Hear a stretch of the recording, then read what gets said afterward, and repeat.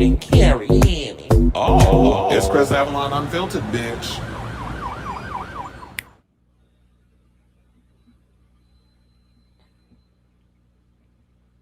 Hey y'all, welcome and happy Monday. It's your boy Chris Avalon, and welcome to a brand new episode of Chris Avalon Unfiltered, a show we basically talk about all things going on in pop culture and hot topics or whatever's floating going on in the world of entertainment. So if that is a show for you, definitely stick around because I've been gone for a minute, but I'm back with the jump off because we got a lot of tea to spill. Including we got to talk about Daveigh Chase, who was in the ring. She plays Samara. What she passed away from. I am gagging over her what the whole situation was. We got to talk about Supergirl being a super flop at the box office. We also got to talk about this rumor floating around from John Campea that he knows who is going to be Batman in The Brave and the Bold. And comic book movie spill a little more tea in regards to the situation, but we'll get into that. Plus, we got to talk about the alleged rumors floating around about the upcoming MCU that is supposed to happen after Secret Wars and what the priorities of films they want to focus on in that whole conglomerate once we get Secret Wars.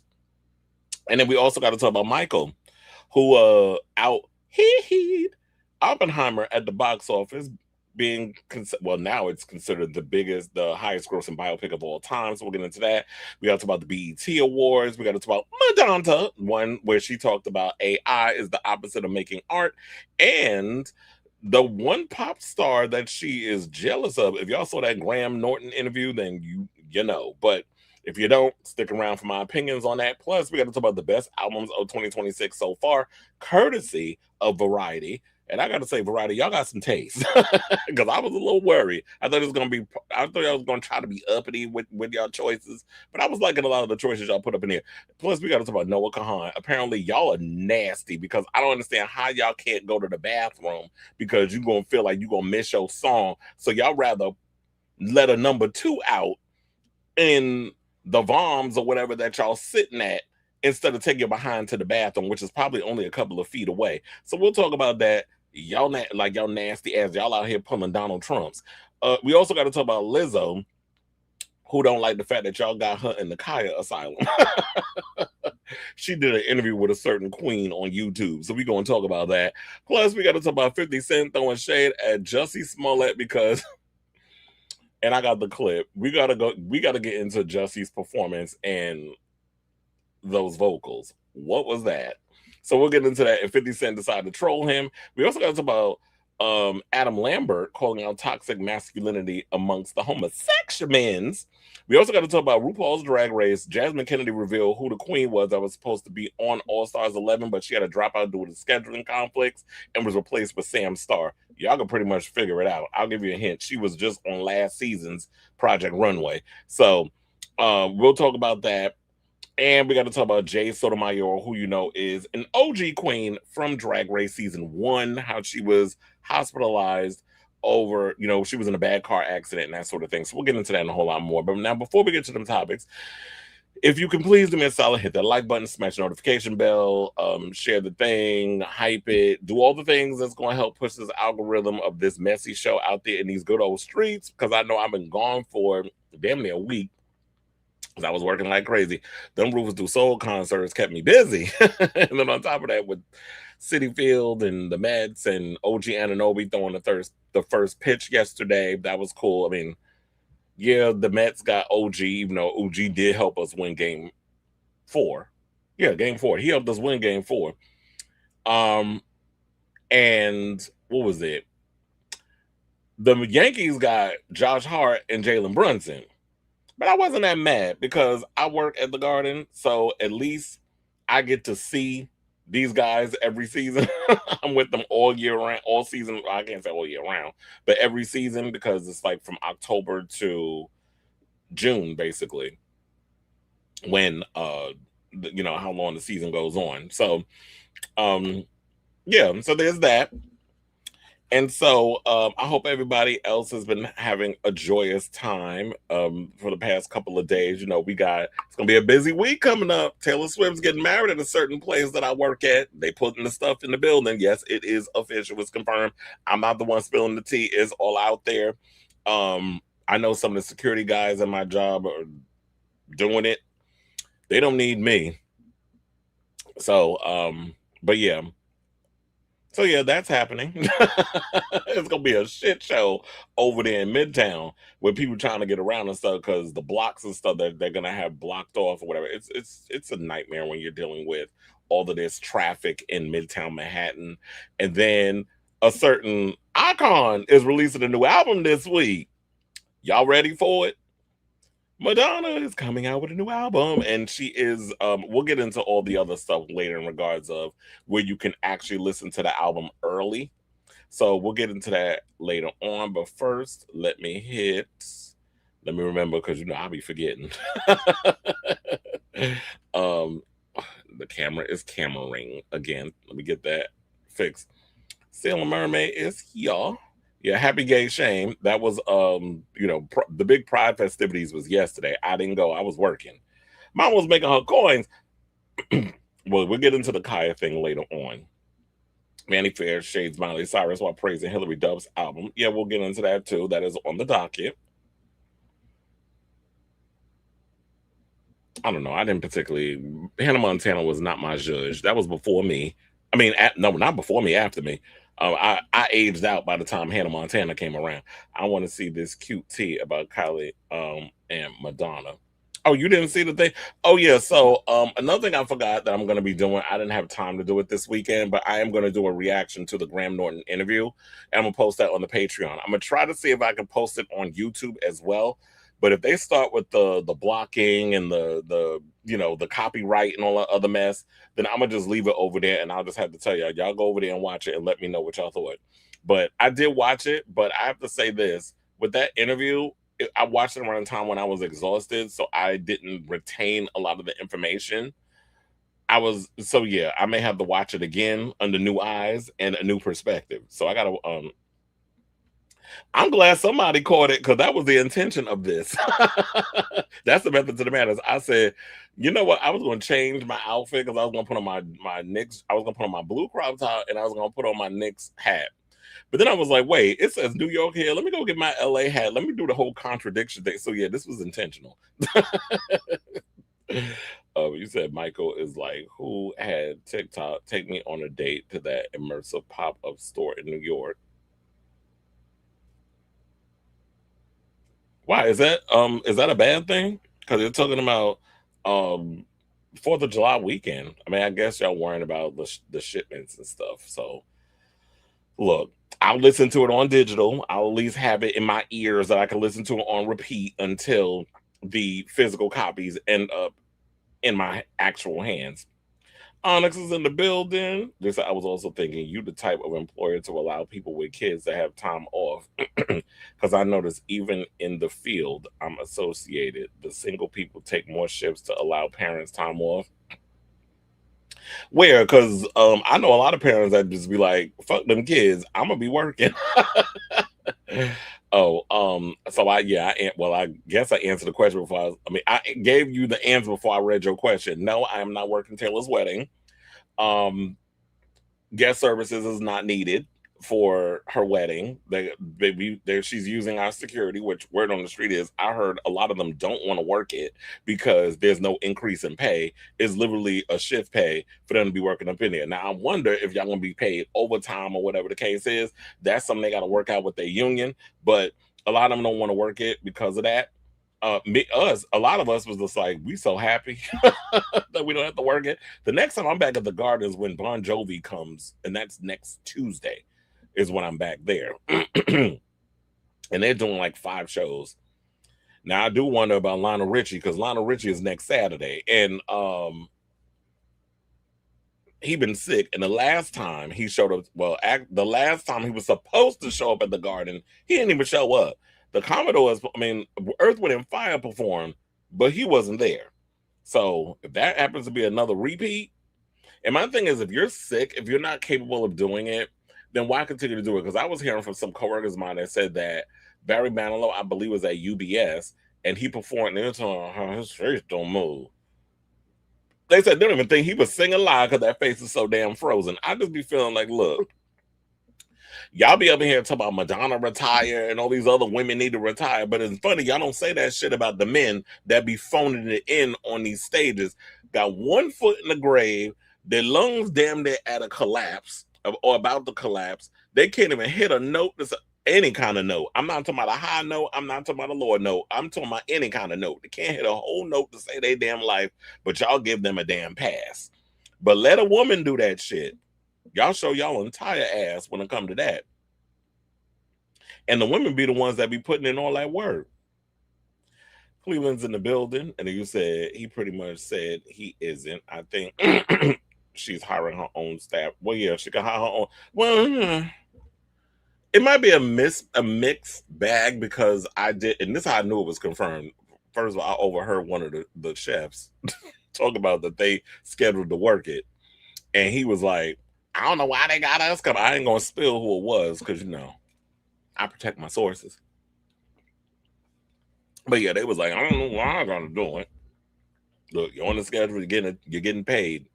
And they're probably gonna have to sign NDAs. Then there's rumors going around that they're gonna be confiscating all this staff's phones so that way they don't leak anything. But my thing is, look, we got face recognition and all the other stuff up in the garden. Like they got all this high tech stuff, and then other people. So if people get caught on their phone, even though there be people on their phone during regular shifts not doing what they supposed to be doing, spending more time texting or watching videos or whatever the case is when they supposed to be working, than actually doing the job, and they still working there. So I feel like if they do yonder the staff phones, I know they're gonna be tight. But look, it is what it is. If any kind of information gets out, and I know some people like, she could just rent out an island, she could do whatever, she could go anywhere. Why MSG? And I'm like, MSG is because there's no windows except for like when you're going up the escalator to go to whatever floor you're going to. If you're having it inside the arena, there's no cameras, there's nothing in there unless it's the cameras that you want in there to take the pictures, the film, or whatever.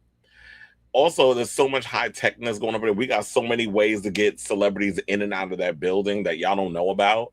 So I think she wants to keep it as private as possible. She wants to have this private, intimate thing and doesn't want paparazzi or people hovering, or you already know TMZ gonna be out there trying to get information. I remember one time when I worked at AMC and Justin Bieber came to watch a movie late at night. And this was right after, funny enough, he just did a concert at MSG and came right over to the movie theater, rented out one of the small theaters. I think it was Theater 7 at the one in Times Square. He went and rented out the theater in there. They went and turned on the stuff for him and cooked, made him some food or whatever the case was.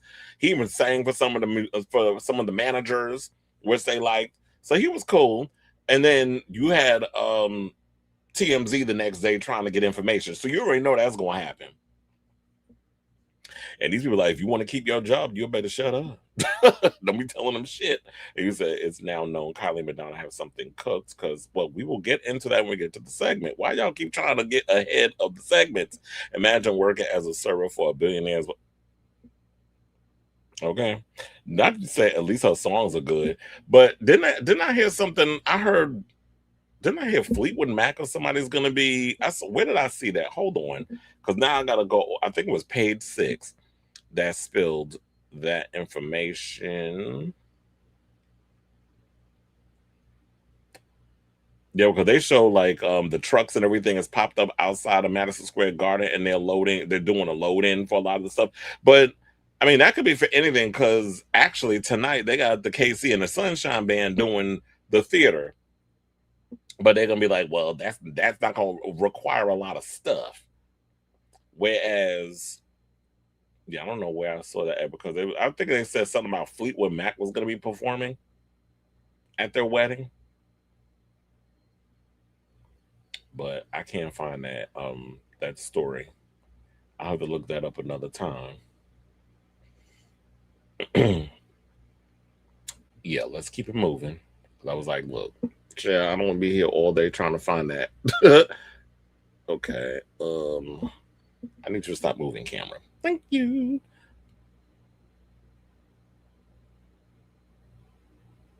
Look, we even held a Nazi rally in the 30s. Oh, so yeah, this wouldn't be the first time then. I never knew about the whole wedding situation. I'm like, look, they've had weddings there before. then have at it. But yeah, if you go to like some island or whatever, I think that's probably cute or whatever. But some people don't want to go to an island. I mean, maybe that's cliche. Maybe it's better off to do. And plus, they got good air condition up in MSG. I know so many of my coworkers were complaining how freezing it was up in there. I'm like, yeah, I'd rather be up under this cold ass air than be out in this heat. And this week it's supposed to be hitting over 100. So I'd rather be up under that cold than be hot. I don't like sweating. I don't like being hot, especially like when I'm at City Field. It's so the weather is so unbearable there. We always have to deal with people who are passing out or deprived of enough nutrients and not hydrating enough. So it's always some mess.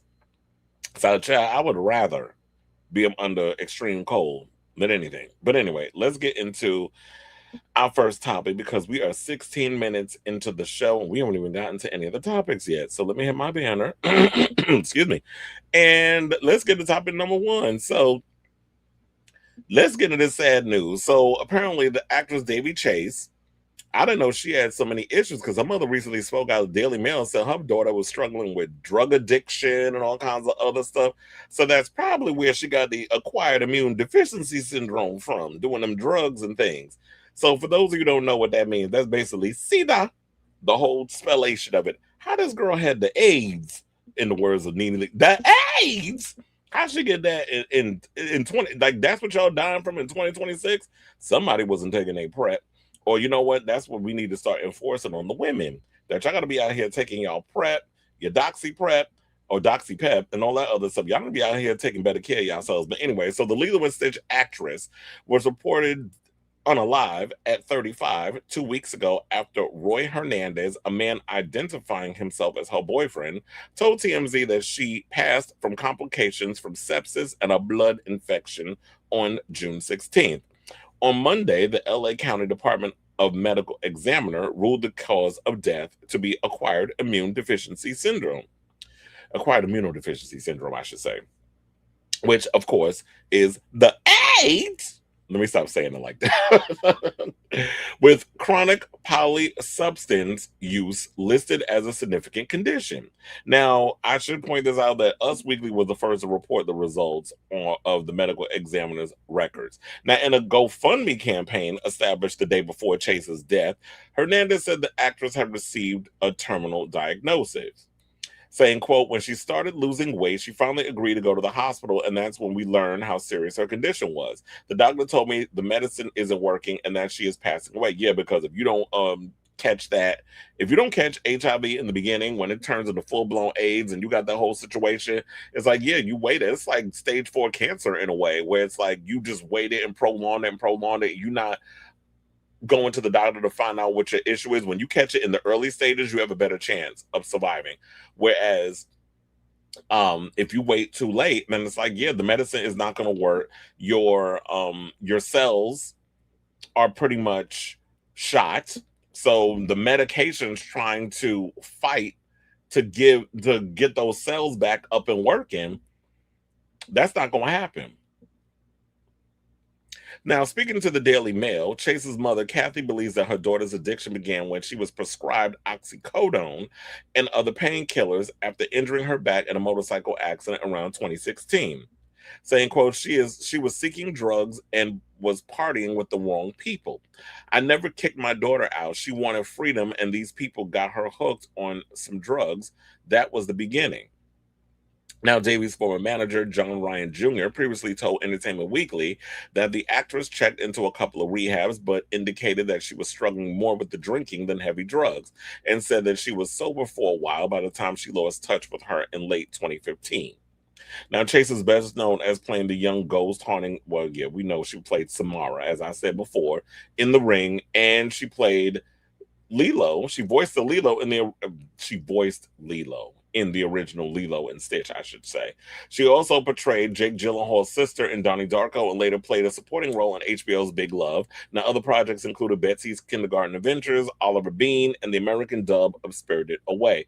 Her last screen appearance came in 2016 movies Jack Goes Home, and American Romance. So Now, in her Daily Mail interview, Kathy said that she visited her daughter in jail after several run-ins with law enforcement, and that the last time she saw the actress in person was in October of 2019. So that's like, damn, what, almost 7 years or 7 years? That you haven't seen her? She said she was completely gone, like out of her mind. I honestly thought there was something wrong with her. My daughter was never diagnosed with mental health other than PTSD, but the drugs took hold of her. She went back to the streets and I couldn't find her. I will live forever feeling I failed her. So it kind of makes me wonder, like, how did she get, you know, AIDS? I'm starting to think it probably had to do with the fact that when you hang out with a crowd and you're talking about she got started on prescription medications, that's the start. So she probably went on to harder drugs because prescription medication is hard to come by. So you already know, like, in her situation, she gives me like she was probably a Methodist.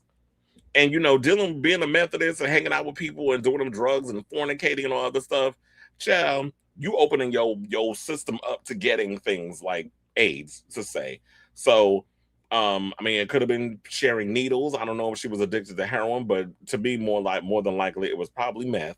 And this is sad to hear in regards to this whole situation. So hopefully finally she's found the peace that she's been clamoring for. It's unfortunate this is where she ended up, but yeah, this is sad news for such a promising young actress. So I say all this to say, what do you guys think of this story regarding Davy Chase being diagnosed with AIDS, after they did the autopsy? So whatever your thoughts are on this matter, let me know in the and another thing, we really need to do something about regulating prescription medication. We understand big pharma is making so much damn money getting people hooked and all of this other stuff, but something really needs to be done about. We need better regulations on prescription drugs and how that leads to people becoming openly addicted to the prescription medication. When you can't afford to continue to get the medications, then they go off to the street drugs because it's cheaper, and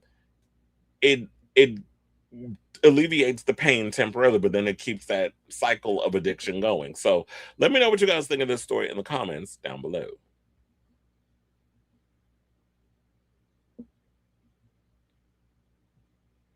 I'm a big fan of not Teyana, no, but even I can admit she's fairly unlikable. Besides the billionaire status, that certain queen from Singapore debated, yeah, if Taylor is Olivia Kane. I mean, is Olivia's Kane? Yeah, okay. Yeah, unfortunately, we got to talk about that topic when we get to the Lizzo one. How does it feel knowing a millennial anthem wannabe is 30? It just reminds us that we're getting older. Who got those people hooked on drugs that got her hooked?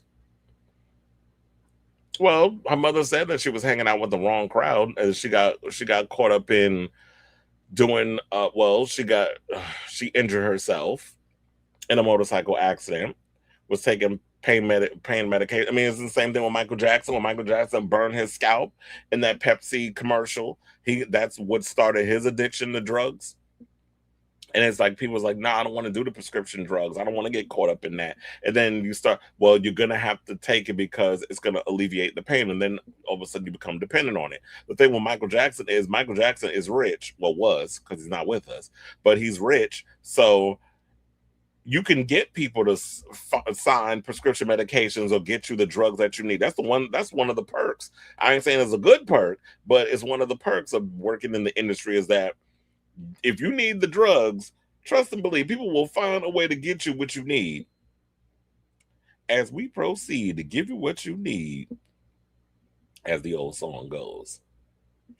But anyway, let's move on. Let's talk about Supergirl. So, is anybody shocked? Supergirl super flopped at the box office this weekend.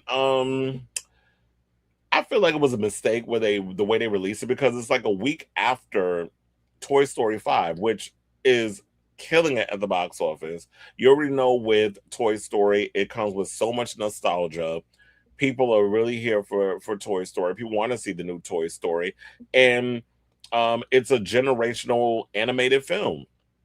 So of course people are gonna go take their kids to go see that, other than some Supergirl film, which I like Supergirl. I like Millie Alcock. I thought she did a great job playing the character. It's just she wasn't the problem. The problem was the script. The problem was some of the editing. The problem was the fight sequences where you couldn't even see what the hell was going on with a lot of the action and stuff that was going on up in there. I'm like during the bar fight, that was terrible the way they shot that. You're seeing people flying across the room, and we're looking at Ruthie in the corner going like this while people are getting beat up. I'm like, can we see the fight?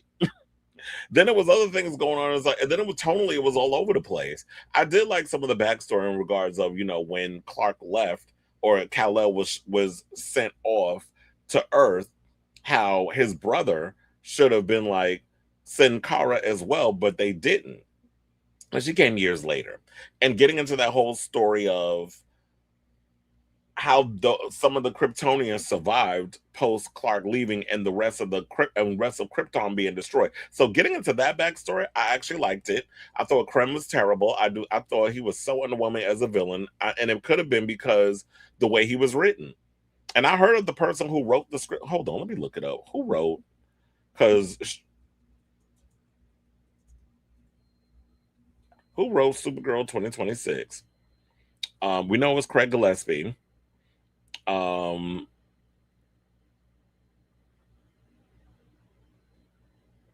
sitting here looking at Wikipedia, child.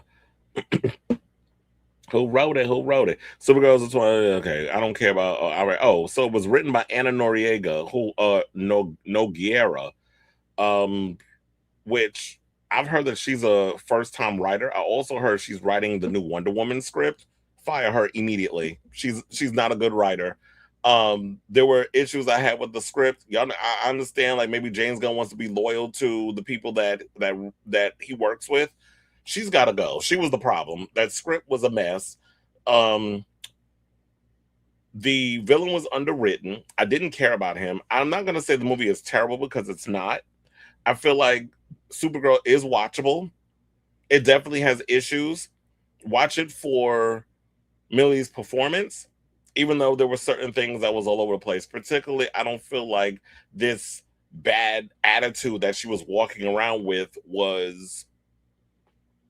They didn't build up enough to it for us to me to actually care. I don't think that it was earned, I guess is the word I'm looking for. Because when you say that the difference between me and Clark is he sees the good in people, I see the truth. But I'm like, okay, so who hurt you, sis? Because we need scenes of that.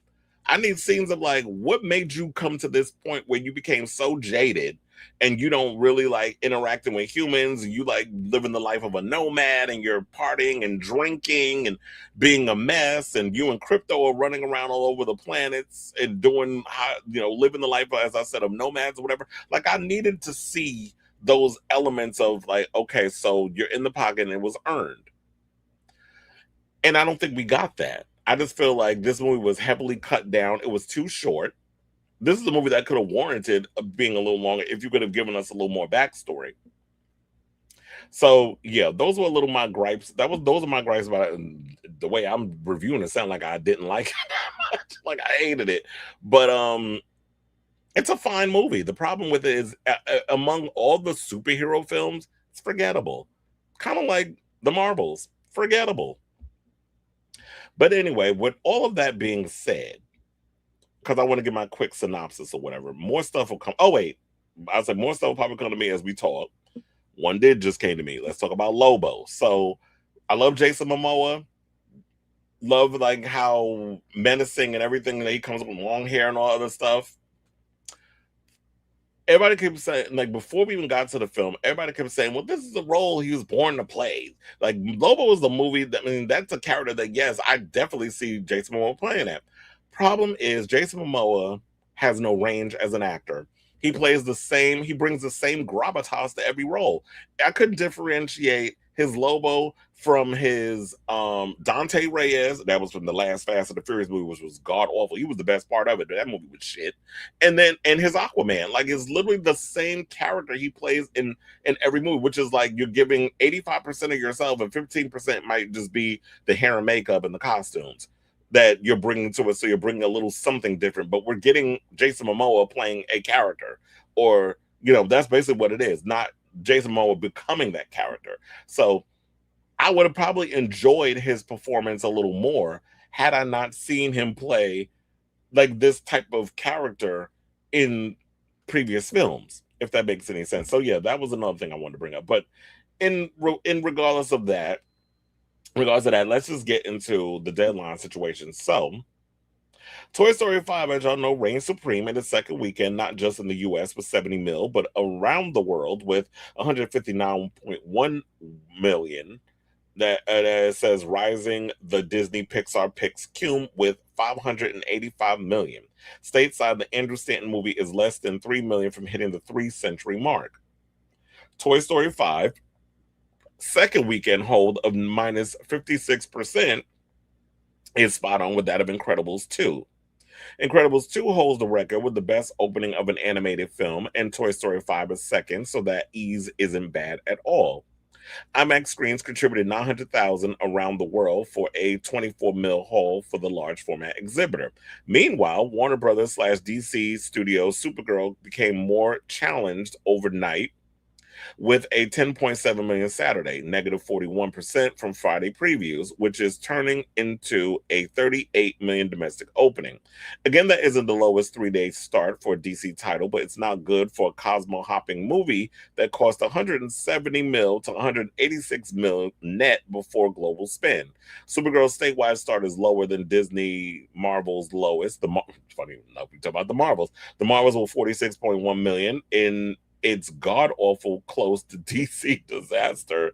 Joker Foley Doo with 37.6 million. Worldwide, that was horribly low with 68 million launch. And the only nice thing to say about Supergirl is that she did very well in premium format screens, with 51% of her gross coming from IMAX with 7.4 million and PLFs. The Craig Gillespie movie was shot for IMAX, and the exhibitor says that with a near 20% share of the weekend, it's the highest opening weekend indexing of any superhero movie in IMAX history. If that's the case, all the more reason for more premium format screens so movies can make more money. Global IMAX take for Supergirl was 10.9 million and 3.9 mil for overseas and 250K from China. And that was another thing they were saying too, is that when it comes to these type of movies, yeah, it does better in the PLF screens, which is basically like the IMAX, the Dolby's, those type of things.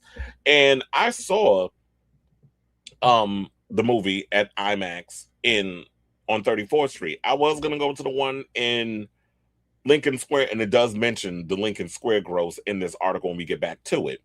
But I wanted to go to the Lincoln Square one because that's usually where I like going to see movies or whatever. But the seating where I wanted to sit, that was all taken. So I went and saw it at the 34th Street location. And the 34th Street location, they have better seats. I just don't like the way that they're how close the chairs and everything, the back of the chair and the front of the chair. I don't like how close that is, because after a while my knees be hurting. And I'll be like, I need to stretch out my leg and I can't. So I'm like, I'm sitting here for like an hour and a half, all this pain is in my knee. And so the seats are not, I mean, the seats are comfortable. It's just like it's not enough leg room when I'm working. I mean, when I'm watching movies and stuff at this particular IMAX. But the Dolby I like because you can stretch your legs out and the seats recline. So I prefer the Dolby over the IMAX. But anyway, so AMC's Lincoln Square with 126K so far is the top grossing venue for Supergirl. This was followed by AMC Burbank, AMC Empire, New York. I used to work at that location. AMC Universal City Walk, LA, AMC Century City. I used to work at that location too. And when I used to work at AMC Century City, that's in Los Angeles, I used to actually, when I worked there, I would just go like a couple of feet. The movie theater was right there, and I would go see movies. AMC Disney Springs, Orlando, AMC Grove, Los Angeles, AMC Metreon, San Francisco, AMC Veterans Expressway, Tampa, and Santikos Palladium, San Antonio. Now, with the tepid opening, Jackass, I heard didn't do that well either, even though I heard it was good, but it's no shade. Who's going to the movies and spending $18 to see a Jackass movie on the big screen?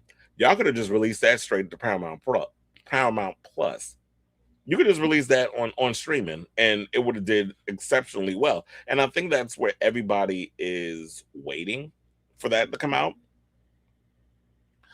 But they also said that it's also possible that most people are saving money to blow over July 4th when Illumination Universal's Minions and Monsters is expected to rule the potential 100 mil over 5 days, if not more. Some wonder if it was bad to put Supergirl on this date wedge between Toy Story 5 and Minions and Monsters.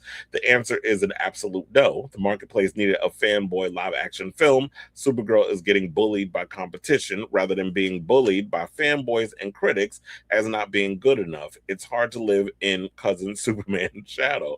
So let's get to so top 10 Mandalorian Grogu, 9 was Masters of the Universe. Damn, these y'all are just flopping chair. Number 8, Bleach 1,000-Year Blood War. Number 7, Scary Movie. I don't know which version this is, but Scary Movie. Or which part. Backrooms at number 6, Disclosure Day at number 5, Jackass at number 4, Obsession at number 3, Supergirl number 2, and Toy Story 5 at number 1. Now, maybe we should talk about what do y'all think maybe went wrong with this whole situation. So they're talking about that in a further deep dive on Post Track. Men who showed up at 59% gave Supergirl a very low definite recommend at 45%, while women at 41% were a bit better at 62%. Note, Supergirl was never expected to be Superman at 125 mil. Tracking was originally seeing 50 mil, which was still way too low for this property. Tracking firms saw this coming before summer even fired off. If there were any wobbly event films that was going to be Amazon MGM Studios' Masters of the Universe, Supergirl and Universal Amblin's Disclosure Day. It was clear from most of these picks' marketing campaigns that they didn't have any stickness and would be challenged in expanding any demos beyond older men. Disclosure Day wound up beating its 30 million range opening with a 44.5 mil US Canada start, which was within the range of Spielberg's sci-fi properties and wound up pulling in the filmmaker's old skewing faithful. So the biggest complaints, I should say, from fanboys at a Burbank press screening last Monday was that they had zero patience for Gillespie's homage. They didn't want to see any nods to Guardians of the Galaxy or Mad Max and Furiosa. Been there, done that, and don't ever do that again. Now, Creme the Villain was way too two-dimensional, I should say, and out of Hellraiser. Okay, he did kind of get pinhead tease. Jason Momoa as Lobo was welcome, but not funny enough. And yeah, they kind of just shoehorned him in. He didn't have like this grand entrance. Yeah, his entrance was he's sitting in the back of the table after the big bar fight, and he gets up and goes to the bar, and he's questioning these people over somebody that he's specific looking for crime, I guess, his people or whatever the case was. So that was like his big entrance. And she goes, "Oh, it's Lobo." And then that was how that whole it's like weak. So, and I do agree with this, but you know what? This might be James Gunn's fault because James Gunn wants everything to look like something that he's directed. He wants everything to look like Guardians of the Galaxy. One of the things I loved about the MCU is that each movie fit within the MCU universe, but the directors that came on board tonally, visually, that sort of thing, they had their own point of view. When you look at Black Panther, yes, it fits within the MCU universe, but it's a Ryan Coogler movie. When you look at oh my god, I forgot the guy's name. Was Destin Cretton or whatever? The director of the new Spider-Man movie that did Shang-Chi. When you look at a Shang-Chi movie, it fits within the MCU universe. I was gonna say MCU universe. It fits within the MCU, but it's a movie that stands out on its own, but it fits within that world. When you look at what the Russos did with Avengers Infinity War and Endgame and the two Captain America movies they did, yes, tonally it fits with it's an espionage, action thriller sort of thing. It's got the superhero stuff in it. Tonally, it fits within the MCU. But it's their own individual point of view that they're telling the story. James Gunn wants everything to look like Guardians of the Galaxy. He wants to have that silly tone, the self-deprecating humor, that I got this chip on my shoulder, the visuals. It gives Guardians of the Galaxy the fact that she listens to music and she's drinking and she's, the rock music and all that other stuff. We've seen that already with Star-Lord. So now you're like reheating your nachos in this thing. And maybe that's why James Gunn picked, what's her name again? Anna Nogueira, well, how the fuck you say her name? He probably picked her because maybe, with her being a first time writer, whatever the case is, he'd be like, this is what I want in here, and you're going to write it. It also makes me wonder, because they're halfway through shooting the new Superman Man of Tomorrow film, do they need to course correct? As in, they're going to say, people are not feeling this version of the DCU. People are not feeling this tone that you're taking with this franchise. And so you need to kind of change things up a bit. Who knows what's going on behind the scenes at the land of Warner Brothers and the DCU. Then they also said the horrible reality that there's just there's the fanboy toxicity and critics with female-led superhero and action films. Captain Marvel got away with it with the 153.4 million domestic opening. Well, I think because Captain Marvel was a part of the MCU, so she was introduced in that world and people liked her, and then they spun off her film. Maybe that's where you should have brought in, I was going to say you should have brought in Supergirl, did it that way, but y'all did do that. You came in, had her stumbling as a stumbling drunk at the end of Superman, and I think from that sequence people didn't like that. So from that moment on, I think it was like it kind of made people feel away. And so, like I said, Millie Alcock is not the problem. People were talking about that she was an issue or whatever, because they didn't like her casting. She's fine in the film. She's actually the best part. It's just the script, the people that were working on this film, y'all failed her into having like the potential of it. Maybe, she's in Man of Tomorrow and it'll give her some more stuff to do there. But as far as like a solo film, I do feel like y'all should have focused on your big tentpole characters. You should have did a reboot of the Flash. You should have did we need a Wonder Woman movie now more than ever. We need y'all to stop bullshitting and get Batman up and running. I mean, we know y'all talking about the Brave and the Bold. We're gonna get into that story coming up, but we need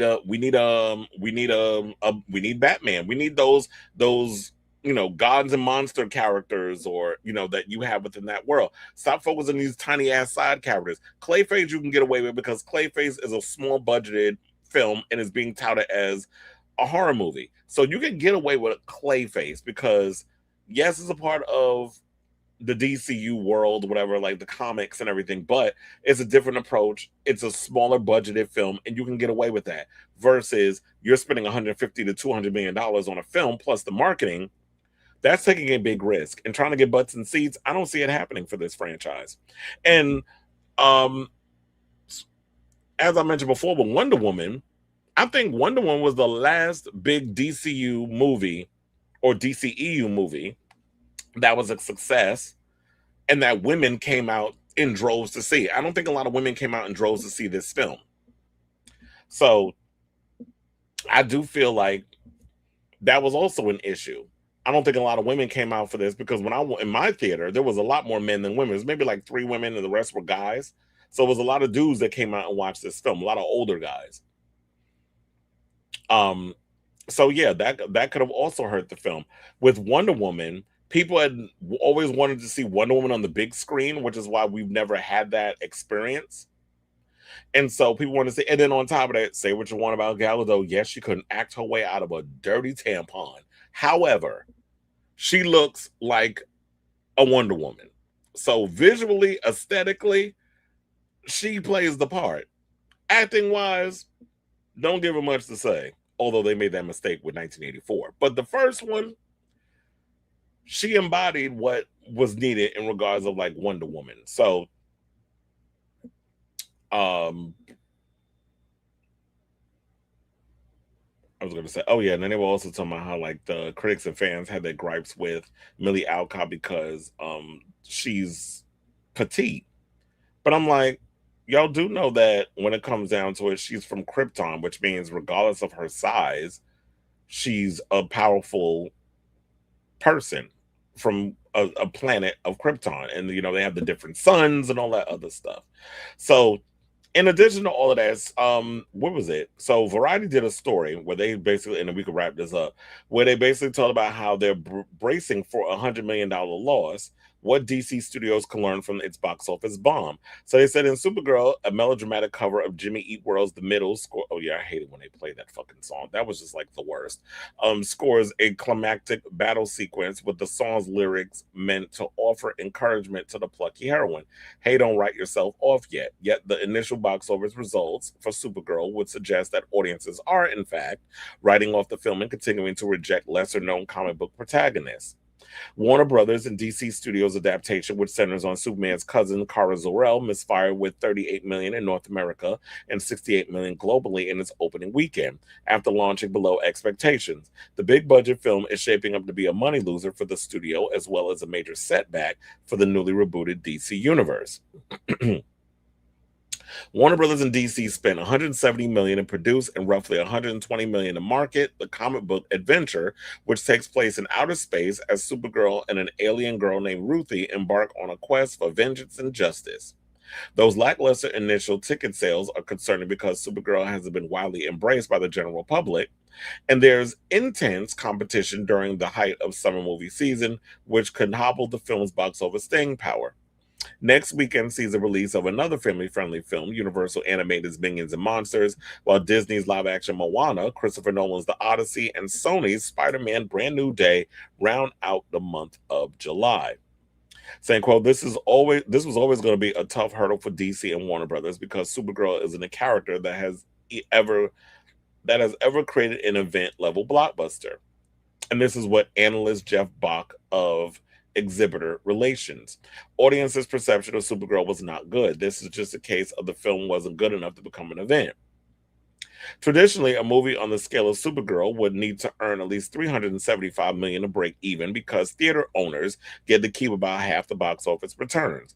However, a source close to Supergirl puts the film's break-even number at close to 300 million. I don't even think it's going to make that. Now, Supergirl is projected to stall at a lifetime gross of 100 million domestically and 200 mil to 2010 mil, or 210, mil globally. If the movie reaches those metrics, and that would require a decent hold, Supergirl stands to lose 100 million to 120 million in its theatrical run. According to sources with knowledge of the economics of similar films, a source familiar with the financials of Supergirl believed the losses will be close to 80 million to 85 million, assuming that worldwide ticket sales reach at least 200 million. Warner Brothers faces an even larger write-down should Supergirl fail to hit 200 million by the time the film leaves the big screen. It's a second notable flop with 2026 for Warner Brothers following this spring's The Bride, which I haven't even gotten around to watching yet. And I know it's on HBO Max, which flatlined at 23 million worldwide against a 90 million budget. The studio had two modest wins, with February Wuthering Heights and April's Lee Cronin's The Mummy. But so far, and I think that's about to come out on HBO Max next month. But so far, its track record has failed to match the impressive run in 2025 when films like Sinners, a Minecraft movie, and Weapons topped charts. Sources close to the production say Supergirl has a lower break-even point than a typical film of this size because the cast and creatives don't have back-end deals.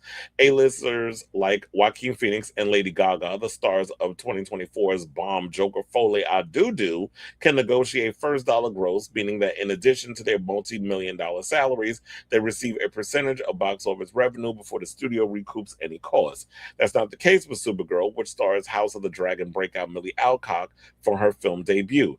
She was paid around 400 grand to play an eponymous character that would have received only a small box office bonus if the film were successful. Supergirl is a follow-up to last summer Superman, blah, blah, blah, so on and so forth. Look, the only one I acknowledge at this point is the Supergirl with Helen Slater and, what's her name? Mommy Dearest. Faye Dunaway, because she was the villain up in that movie. That movie is so campy. Funny enough, I ran into a friend of mine who we've only chatted through Facebook, or social media, but by chance we happened to run into each other on the same train because I was headed to the gym, then work, and he was heading to take his boyfriend home because he lived in, I guess he said he was going to drop him off at like 34th Street, whatever the case was. So, we were talking about Supergirl. He said he liked the movie, and I went, did one of those numbers with my eyes, and he was like, and then we started talking about the original one that came out in the '80s with Helen Slater. Which, if y'all have not seen that one, and I haven't seen it in a long time, it's horrible. It's bad. It's terrible, but it's campy. And with the homosexuals, we like a little camp in our films and stuff. So even if the movie is bad, if there's a little campiness in it, we appreciate the cheesiness for cheesiness' sake. Tonally, this movie was a little more serious, but it could have been better in a lot of ways. And I just think that the person that wrote that script, you need to move to the side.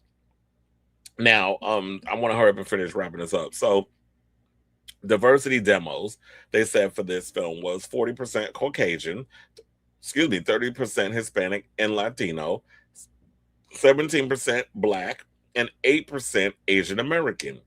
Men over 25 led at 41%, women at 25 at 26%, men under 25 at 18%, and women under at 15%. It said you need 3 demos to become a hit, and clearly that under 25 Gen Z, Gen Alpha bunch are not showing up here. Warner's really wanted to connect with the under 25 female demographic and did a big push with Ulta Beauty stores and associated products. I'm like, Ulta Beauty, isn't that like with makeup and stuff? First of all, Supergirl barely wore makeup in the damn movie, so why would y'all even market to that crowd when she looked disheveled and funky throughout the whole movie, all the drinking and shit. Now, Peter Safran, the co-CEO of DC Studios, admitted that the title didn't live up to Warner Brothers banner's box office expectations against the $175 million budget, saying, while Supergirl didn't meet our box office expectations, it's just one component of a broader long-term strategy at DC Studios that remain confident in. Whatever the hell that means. So we'll see how it all turns out when we get Clayface on October 23rd. Which is just it's perfect because it's Halloween. It's a smaller budgeted movie. Horror movie season, that's my favorite time of the year, is around October. So we'll see how that works out. And then we have Lanterns, which has been getting mixed reviews. And I think they had to go and do some reshoots. And then when we saw the latest commercial, they started showing more of the intergalactic stuff and more special effects. So that'll probably... they're hoping and praying that people will tune into that. I have to say, Peacemaker season 2 was a chop for me. Halfway through, I stopped watching it because I just wasn't feeling the show. I love season 1, but then season 2 came out, I'm like, what the fuck is this shit? I probably watched like 3 episodes and I was like, you know what? I just don't care. So, and then we have Man of Tomorrow coming out in July of 2020, next month, next month, July 9th. Is when it's coming out in 2027. So we'll see how all this works out. We'll see if people care within that time period. But yeah, you know what, James Gunn, you're at this point, you're gonna have to fight a little harder to get people to want to trust in your universe, because so far you haven't hit the ball out of the park. I didn't particularly care for your Superman. I thought it was okay. I thought Superman, no shade, was better than Supergirl, but both movies so far, it's meh. That's how I feel about it. And so I'm not really feeling this direction. And I'm somebody who is a James Gunn fan. I like his movies.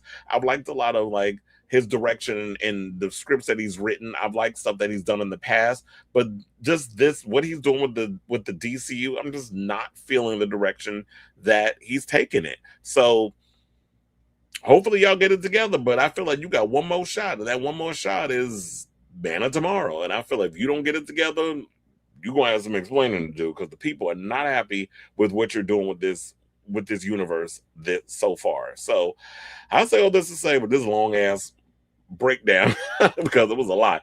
What do y'all think of this story? Did you see Supergirl? What were your overall thoughts? Did you like the movie? Did you not like the movie? Do you think that it's time for James Gunn to step down and then to bring in somebody who actually knows what the hell they're doing in regards to the whole DC universe and that sort of thing? Whatever your thoughts are, let me know in the comments. And also, what female-led superhero movie would you like to see? Because my thing is, I like superhero movies. I don't think there's ever such thing as superhero fatigue. I do think there is mediocre movie fatigue, and this movie was just mediocre. It's not something that people are going to remember 5 years from now. Shit, a year from now. I don't think people will be talking about Supergirl. Yeah, if it pops up, I'm sure people probably just have it on in the background while they're doing work or, whatever, and then they'll glance up every now and again for certain sequences. But it's like one of the lower, non-memorable movies. So I definitely want to hear from y'all. I'm all for female-led action movies, superhero movies, whatever the case was, they just got to be good. And I just don't feel like this is just a shitty script. So let me know what you guys think of this story in the comments down below.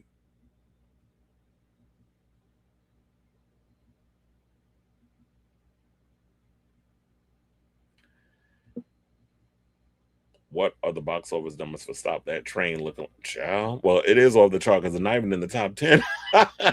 Did you see that video of Eureka going in on everybody who didn't go see Stop That Train? Oh, they make this stuff and they do this stuff. I'm like, child, that's just not, we not run. Just because a bunch of faggots is on the screen don't necessarily mean I'm going to run to the movies to go see it. Just like, I don't do that identity politics shit. Just because, certain demographic, you need all the gays to come out. I was like, first of all, Stop That Train looked like something that should have went straight to streaming. It should have went straight to Paramount Plus, just like Jackass. People would have watched just like how y'all did with that last Noah's Ark movie. Y'all dumped that straight to streaming. You could have did the same thing with Stop That Train. People wasn't going to the movies to see that. I mean, you have your fan, the hardcore fans, and a friend of mine who actually worked the red carpet went to go see it. He said it was funny. But I wasn't gonna go right. I mean, I wasn't gonna go down there to go see that. But there was other films that was top priority to me before Stop That Train. Now, don't get me wrong. When Stop That Train do come out on the streaming services or whatever, I am gonna watch it. But it wasn't something that I felt the need to like. I gotta run to the movies to go see it. Lots of bloggers are saying that James Gunn can't separate himself from Guardians of the Galaxy. The marketing of Supergirl proves that. And not only that, is his ego. I just feel like that he just his ego, the fact that he's always jumping in on threads, making comments. It's like, hire somebody to be your mouthpiece. There are a lot of celebrities out here who hire people to handle their social media. You need that. You need to focus on the business aspect. And another thing, why the fuck is James Gunn directing? If you're a co-CEO of your own the DCU, you and Peter Safran need to be focusing on how you're going to steer this franchise or the franchise in the right. Yeah, I was right with the franchise. The franchise, because it's going to be a bunch of movies. The franchise in the right direction, and not be like, you know what? I need to be filming. I need to be directing. No, then shit's going on behind the scenes. You're not there to deal with it because you often fucking, and I'm just throwing a name out there. You in Iceland shooting, or Antarctica, you up there and shooting scenes of, in the Fortress of Solitude because you need to be in the snow. So you out here, you're shooting stuff over here. How are you dealing with the business stuff here? Because you 14, 16 hour days on set directing. You should not be directing. If you're going to be a co-CEO of a company, you don't direct. You need to be Kevin Feige, meaning that you pop up on the set, you see if things is going well, you take the meetings, you do, and you steer the ship. You're there to steer the ship in the right direction, and you can't do that when you're directing a movie. So I don't even understand how that's being allowed. But I'm not over there at Warner Brothers, so I don't have a say so. I have a say so here, but I don't have a say so over there. You said they hire non-comic book fans to write scripts because they're. Well, I mean, look, to me, I don't think it matters regardless of whether or not you're a comic book fan or whatever the case is. I think what it is, if you're gonna take on and adapt, and that was another thing I forgot to bring up too. A lot of people who read Woman of Tomorrow were pissed off with how they adapted the graphic novel to the screen. So a lot of people I know who read the graphic novel, because I never read it, they were pissed off at this movie. So you pissed off that fan base too.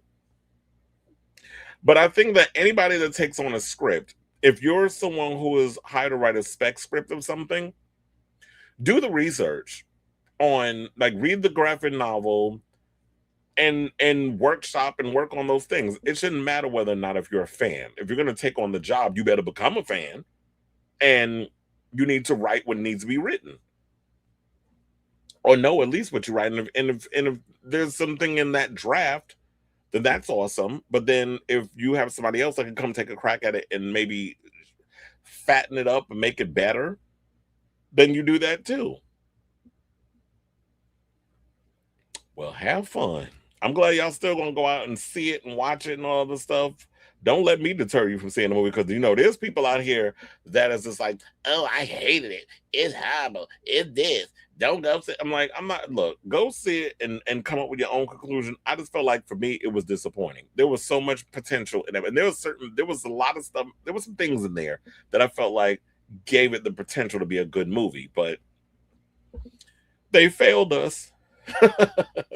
The writer failed us. Backrooms is being released. Yeah, I heard about that. But do I want to go see that movie again? I was like, no. I'll probably look if they release that version at home. I'll watch it. Why not have a Supergirl with a positive attitude rather than a Supergirl who hates life? Well, I mean, that I think was also a problem. I did not say it looked like she ain't wash her. I said, did I say that comment before I even read this one? I said, how are y'all trying to market cosmetics to women to get them to see this movie when literally I have a woman here who said, why not have a Supergirl with a positive attitude rather than a Supergirl who hates life and looks like she smells? Because she definitely looked like she ain't wash her ass throughout half the movie. Maybe in the third act when she finally put the outfit on. And that was another thing too. Y'all save her putting on the Supergirl outfit to the third act. Like y'all pissed me off with that. So all that stuff was like what made her like not want to wear the cape and the out, all the other stuff and all it. They didn't build up to that. Just didn't her funky attitude just didn't feel warranted. So like yeah, the cynicism, like if you're gonna make her cynical and just hate people or just kind of have like this sarcasm about her, self-deprecating and all this other stuff, they didn't build up to that. They didn't give us scenes where it was required. I hope it doesn't either, because I'm actually looking forward to seeing this new Evil Dead movie.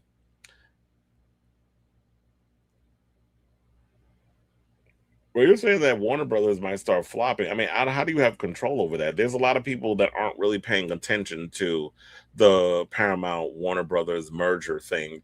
Some people just, if they see something that looks good, they just go to the movies. They don't care about all the extra stuff that's within the bubble of what we talk about. But if a movie is good, I'm going to go see it, regardless of this merger that I don't want to happen. But I don't have control over that. So it is what it is. Now, the one conversation that no one is having is that every superhero character will not appeal to comic book fans. I love superheroes, but Supergirl was never a character that's another thing, I guess, too, is that Supergirl's she's not a popular character. So you're making these second-rate superheroes, you're giving them a platform, and people are like, we don't want this. Yeah, it was okay. He said, I haven't seen it, but the weird thing is I see so many people praising it. Well, what the fuck were they watching? We must got different eyeballs, because I don't know what. Well, you want to know something? That was another thing too that I've been noticing, that there's this complaint, and I think a lot of the people that you're talking about, so many people praising it, you might be talking about the critics, but these are these critics that get these invites to go to these screenings or whatever the case is. I don't play into that. I'm like, no, you can keep your screenings. I'm not trying to beg a studio to get me in to see these films. And as somebody who went to film school and all this stuff, I don't care about all that shit. So I'm gonna go see a movie, and if I like it, I like it, and I'll give it high praise, like I did with The Furious, which I can't wait for that movie to come out at home. I already pre-bought it, like the week when it was, because I went on Prime, Amazon Prime, and I pre-bought that film, so when it finally drops, I can actually watch it. So there's been other films and stuff. It's like, if I like a movie, I like a movie. If I don't, then y'all will hear about it. But I don't know what the hell. So I'm thinking these people were these bought and paid for types that gets the invites to go to the screening just so they can film on their camera. Oh, look, I was at this screening and Millie Alcock was here, and James Gunn and Peter Safran and their wives and all that other stuff, and I got to be in the room, and they spoiled all of us influencers. And then the influencers go with the bullshit and sit and say, oh, it was a great movie. I'm like, y'all didn't even watch that shit. Y'all literally just sat up in there, took your little selfies, and just to say that you were there, and then when it was all said and done, y'all bounced and pretended y'all watched the movie. So I don't buy a lot of these little fake ass new wannabe influencers that are coming into here are trying to perpetuate. I don't know why my camera keeps moving. I need you to stay still, please, and thank you. All right. You said add Lizzo to this as well. Stop talking about us, be a mystery. Or stop talking to us. So I guess you didn't like that recent interview, if you saw it, as she did with the Swiftologist. Did anyone watch Bros just because a bunch of no, you bringing this up Funny enough, he just did an interview with Josh Horowitz from the Happy Sad Confused podcast, and they was talking about like why Bros didn't resonate, and he was saying it's not just some simple clickbaity reason why that movie didn't do all that well. But the reality was, it wasn't a good movie. He wanted to make something, I guess, where it wasn't just about some hot guy. It was a guy with like wits and all this stuff. Yeah, I mean, yeah, we definitely. Don't get me wrong. I don't mind seeing a lead gay character who's very witty, whatever the case was. We just didn't want to see you playing that character, Mr. Eichner. You're just loud. You're annoying, and some people would say like you're not the idea of trying to look at somebody that's attractive. So that's why it didn't work. You're not textbook attractive. Although, as they like to say, like, you think the definition of some hot guy being a nerd, just throw some glasses on him and that makes him nerdy. I'm like, it's stupid. So yeah, they said not baguettes. It feels like I'm eating a baguette. Made some movies are not worth our time, and it's obvious from the trailer. I personally don't want to watch a film with Ginger Minj in it. Honestly, I feel that James Gunn would not renew. I don't think he is either. I do agree with that. I don't think that he is going to come back after this whole situation. His politics definitely differ from the Ellisons. The Ellisons are a bunch of ass-kissing Zionists. And they're happy to just try to take over all of media with the help of Donald Trump because they flatter him and they throw a little money his way. So I definitely see like he's not, and James Gunn is very much opinionated when it comes to his politics. He's not very right leaning. He's very much a liberal. So I could definitely see him being like, after this, I'm out. And that's fine, but it'd be interesting. Like, I don't even know at this point who would be a good person to come in that could steer the DC universe in the right direction. That girl looked like she was a teenager and they made her a drunk. Well, Millie Alcott can't help that. She looked young. She's petite. So yeah. You said you watched Broke Child. I remember one time me and my roommate sat and watched it, and we spent the whole time just ripping it apart. Which was way more entertaining than the actual movie. Don't get me wrong, I like Luke McFarlane, and seeing all the other people over there, T.S. Madison, all those other guys, but guys and girls. But it was just wasn't a good movie. Plus, it was way too much, and they put way too much money behind that film.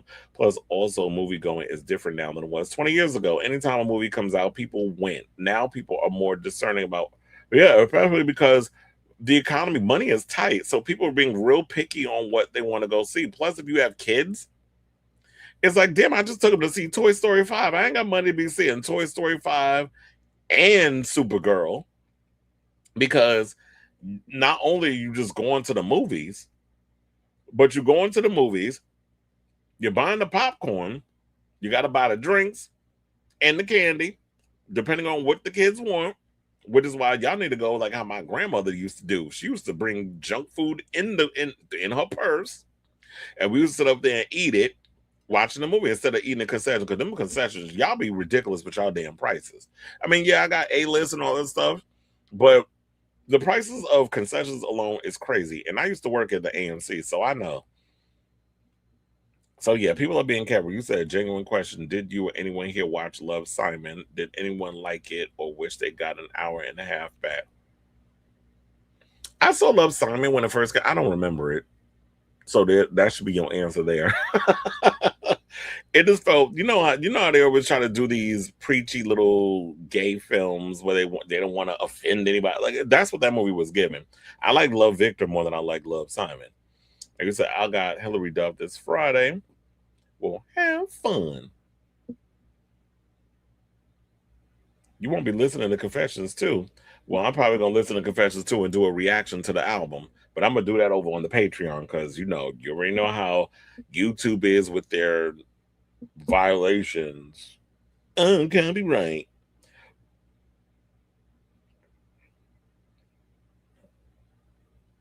Yeah, Wonder Woman was, and that was, I think, the last female-led movie that did well. The actress says Supergirl is for the gays. We made the film for the gays, and well, as a homosexual, I didn't like it. So you ain't made that movie for me.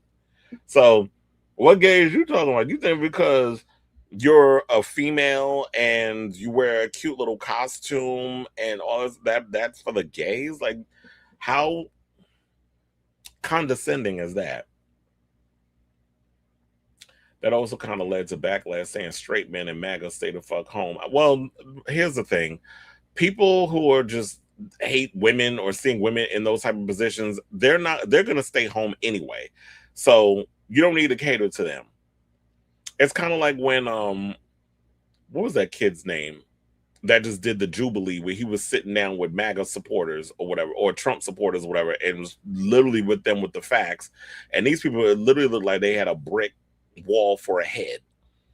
There's no debating these people. So there's no debating those type of guys. So why even try to cater to them? Just make your movie and market it to the people who are going to go see it. Yes, the gays are automatically going to go see Supergirl because it's Supergirl. Yes, you want to market to women because it's a woman lead superhero character. So you want to cater to the women. But they didn't do that. They thought by catering to them by a makeup line, that's very kind of like, you think all girls just walk around being pretty and wear hair and makeup? Like, that's not the only thing y'all should have been trying to pander to. And yeah, you hired a woman to write the script, but she can't write a script for shit. So there's that. Yeah, don't even get me started on 1984. 1984 is unwatchable. Kelly, no. You said one question I have is, who gave Rotten Tomatoes power to... I don't even listen to Rotten Tomatoes. They can kiss my entire ass. I don't even agree with all of that foolishness over there. Yes, it was. Especially that 5-way fight sequence in the third act. I was like, I need to see that again. Just so I could just study all of what was going on and I can rewind it back and, flip it, do all that stuff. So I like that movie. I can't wait to be able to watch it again. Wait, what movie we talking about again that you said you rewatched? That Pedro was in? We talk about so much stuff on here. I can't even keep up. Rose didn't do well because... Exactly. Very annoying. He doesn't want to admit he's hated, but they would have... Well, a lot of annoying comedians don't want to admit the real issue. It's like, no, you're annoying. When we gonna get some movie reviews, we need a drag. Didn't I just give y'all one and I dragged the film? He said a lot of my gay content creators got banned from TikTok and said you can't even mock. Who's that? We did at one point, but I don't even go on TikTok anymore. I only keep it just in case if I need to go over there and but I don't even have like a picture. I don't even add stuff to it, but I create a new profile just because I wanted to buy some pants or whatever from there. And I keep it because it's like, if I want to go over there and I want to look for a specific clip of something and I want to download it to my phone, then I could upload it to other places without having to go through and do a whole full edit thing. That's the reason why I keep it. But I didn't remember I had TikTok until you just mentioned it. Popcorn and 2 drinks is almost $30. Well, yeah. When I buy because normally I don't eat the popcorn. I'll get, if I haven't eaten and I'm starving, I'll get like the chicken tenders and fries with the drink. That cost me about $30. And that's another thing too, is like with the popcorn, the popcorn salty. I can't with the salt. And there be some people that be offering me like, oh, you want popcorn? You want, like the other day they had a big pretzel that they were selling at the Garden, and one of my coworkers was asking if I wanted it. It's like, nope, because of the salt. The rumor is it has leaked some of the songs, whatever, but it's because the physical copies have started going out in stores.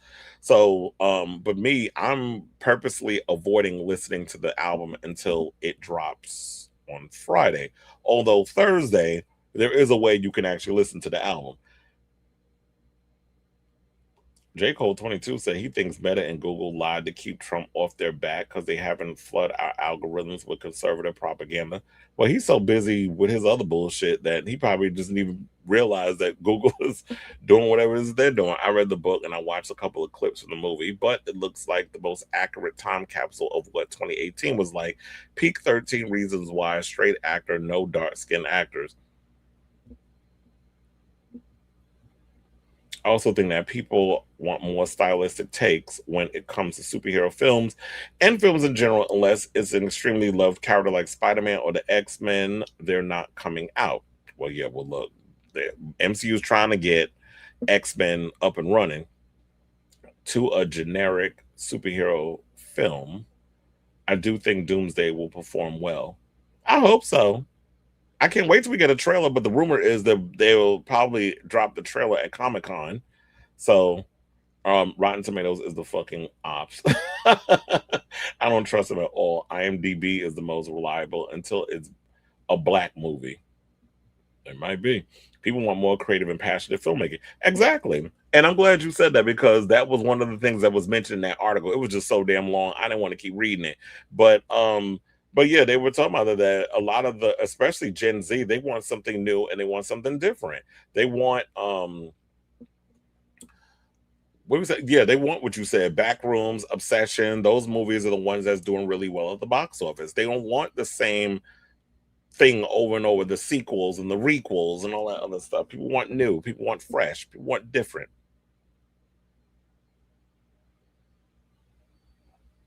Yep, I don't know what's going on with YouTube, but she should go live on YouTube instead. More people would have access. Yeah, because a lot of people ain't paying attention to TikTok. Why all of a sudden would that be the one thing that she would go on? It's a damn TikTok. But anyway, let's get back into the show because we had a lot of comments in regards to that.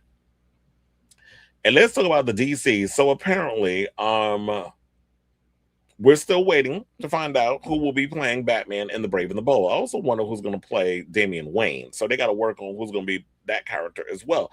But apparently, speaking of YouTube, YouTuber John Campea recently revealed on his show, I think he was doing like the Q&A aspect, which he hasn't done in a month of Sundays. Now all of a sudden I noticed he started doing the Q&As or whatever. They get the super chats. And so where people, send a super chat and they ask a question and he answers it because y'all are paying for, his opinion. So yeah, there was a clip that floated around of him he ain't really revealed shit, but he went and said that he knows who is going to be our new Batman. So I have that clip. We're going to play the clip, and then we're going to come back, and we're going to talk. Please hold. Holly Juan Kenobi writes, who is Batman? I think I know who Batman is. I think I know who the DCU Batman is. I think they've cast him. I had somebody write to me about a particular person that they believe it just got cast. I get a lot of those. I don't pay attention to a lot of them. But then I heard from somebody else who's a little bit more well-positioned that verified that it looks like this is the guy. And he doesn't know the first person I talked to at all. So I sent that pic to a Hollywood producer I know. And what do you think? So I think I know who it is. I'm not going to say it right now. But I will say this. It's not a name I would have guessed. And I don't think it's a bad name, but it's not a name I would have guessed. Yeah, not a name I would have guessed. All right. So basically, he's not going to say, and it takes him 10 years to get to the goddamn point. As if y'all watch many a John Campea show, you know that to be true. So he won't say who it is, but I believe Comic Book Movie may have pushed it even further and given us an idea on who might be our new Batman. So I don't know if y'all are familiar with this guy, but apparently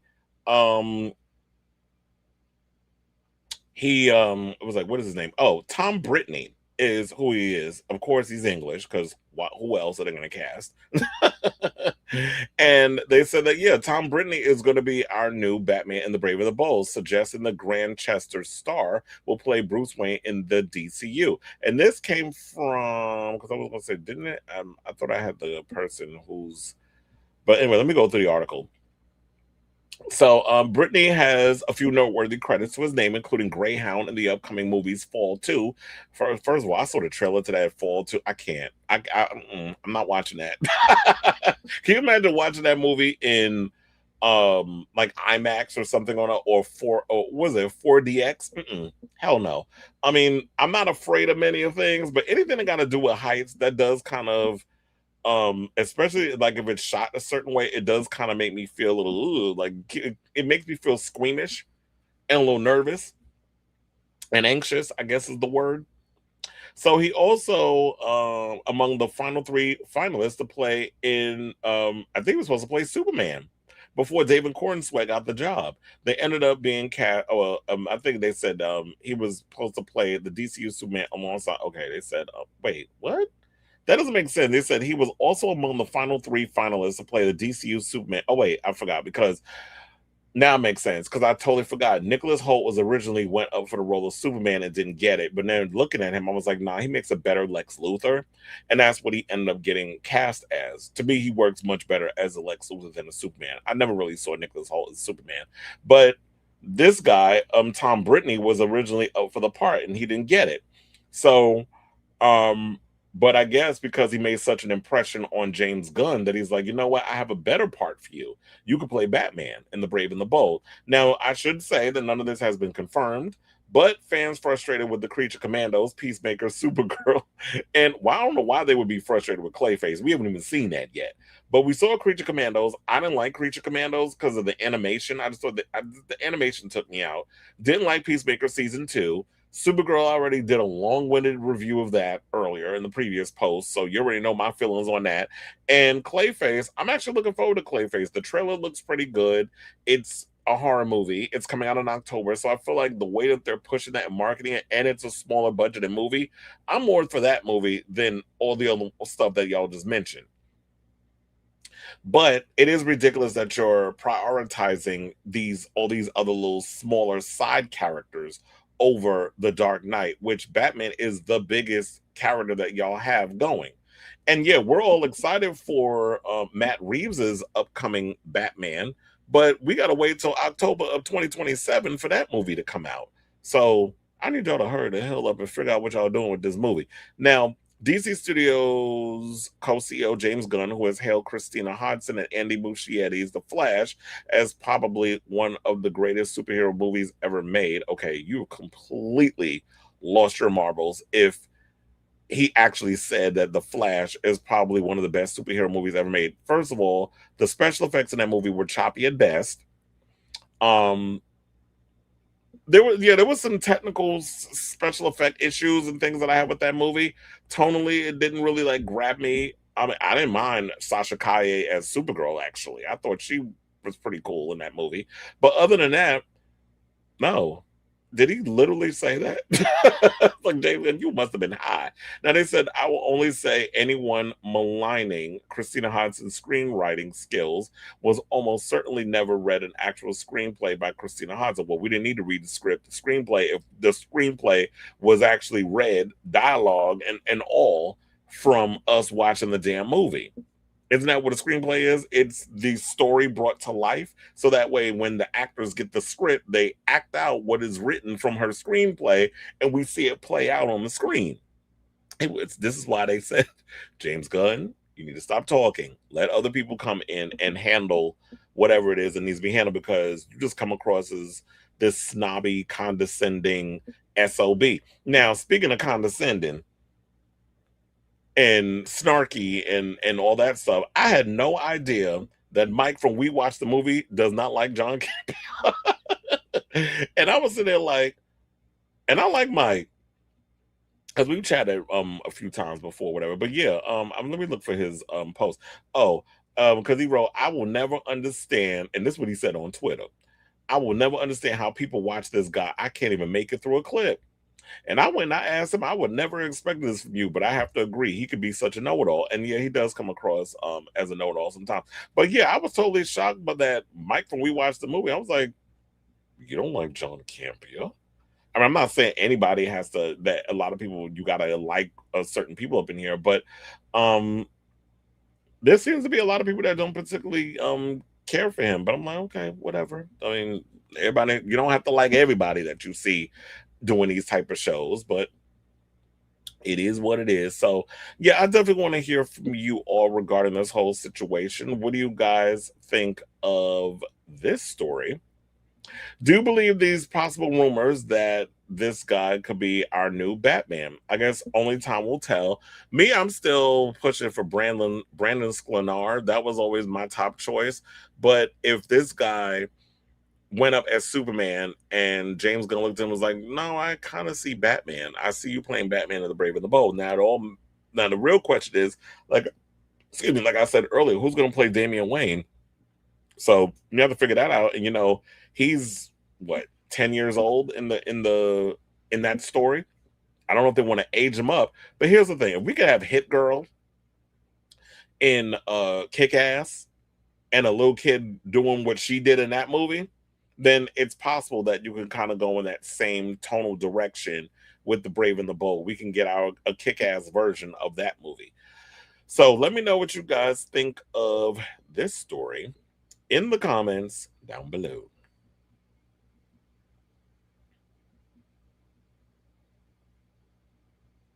Well, thank you. But yeah, that was brought up earlier, but yes, I don't like the whole idea of, well, you said iHeartRadio. Maybe I'll look over there, but I don't particularly care for the whole TikTok thing, but I may have to suck it up and watch her.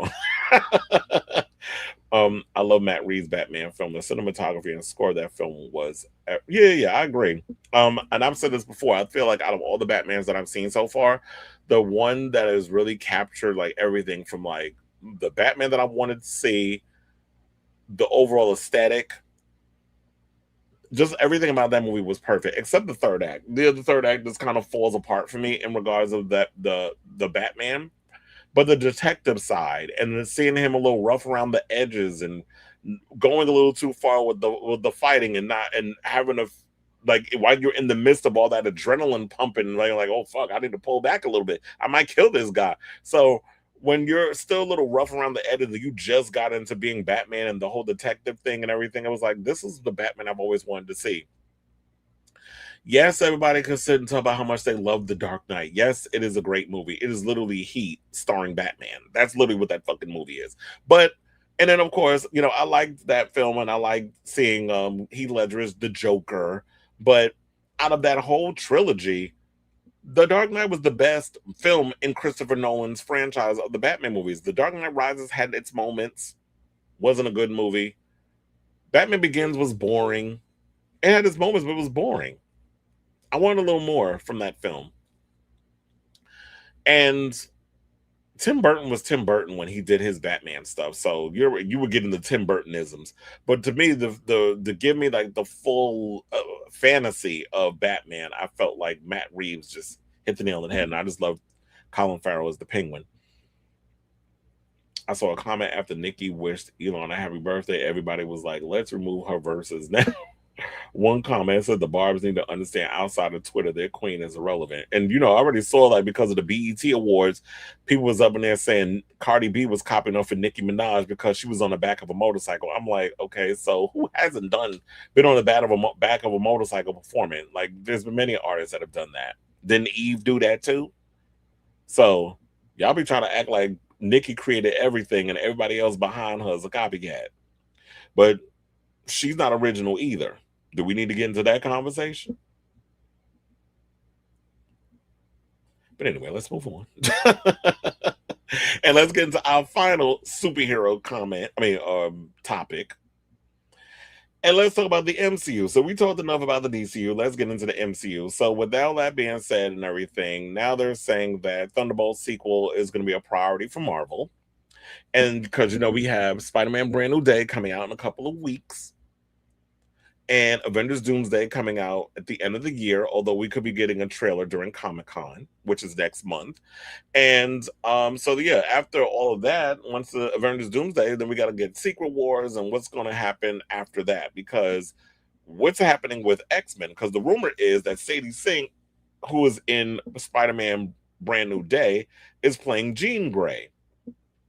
So Let's get into this article courtesy of Comic Book Movie that says Marvel Studios is expected to showcase Avengers Doomsday at next month's San Diego Comic-Con, but could we get a slate reveal ahead of what many expect to be the MCU's mutant saga?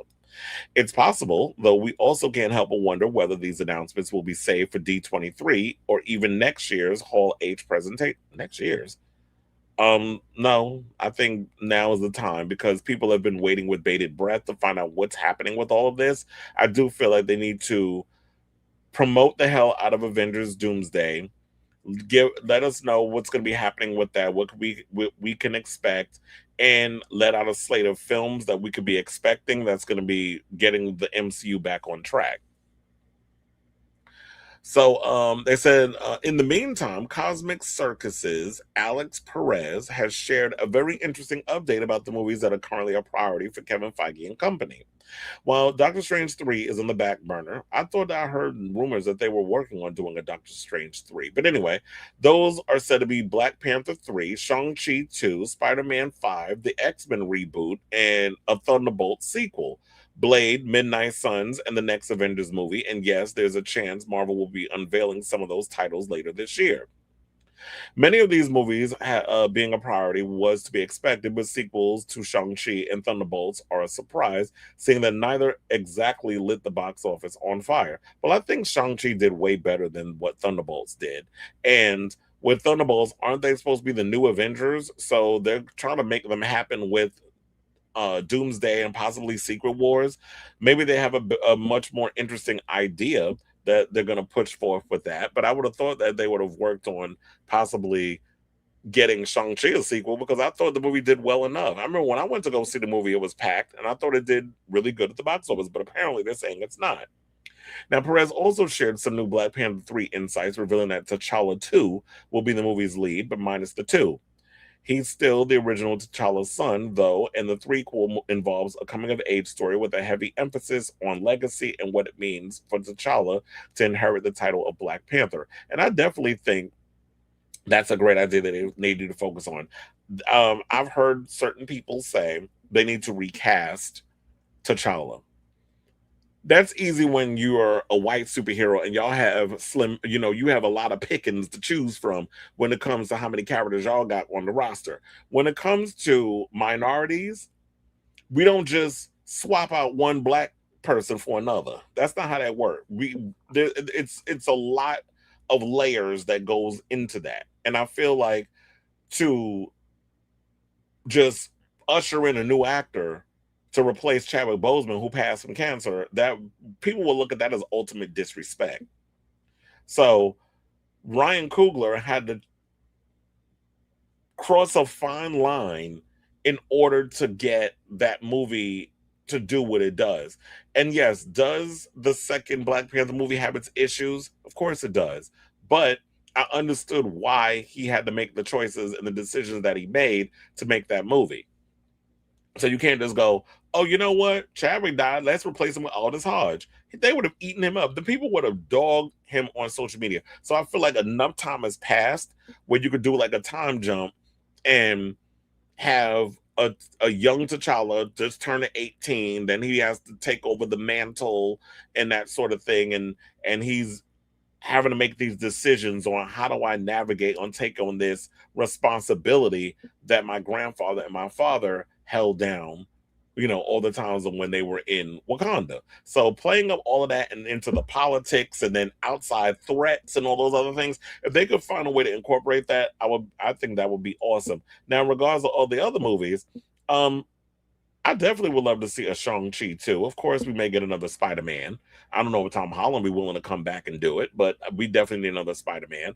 We definitely need an X-Men reboot because it's been a long time since we've seen them. Blade, I'm really not understanding what the hell is taking them so long to figure out how to get that movie off the ground. I don't know if people want a Midnight Suns. Do we need a Midnight Suns? I mean, some of the characters in there are really interesting, but who knows? Maybe Midnight Suns will work better as a TV show. So yeah, that's basically the information that we have right now. Oh yeah, and then they also said the new Black Panther is still expected to debut in Avengers Secret Wars. possibly Avengers Doomsday, and the eventual multiversal reset is likely what leads to the character being so quickly aged up. So they could probably do like a whole in a different universe, he's older, and just do something like that. There are a few other interesting tidbits, including Captain Marvel being fairly unimportant to the plot of the next Avengers movie, and Moon Knight potentially crossing paths with Daredevil down the line. Champions and the animated Ten Rings series are still on the table, while it doesn't sound like Hulk is heading down the Joe Fixit route just yet. As for the long-delayed Nova project, Perez writes, Brand Winterbaum was referring to a Nova Corps team that will be alongside Richard. The best example I can give is a composition similar to the Green Lantern animated series or Star Fox. These are just rumors, as I should say, for now, so let's take it over with a grain of salt. And until we hear from Marvel Studios or Variety, Entertainment Weekly, Deadline, all the Hollywood trades that we have, the Hollywood Reporter, then we'll just have to take this as specifically rumor, or as they say, with a grain of salt. So I say all this to say, what do you guys think of this story? Would you like to see any of these characters that they mentioned possibly getting a sequel or a reboot or whatever the case is? Look, I just don't understand what the hell is taking y'all so long with a damn Blade movie. That's what I've been wanting for the longest. And apparently, them people over there at the MCU can't seem to crack the code. Well, look, maybe I need to hire David Goyer. I mean, he was able to figure it out, but I won't hire him. So they just want us to suffer until, I guess, those rights expire, and then they'll maybe end up in more capable hands. So let me know what you guys think of this story in the comments down below.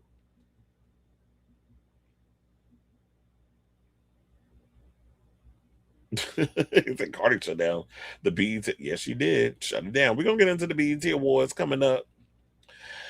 All right, now let's get into some music news. And let's talk about Mr. Let's talk about Michael Jackson, because he done moonwalked all over Oppenheimer, and it is now officially Michael the movie, the highest grossing biopic of all time. So yes, Oppenheimer is based off a real person. So, and I heard that Nia Long thanked like the Jackson family for such a successful film, and Jafar Jackson for doing such a phenomenal job and that sort of thing.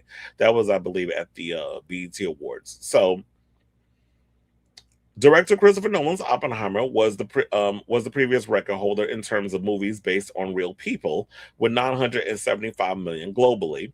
A remarkable total for an R-rated historical drama that's nearly 3 hours long. Michael already ranks as the biggest musical biopic of all time, surpassing 2018's Queen sensation Bohemian Rhapsody, which generated 911 million worldwide. Michael, distributed by Lionsgate in the US and Universal in international markets, has grossed 607.2 million overseas and 370.2 million domestically since April. The movie opened at 97 million domestically and 217 million globally, shattering the opening record for musical biopics set by 2015 Straight Outta Compton with 60 million. Driven by word of mouth and repeat viewings, Michael remained a box office powerhouse into the competitive summer movie-going season. Directed by Antoine Fuqua, Michael chronicles the performer's journey from the Jackson 5 to his status as the king of pop. Jafar Jackson, the singer's real-life nephew, portrays Michael Jackson in his acting debut, with Coleman Domingo and Neil Long as the parents, Joe and Catherine. Film critics have complained that Michael takes a sanitized look at Jackson's life because it doesn't include the child's sexual, the essay stuff. But here's the thing. I don't want to have to keep beating this dead horse over the situation regarding why it wasn't included, because there was a deal from the family, the Chandler family. You couldn't speak on what had happened in that case. That was going to be part of the third act. They had to scrap it. So they decided to take a more easier approach and put concert footage and all this other extra stuff up in there. Now, is the film sanitized to a degree? Yes, it is. I do feel like, even if you're not going to cover the child SA stuff, y'all could have went a little deeper into like the psyche of Michael Jackson. Like, what was it like being like the on top of the world, the king of pop? Like, how lonely is it being at the top? or being one of the biggest pop stars in the world and wanting to achieve greatness, but then you sacrifice so much in order to achieve such greatness. They should have played into that and his relationships and how his family felt about him leaving the Jackson 5 and wanting to go solo. Trust to believe there were members of that family that were jealous of Michael Jackson going solo and having the bigger career. And many of his family members trying to emulate what he was doing. When you listen to a lot of his siblings' songs, they all sounded like very Michael-esque. The only one who was smart enough to do something completely different was Janet, who was at the BET Awards last time. We're gonna be referencing the BET Awards this whole episode. But yeah, so there should have been a little more, it should have been a little bit more layered, it should have been more nuanced, there should have been more meat on the bone. It was just, like they said, sanitized. I do feel like it definitely was sanitized. And what made up for it was, I think it was they played heavily on the nostalgia, which was playing the songs to get y'all tapping that foot and remember the last time where you was when you heard Mama Say Mama Sa Mama Makusa and all the other stuff. So it was playing on our emotions. And for the most part, it worked. But when you peel back, when you take out all the songs, when you take out the video shoots and all that extra stuff, you're not left with much of a movie. It's just okay. But all the nostalgia aspect, the music and all that other stuff, I mean, that's what keeps us going. Now, I still hope that there's a chance that we'll get a Madonna biopic. I know Netflix is supposed to be doing something with her. And Universal, I don't know. I don't think that'll happen. But I would like to see maybe if all else fails, Madonna needs to take her butt over there to Lionsgate and be like, well, see what you did with Michael. I would like to have y'all create that same magic for me here. I mean, I'm sure it'll probably be more nuanced and more layered, and there will be some substance, unlike what we got from Michael. But one of the things Madonna's going to have to do if she wants this biopic to get made, she can't come in like a wrecking ball, acting like she's going to control everything that's going on up in there, because that's not happening. It's like, sis, you might be, excuse me, you might be in control when it comes to the music and curating and producing and putting that thing forth. But when it comes to the movie stuff, you have not proven yourself to be that girl.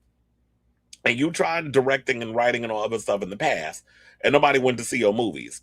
And there's no shade. Nobody went to see your movies. So if you're going to kind of get in this whole wheelhouse, you have to trust people that, I mean, you can do a co-write on the script, but as far as like directing and everything else that goes, and you could be on the set and be a consultant, but all the extra stuff, no, let the professionals handle that. So with all that being said, congratulations to Michael.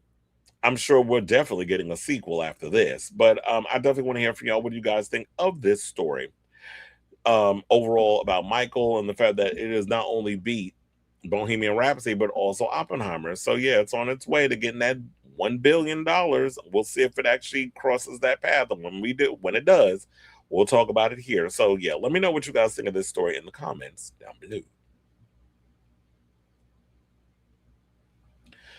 Okay, y'all. So now let's move on and let's talk about the BET Awards. So the BET Awards happened last night. Drewski hosted. I have to say, Drewski wasn't bad. There were people that was online debating whether or not that whole little thing that between him and Keke Palmer calling him out, saying y'all should have had me host and blah blah blah blah blah. I really believe that was a skit. I'm not buying that was like her genuinely coming out being messy. The only messy part of the situation is when Drewski went over to Ray J. Why the hell was Ray J at the BET Awards? Y'all need to leave his ass home. Stop inviting him to stuff. He's annoying. But Keke Palmer saying what she was saying, and I saw people online get mad at her. How dare she call out? I was like, okay, here these old bottom-feeding, heavy mouth breathing ass incels jumping online talking about, well, has she been allowed? And that's it. I do think that if Drewski don't want to come back next season, that was a way for them to be like, you know what? Because of that bit, let's have Keke do it next year. And yeah, people talk about, oh, she loud and she this and the other. I'm like, that's required when you're doing these shows. You have to have a lot of energy. You have to be able to, you're hyping up the audience. You're trying to give that energy to people at home to be interested. You can't just come out, hey, everybody, what's going on? How y'all doing tonight over at the BET Award? You can't be talking like you dead behind the eyes or soulless in your delivery. You got to come animated. And so I'm not saying you got to be Sugar Cane when she was doing that lip sync challenge on the last episode of Drag Race. I'm not saying you got to be overdoing it, but you got to come with some type of energy or whatever the case was, or case is. So there was that. And the fashions, everybody was looking good. Janet Jackson made a surprise appearance when they were giving their, little flowers. Not little flowers, but they were presenting to Teyana Taylor. Teyana damn near looked like she's about to pass out when she saw Janet come out. And have you noticed Janet be talking extra soft and stuff now? It's like, girl, please. Do we got to shove like 8 microphones up your ass to hear what you saying? She get on my nerves with doing the extra whispering now.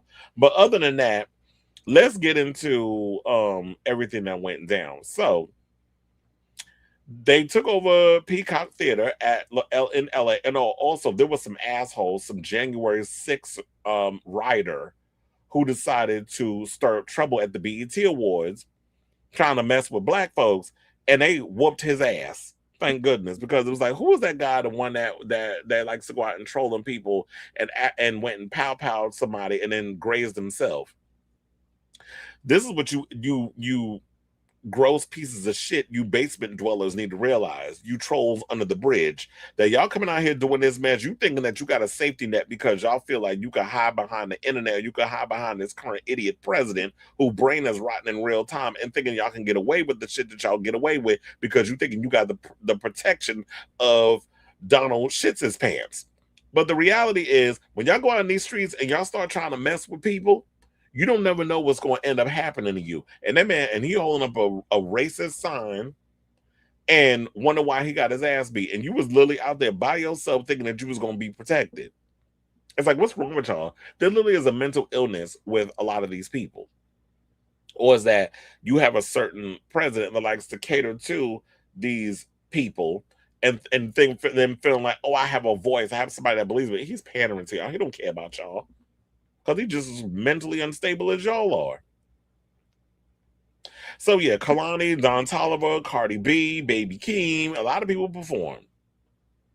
Teyana Taylor and Clipse each took home 3 awards, the most of any artist. Kendrick Lamar won for his collaboration with Clipse, Chains of Whips. Well, I have to say, I love the Clipse album, so that's why I was glad that the Clipse was cleaning up. I am obsessed with their latest album, as well as Best Male Hip Hop Artist for a 9th time. Other winners from the ceremony included Olivia Dean, who I had no idea. Miss Thing is doing a couple of nights at the Garden next month. No, in August, actually. Hold on, let me check, because I got to check my phone, because I got the calendar, too, of when she's supposed to be coming. And I'm like, Olivia Dean is selling out like that, but I'm like, look, no shade. She was the best part of Olivia Rodrigo's show, because she was the opening act. She's coming to, because I know I had it in here. Oh, she's got, after Mumford and Sons do they 3 nights, 11, 12, and 13. She's doing the 14th and the 15th and the 17th and the 18th. So she's doing 4 nights too. And then after that, child, is Harry Styles. So Olivia Dean is definitely finally at a point where she can headline her own shows, and she's immensely popular. So shout out to her. Well deserved. Now, where was I? Olivia Dean took home Best New Artist. Cardi B, who was honored with Best Female Hip Hop Artist, which I heard that Luke James or whatever, he was tight because she was winning awards or whatever. I'm like, look, child, nobody don't even know who you are, but I get it. Some people feel like, oh, it's this, these awards is payola, whatever the case. As regardless of how the politics of her winning these awards, Cardi is immensely popular. People love her, and it is what it is. Who takes these damn awards seriously? Quiet as it's kept. I don't even remember who won the BET Awards last year, so nobody really cares about who wins. All we care about is the performances. So Leon Thomas took home Best Male R&B Pop Artist. Kalani took gold in Best Female R&B Pop Artist and Video of the Year for Folded. Now, throughout the evening, it became clear that the awards part of the BET Awards was something of a misnomer, as only 5 were handed out. Yeah, that's the crazy part. So they only gave out 5 awards, and that's literally what I said. Like, nobody cares about who wins. Nobody's going to remember. So y'all gave out 5 awards, but they spend more time, with Drewski hosting, keeping the ball rolling, doing his MC thing with the skits and the random appearances, and then you're gonna get all the performances from the people. So that's what mostly everybody's focusing on. They don't care about the awards. They care about, who's performing and who's gonna give a good show. So T.I. performed Top Back and Let Them Know. Throughout the evening, there were standalone performances from Kalani, Don Toliver, Ray, who I love. I'm obsessed with her album. And she's on that list of best albums of 2026 so far. So we're going to get into that later on. French Montana, who I had no idea was still out here performing. Max B and Rick Ross, the boss. Tim's, Baby Keem, and Cardi B, among others. Now, one of the most powerful performances of the night, I will say, it was two. There was the Lauryn Hill tribute, which we'll talk about. And then, of course, there was the D'Angelo tribute where they had all his kids up on the stage. The son was wearing his scarf on his. I said, what in the Miss Jane Pittman is going on? Like, why he running up there with this scarf on his head? But that seems to be a thing with the guys now, like guys walking around with scarves. But anyway, so they said it was the D'Angelo tribute. As you know, he passed away in 2025. Now his three kids introduced the whole, the situation. His band, The Vanguard, led the performance and kicked off with Ari Lennox singing a jazzy version of Really Love. Ray performed Spanish Joint. George Clinton and Isaac Sharkey for Chicken Grease. And Duran Bernard with Shit Damn Motherfucker. That was my song back in the day. Shit Damn Motherfucker. I was like, how you turn that into a song? But D'Angelo did. Now, if you love D'Angelo, put your hands in the air, said BJ, the Chicago kid, who closed the segment with Devil's Pie. Now, let's get into the Lauryn Hill situation. They brought out Queen Latifah, Nas, Common, Doechii, Lizzo, SZA, War and Treaty, and Lizzo. I was like, oh, she finally remembered she black. She came over to the BET Awards. So it was good on her. It was a good move, in my opinion, that y'all had Lizzo come and perform, because Lizzo's getting just straight. She getting hit with a stray of bullets from all sides. So come home, sis. Just like we always say, like when it comes to your music, you always try to twerk on the fence. Like we don't know if your music's for black folks, your music's for white folks. You always try to maintain that fine line in the middle. And after that album flopped, where they got you in the Khia Asylum, we're gonna get into that when we get to her later on. It's like, do the people care? I mean, one of my friends said he listened to it. He said, where were the hits? So that's probably a problem. I didn't even listen to the record because I'm not a Lizzo fan like that. But, if her music happens to come on, I'm going to listen. But he was like, yeah, the album is just like, there was no hits on it. Now, most notable moments of the evening took the form of bespoke awards presented throughout the ceremony. Janet Jackson wearing a Tupac t-shirt. Remember when she cussed him out on the set of Poetic Justice? Gave the Icon of the Year award to Teyana Taylor, who watched Jackson's introduction with tears streaming down her face. Kelly Rowland presented the Ultimate Icon Award to veteran music exec Sylvia Rhone, who used her acceptance speech to discuss the looming presence of tech over the creative process. Oh, that's going to be a good segue, because we got to get into that with Madonna. She said the same thing in regards of AI taking over. She said, what we know is this: Black creativity is one of the most powerful forces in the world. It has shaped culture and continues to show the world new ways to see and feel. That creativity deserves continued protection. Music needs us to stand up for it like never before, because we are living through a time through massive technology change.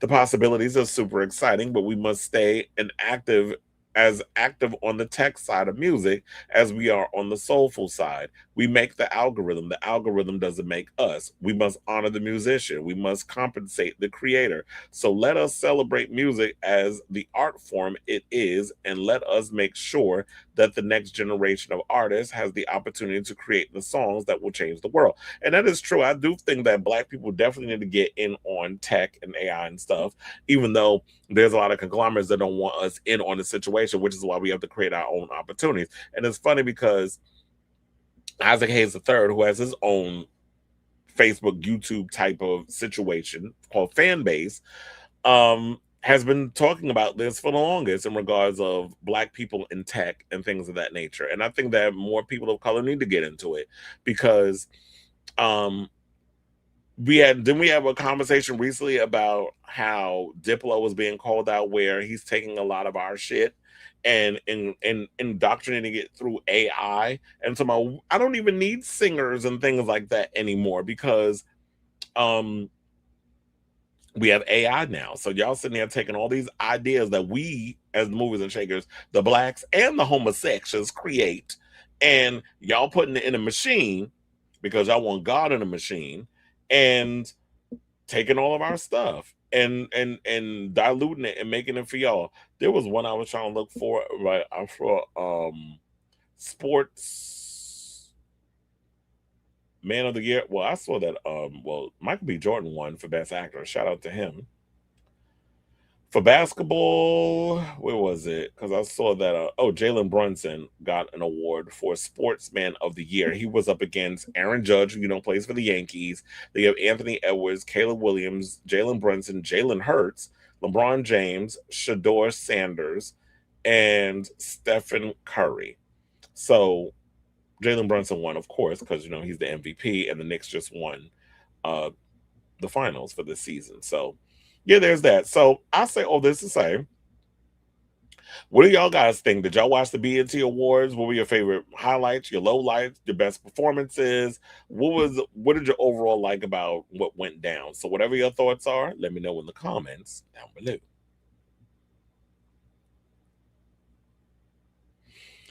All right, y'all. So now let's move on and let's talk about Madonna, who is in the news, of course, because she's been everywhere, child. She got a new album coming out in 4 days.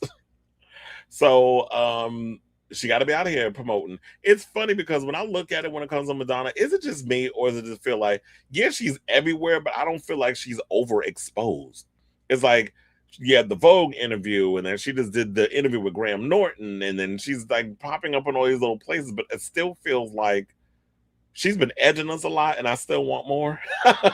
Like, I don't feel like we've gotten a full amount. But recently, because we were just talking about Sylvia Ronan, her speech at the BET Awards, where she was talking about AI and the dangers of tech and how we need to get ahead of it, and also remember, like, yeah, we can learn the technological aspect, but we also need to remember that the souls, we are the ones who, we make the algorithm doesn't make us. So yeah, so Madonna recently came out and excuse me, she just spoke, and there was after Universal Pictures, dropped the ball on her biopic.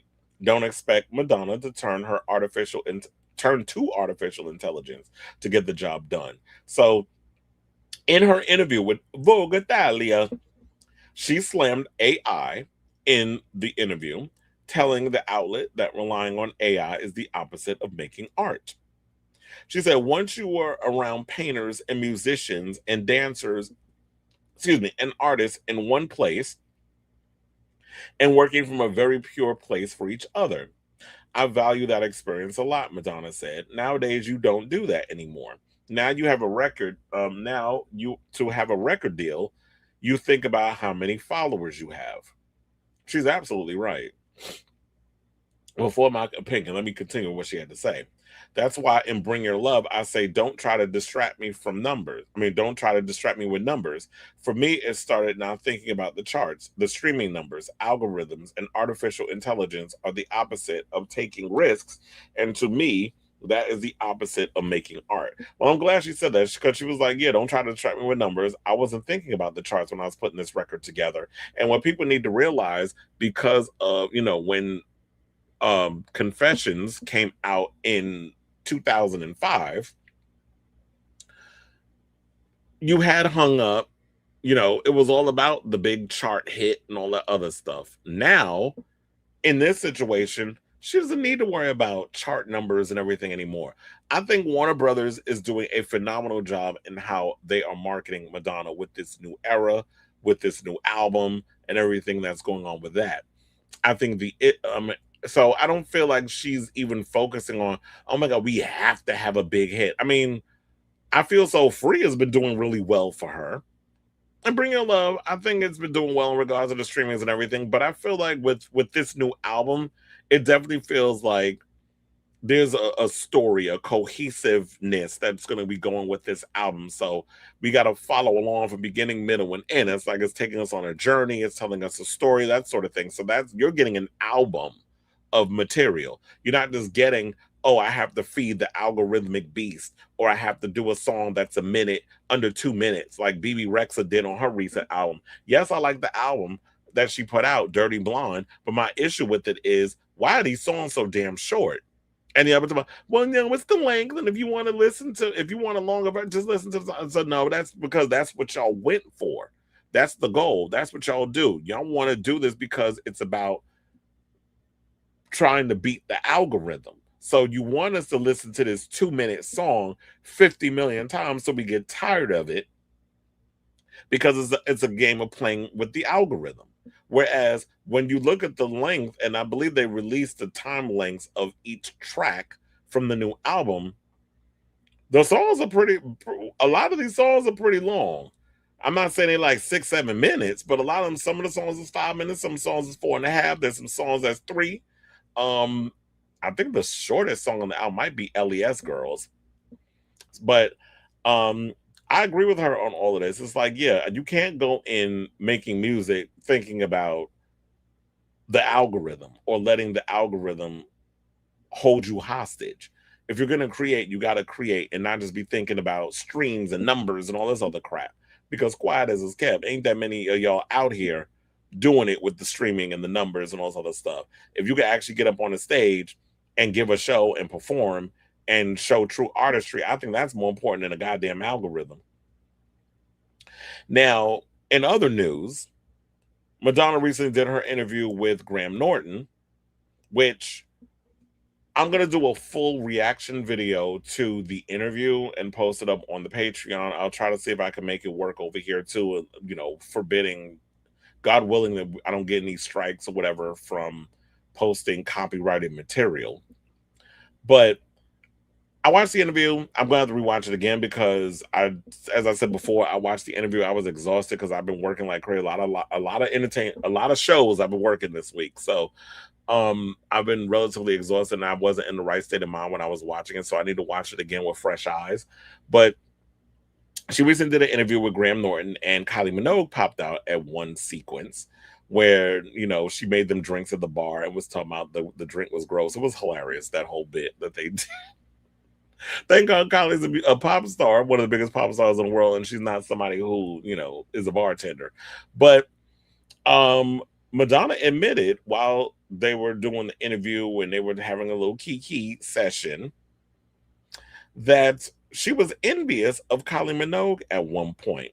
So Madonna memorably, as y'all may or may not remember, back when she did the 2000 MTV Europe Music Awards in Stockholm, Sweden, she came out with a Kylie Minogue t-shirt on that had rhinestones on it and safety pins on the side. Yeah, because back in that time, the safety pin sleeveless shirt, that was like a big trend. I have a Superman shirt. I don't know where it is, but I have a Superman shirt that had like the safety pins in it on the side. It's somewhere in the archives. But anyway, so she said that he had asked her how the outfit came about. And she said, I was in my Western mode, rhinestoning everything. And I was trying to think of singers that I'm slightly in love with. And so naturally, I thought of Kylie and had a t-shirt made of her. Now, Minogue, who was present for the portion of the interview, recalled her original response to witnessing Madonna's shirt in 2000, saying, quote, there was no warning. I don't know what I did. Probably just stopped shy of fainting. It was amazing. Madonna then shared her honest feelings about the Can't Get You Out of My Head musician. She said, I was actually a little bit jealous of you. And then Norton goes, why? Because she was so cute. And then basically suggesting that her then husband, Guy Ritchie, contributed to her feeling of unease, and said, I think my ex-husband at the time had a crush on her. I was like, I'll never be as beautiful as Kylie. And Norton, oh wait, look. So here's the thing with that. Madonna is not ugly. You're beautiful in your own way. I'm beautiful in my way. I did not want to do the Gaga reference, but that just came out. So she's cute. It's not me being shady. Like, you look good. But it's like, yeah, Madonna is attractive in her own right. Kylie is gorgeous in her own right.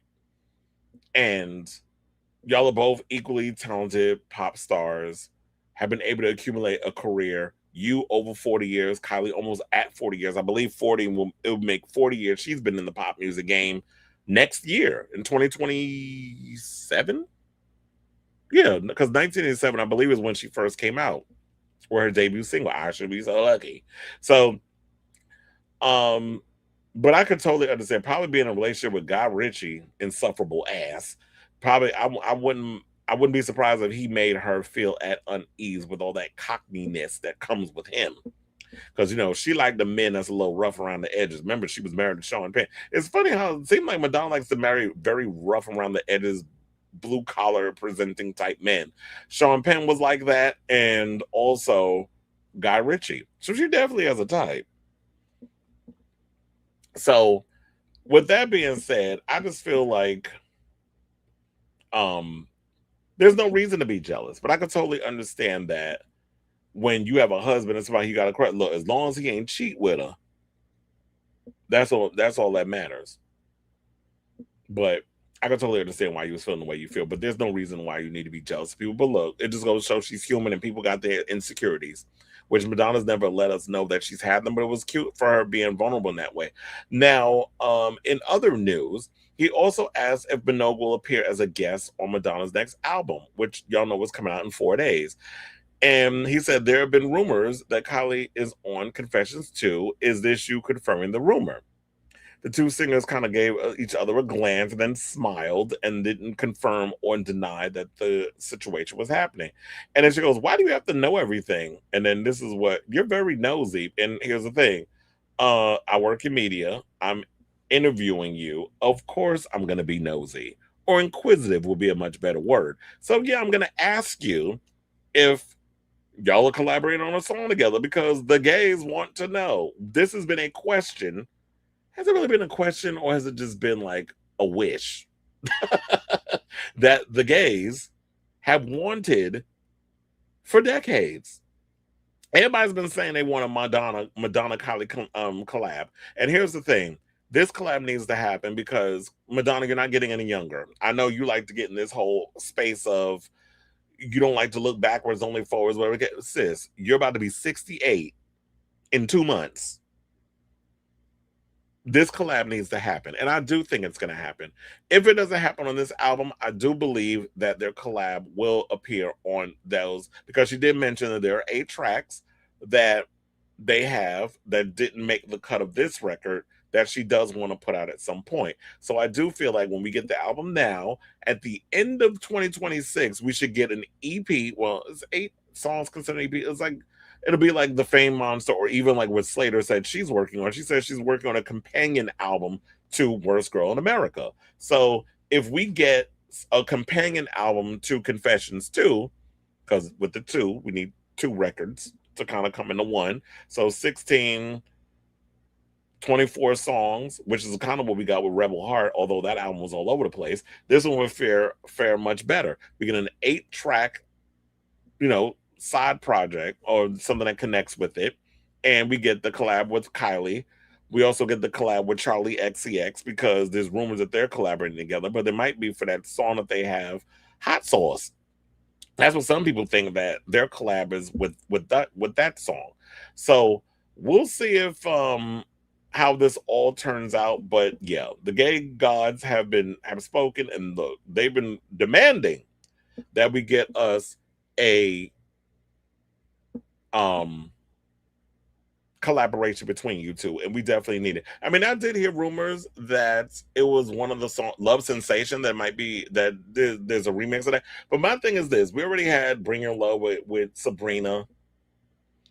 Some people actually prefer the version without Sabrina, and it's like a different sonically a different version of the song with Madonna by herself. And when she goes on her tour, she's gonna have to perform that version without Sabrina.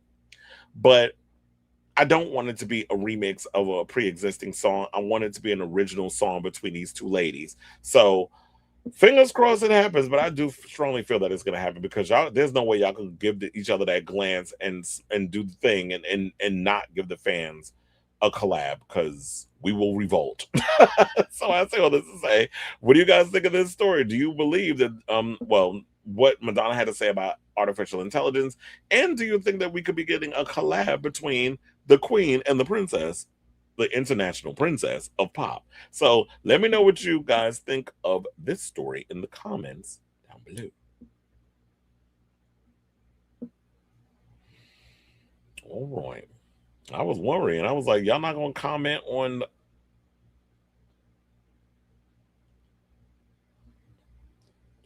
Rumor is Clarence Thomas. Well, he needs to go. Well, that man is insufferable and evil. I can't stand Clarence Thomas, another great alleged rapist. Remember what he did to Anita Hill? I mean this in the nicest way possible. Madonna is pretty, Kylie is prettier. Where the former is unconventional, the latter is polished. Yeah, they're beautiful in their ways. It is baffling how the BET Awards boxes black artists into R&B and hip hop while ignoring black excellence on Broadway, EDM, and many. I know, and that's something that pissed me off too because y'all get mad when white people confine y'all to just urban, but y'all be doing it to yourselves. Because it's like, yeah, there needs to be black artists that should be acknowledged that do like a Rochelle Jordan. Why is she being nominated for an award? A black artist who does impeccable dance music. She should be included. The fact that she hints before the tour is happening, she might be headlining Glastonbury before announcing the tour, and we will get the 8 songs left from the album, and we'll get it in a super deluxe. I'm actually hoping, I think it would be smart for her to do that because it's like I was saying with Slater. I think Slater, if you've been watching her on these festival circuits, she's been focusing more on the worst girl in America music than all of her prior stuff. Like she doesn't, I don't even think she performs anything from Father Fucker. That's Peaches, Starfucker, and the debut album, Trouble Paradise. She doesn't perform any of those songs. She does everything from the new album. Because I think a lot of those songs, while the hardcore fans love it, none of those songs were big hits. The worst girl in America stuff is hitting it, is resonating with a lot of people. So her going into the studio and recording more music, I feel like she's like, I could totally focus on this era and maybe throw in a couple of covers and just do like her version, like what those covers would sound like in her own way. And that'd be a fully fleshed out tour, unless she's gonna have a couple of opening acts. But but yeah, I think Madonna needs to do the same thing. I think Madonna is gonna mostly focus on, yeah, she'll throw a couple of the classics up in there, but typical her, she's gonna focus. There'll be a lot of Confessions 1 songs that is gonna be brought back out of the vault, and Confessions heavily on the Confessions 2 tracks. So I could definitely see her focusing a lot on the Confessions music and then throwing in a couple of like Vogue and all the other classic hits. I don't know, did I? You know, she should take the Gaga route. Well, look, the Gaga route in the sense of where you did a companion album where you had the Fame and then the Fame Monster. Look, see, Gaga finally did something for once that was deemed original. She gets 1, you know, from me. See, I told her I that shit. I can't even talk. I could be diplomatic sometimes. I'm not gonna be shady all the time, like some of these people out here. Madonna's equally beautiful as Kylie, in my opinion. Madonna can create so many different looks that are all amazing over her whole career. Madonna look is always in the moment.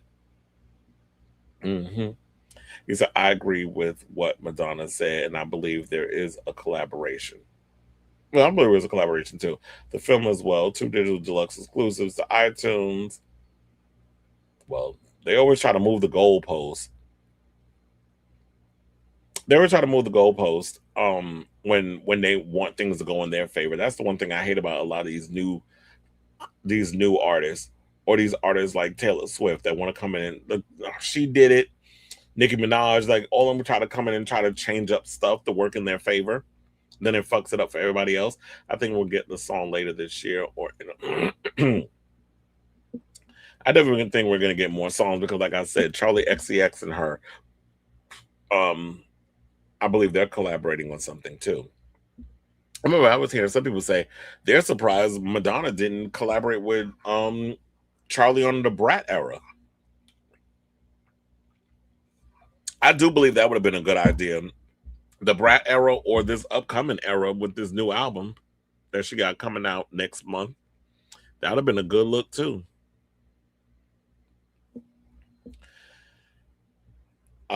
Yes, I posted it in the group chat and I saw it on YouTube.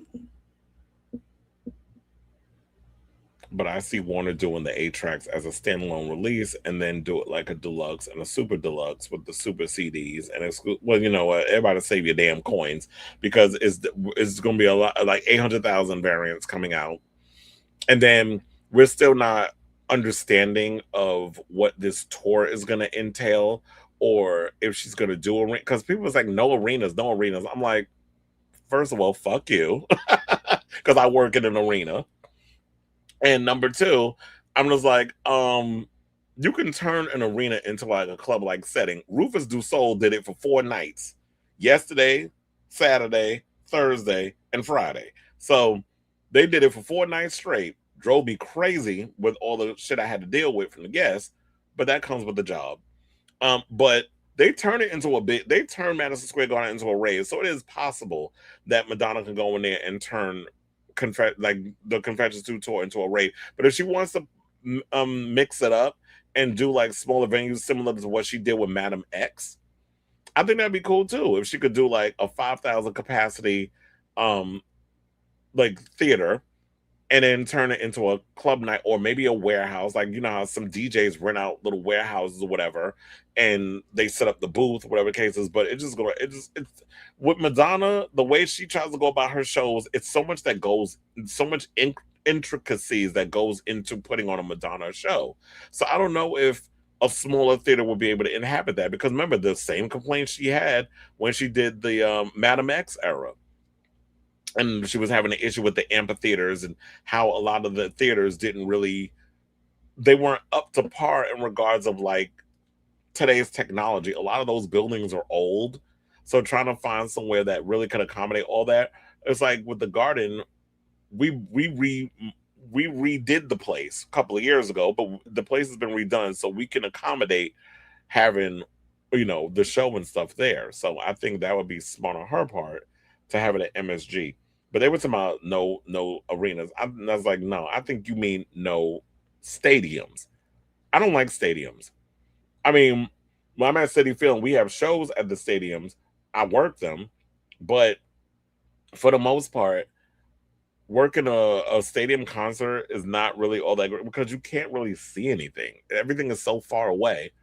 Whereas there is a bit more intimacy when it comes to arenas. Why do you think like Lady Gaga was doing that with the Mayhem Ball? Everybody was like, oh, she should do sit. No, her show felt it felt much more intimate when she did an arena.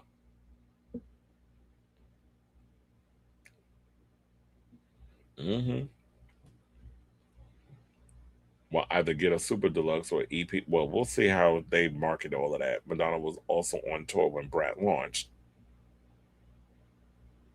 Yeah, well, you know, people do. There are people that tour and set up studios to record music. I know this is random, but Chris, did you wait?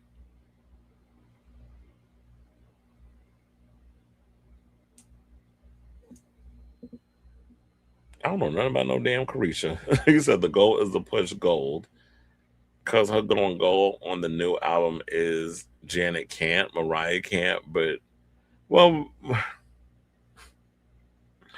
Janet ain't putting out music, so I don't know what's going on with her. Although she was the 60 years old mother was snatched last night, but Janet ain't putting out. I don't know what's going on with her. Maybe she's done putting out music.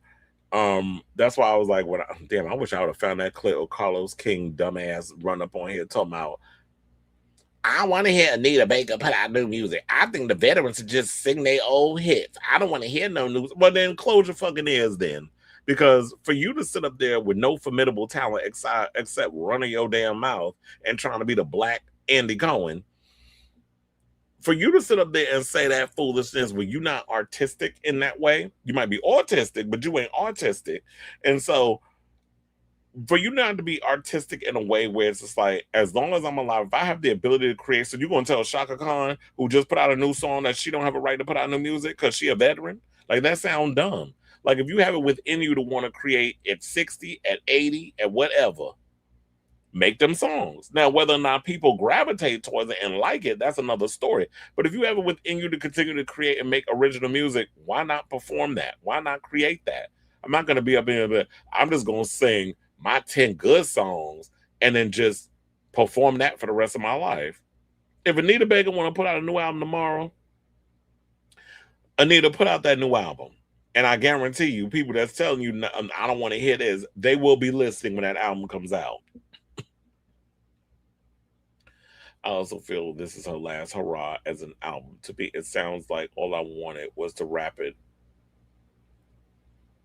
Yeah, I just feel like at this point, Madonna is pushing 70. Like, how far can she continue to go with the touring and the grueling, how touring is grueling. Like, how long do you want to keep up with that? Unless, she wants to do like a residency of sorts.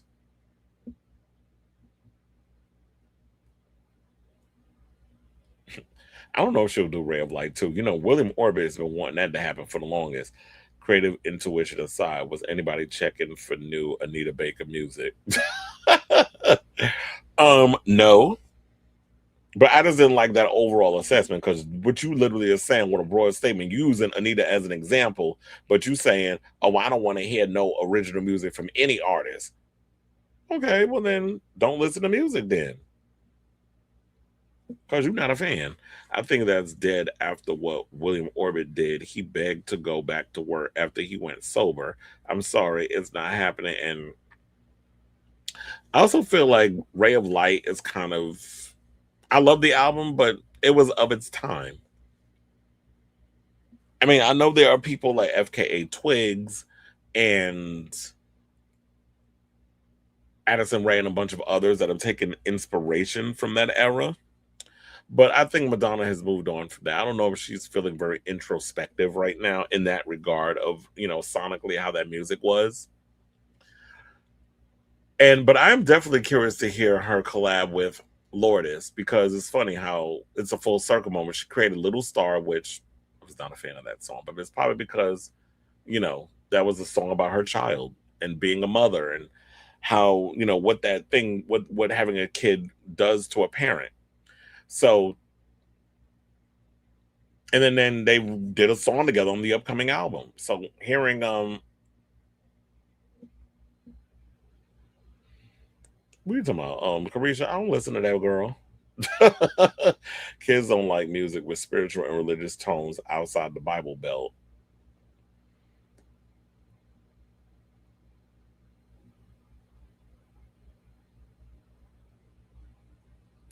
Yeah, but then some people say, well, if you could make it work with Stuart Price, maybe maybe she could get back to working with William Orbit. But I honestly think that Stuart Price, that's different.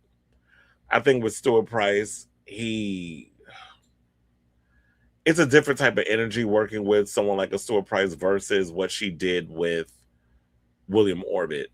So maybe that's why we won't see that happening.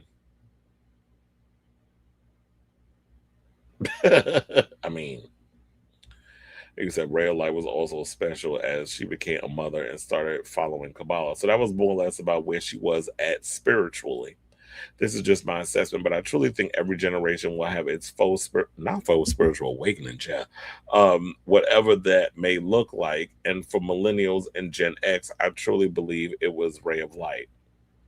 What you think? We was out here being fake spiritual with that record? I mean, look, I will admit that album came at a time where I was definitely questioning religion and all that other stuff, especially growing up Roman Catholic.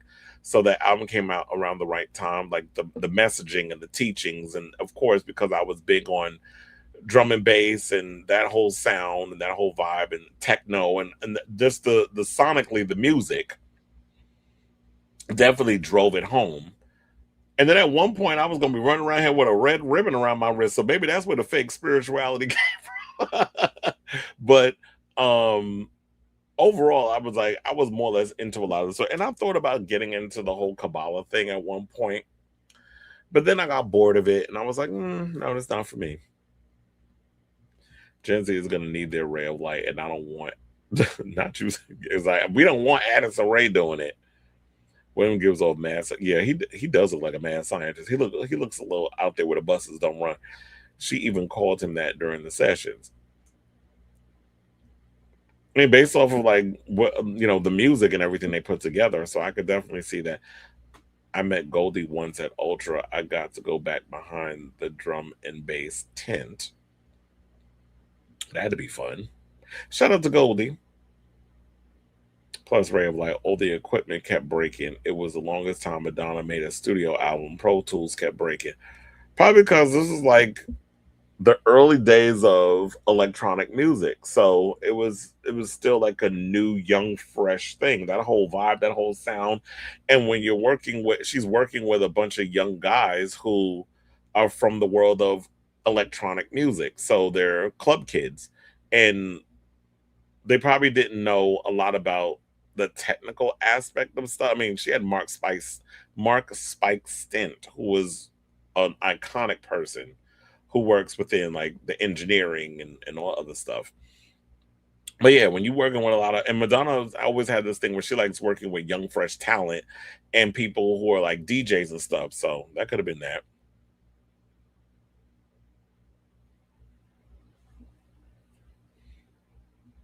I don't know, do we? I mean, I wasn't that big of an Anita fan. I grew up on her music because of my parents. But anyway, so since we're on the music track, let's get into some more music talk. And let's talk about the best albums of 2026 so far. So, Variety, I happen to be looking for stories to talk about on this show today, and Variety put out their list of best albums of 2026. And I thought as a class, we could go through them. And some of these albums I've heard, and some of these albums, like, I don't know who the hell these people are, but some of these people I don't like, okay, whatever. So, what is the article? So, dear 2026, you seem pretty rad for a year or so, potentially in malaise. At least that's the way we feel every time we turn on the news and turn on the music that takes us away from all of that. The best albums of the first half of 2026 didn't always shut out the outside world. James Blake did title his album Trying Times, but we had Ray promising that this album may contain hope. In one of the many stellar releases that delivered on that happy threat, whether it was in chart-topping efforts from Olivia Rodrigo, Drake, and Ella Langley, in well-deserved breakouts from perpetually bubbling under artists like Slater, Ryan Beatty, and Grace Ives, or in the happy return of comeback kids ranging from Hilary Duff to Paul McCartney, we've had plenty of reasons already this year to celebrate the musical spirit of 26. So I will say this, like, yeah, this has been a great year so far for music. I need to accumulate my list and put it together, but I'll probably do that like when it comes down to the end of the year. But yeah, the music so far this year has been providing plenty of escapism in regards to what I need because of, in these trying times, I feel like people put out their best music. Now let's go through some of these. So they have somebody by the name of Absolutely Paracosm. I have no idea. Oh, Absolutely, and I guess the name of the album is Paracosm. I have no idea who that is. Then we got Ryan Beatty with Sweet Fortune. No idea who that is. James Blake, Trying Times. Well, I do know who James Blake is, but I don't really listen to his music. Now we got somebody we do know. They put Charlie XCX's Wuthering Heights soundtrack. So I did like that record. Now they said the Alvin Pop Stars soundtrack for Emerald Fennell's Wuthering Heights soundtrack delivered a sonic side over Charlie's never before heard, exemplified in Opener House, a dark and haunting orchestral sound paired with wailing vocals and an epic spoken word feature from John Cale. But Charlie also keeps her pop sensibility with soaring ballads like Wall of Sound and upbeat bangers, including Dying for You, which sounds like I do love Dying for You. It sounds like a Sky Ferreira track, but it is a good song. and Out of Myself. I actually like that song too, which pointedly expresses the yearning and desperation behind Emily Brant's classic novel while still making you want to dance. Months after the Wuthering Heights hype died down, Charlie's contribution has remained on repeat. Well, yeah, I haven't seen the movie, but I definitely had that album on repeat. Now, they did pick one of Drake's albums out of all them three, and they picked Maid of Honor as like the best record out of the three. And I guess they're calling that his fun record, but I don't care enough to talk about him. Now, they put Hillary Duff up in here, Luck or something from Sugar Mouse / Atlantic. And it says, aging gracefully in pop music doesn't always come across so as graceful, yet Hillary Duff hit the sweet spot with her 6th studio album, Luck or Something. The project arrived nearly a decade after 2015's Breathe In, Breathe Out that featured the sorely underrated single Sparks. I did like that song, though. A slick dance pop banger right for the moment, but perhaps wrong for the artist. Luck or Something reframes Duff as a pensive, introspective pop artisan who trades bombast for perspective, whether it's singing to her younger self on Mature or talking shit with a friend over orange wine on, I didn't even know they had orange wine, on Growing Up. Duff worked with husband Matthew Como for the entirety of the record, a synergy that plays to Duff's strengths, vocals that land like fists on a pillow while giving them the space to flourish. With Luck, Duff has fully shaken off the Disney cobwebs, free to show the world who she's become. And it's probably because she disappeared for a minute and was living life and being a mother rather than, oh, I have to continuously feed the beast of being a pop star. And then when she went away and she came back with some music, the fans was feeling her. And they were ready. Now they have another artist by the name of Dry Cleaning and their album is called Secret Love. Not familiar with who this Brit post-punk band is, but congratulations to them. Then Brent Faiyaz with Icon. Not familiar who he is, but he does, I guess, R&B and reggae. Oh, and then they got Onyx's favorite band in here, Geese, live at Coachella. So they said, I will admit that at first I did not get Geese. They're from my Brooklyn neighborhood, so they've been on my radar for a long time. I listened closely to the band's album, singer Cameron Winter's feted solo outing, and even went to see them at Brooklyn Paramount, which I heard Adam Lambert is going to be doing a release party there for a triumphant homecoming show last fall for his new album, I should say. Although I thought they were very interesting and talented musically. If I don't like the singer, I don't like the band. Well, like coffee, whiskey, and other potent things that don't go down easily at first, singers can be an acquired taste. See Neil Young. And for whatever reason, during the Coachella live stream in April, I got it so much that I suddenly loved them. In fact, there hasn't been a rock band that's exciting in many years, and annals of Pitchfork may have many cool alternative bands. But Geese have old school rock in their DNA, even as drummer Max Basin peels off complicated rhythms and jazzy fills and Emily Green wrecks futurist shrieks out of her guitar along with towering angular riffs. Hold on. Winter's bellowing vocals cream over the rebellious but deceptively intricate music, providing a totally unpredictable counterpoint that's often as hilarious as it is distinctive. I included the Coachella download on this year's list because I played it more than any other album this year. And let's face it, these days the definition of an album is in the ears of the beholder. I've long despaired that rock music was becoming a museum piece like the blues, iconic and foundational, but basically a dead art form, or at least one that wasn't moving forward. Geese are the first major band in a long time to refute the notion. And I'm starting to notice that rock is starting to make a bit of a comeback. So good on them. Now, one of the albums I will say that I definitely love is Danny L. Harl's Cerulean from XL. That's definitely a good record if y'all haven't heard it, because you know I'm a househead. So solo albums from non-singing producers are a hit or miss proposition. While there might be a signature sound, the multiple different vocalists can make the album lack a distinctly identity and feel more like a various artist compilation of mixtape. But sometimes a producer has enough of an artist sensibility to make it work. Mark Ronson's Late Night Feelings and Rosowski's Daisy, for example, have both have well-defined moods and identities that the guest singers contribute to rather than dominate.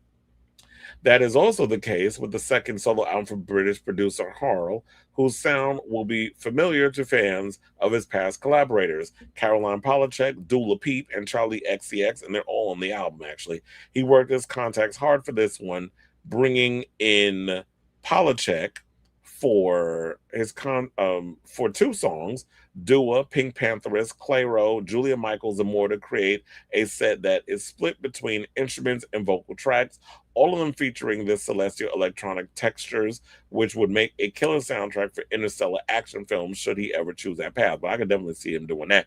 But you know who also has the ability of doing that? Honey Dijon. She put out a new album and has a bunch of people on there. She got Rochelle Jordan on I think a couple of tracks. She also had Chloe Bailey on a track. Like, it's a really good record if you haven't heard this record as well as Honey Dijon's new album. Because I was like, at first when I listened to it, I wasn't really ready for it. But then on my way home from work yesterday, I listened to it again.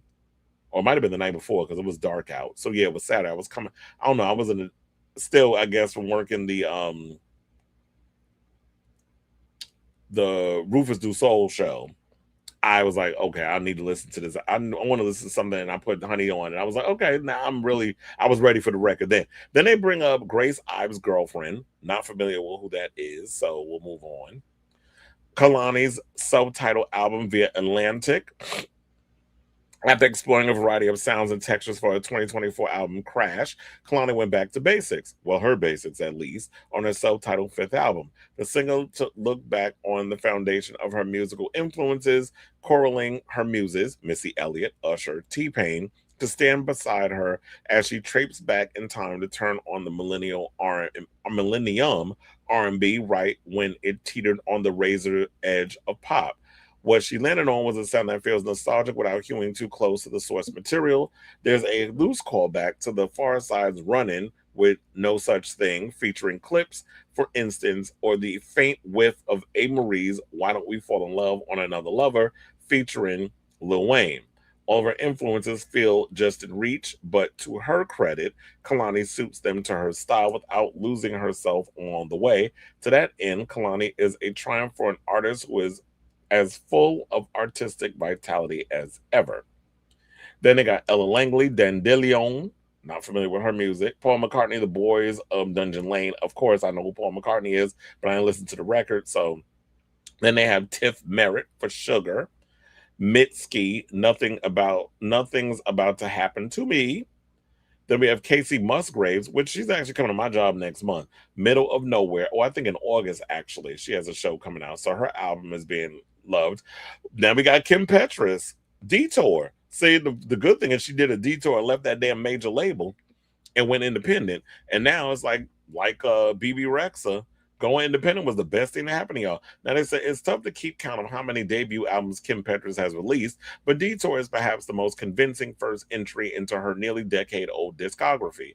With her 2023 album Feed the Beast, Petras seemed to be chasing the glorious high of Unholy, her Grammy-winning duet with Sam Smith, by kowtowing to sounds that met the moment, not her style.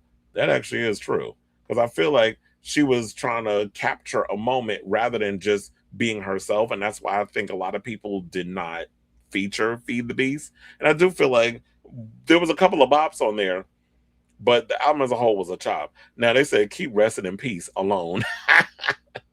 Detour course corrects in all the right ways, embracing the hallmarks of hyper and electro pop in a way that feels the most her. There's a sprightly I Like Your Look, which could have easily slotted on the underrated Problematique. I do agree. That album is underrated because I love Problematique. I pop it on every now and again. The other day I was in the gym working out and I put Problematique on, particularly the title track. I live for that song. And I Like Your Look is actually a good song too. It's a fun track. And they also mentioned Brutalist, which I absolutely love that song too. And that, for those who don't know what that song is about, They took a when she says at the end, like I get the deprecating humor of it. They took a knife to it, they took a hammer to it. Like which I'm like, why are you saying that in it? But if you're a trans person and you can make jokes about your own shit, and I guess it makes it an easier pill for us as fans to swallow in regards to that song. So yeah, the song Brutalist is about her transition when she transitioned at such a young age. I forget, I think it was she was 16. But anyway, so if you haven't heard Detour, definitely listen to that album because that's going to be on my list of albums of the year. Now they also got Charlie Puth, Whatever's Clever in here, and of course I know Charlie Puth because I just worked his show a couple of weeks ago, and it was a fun show.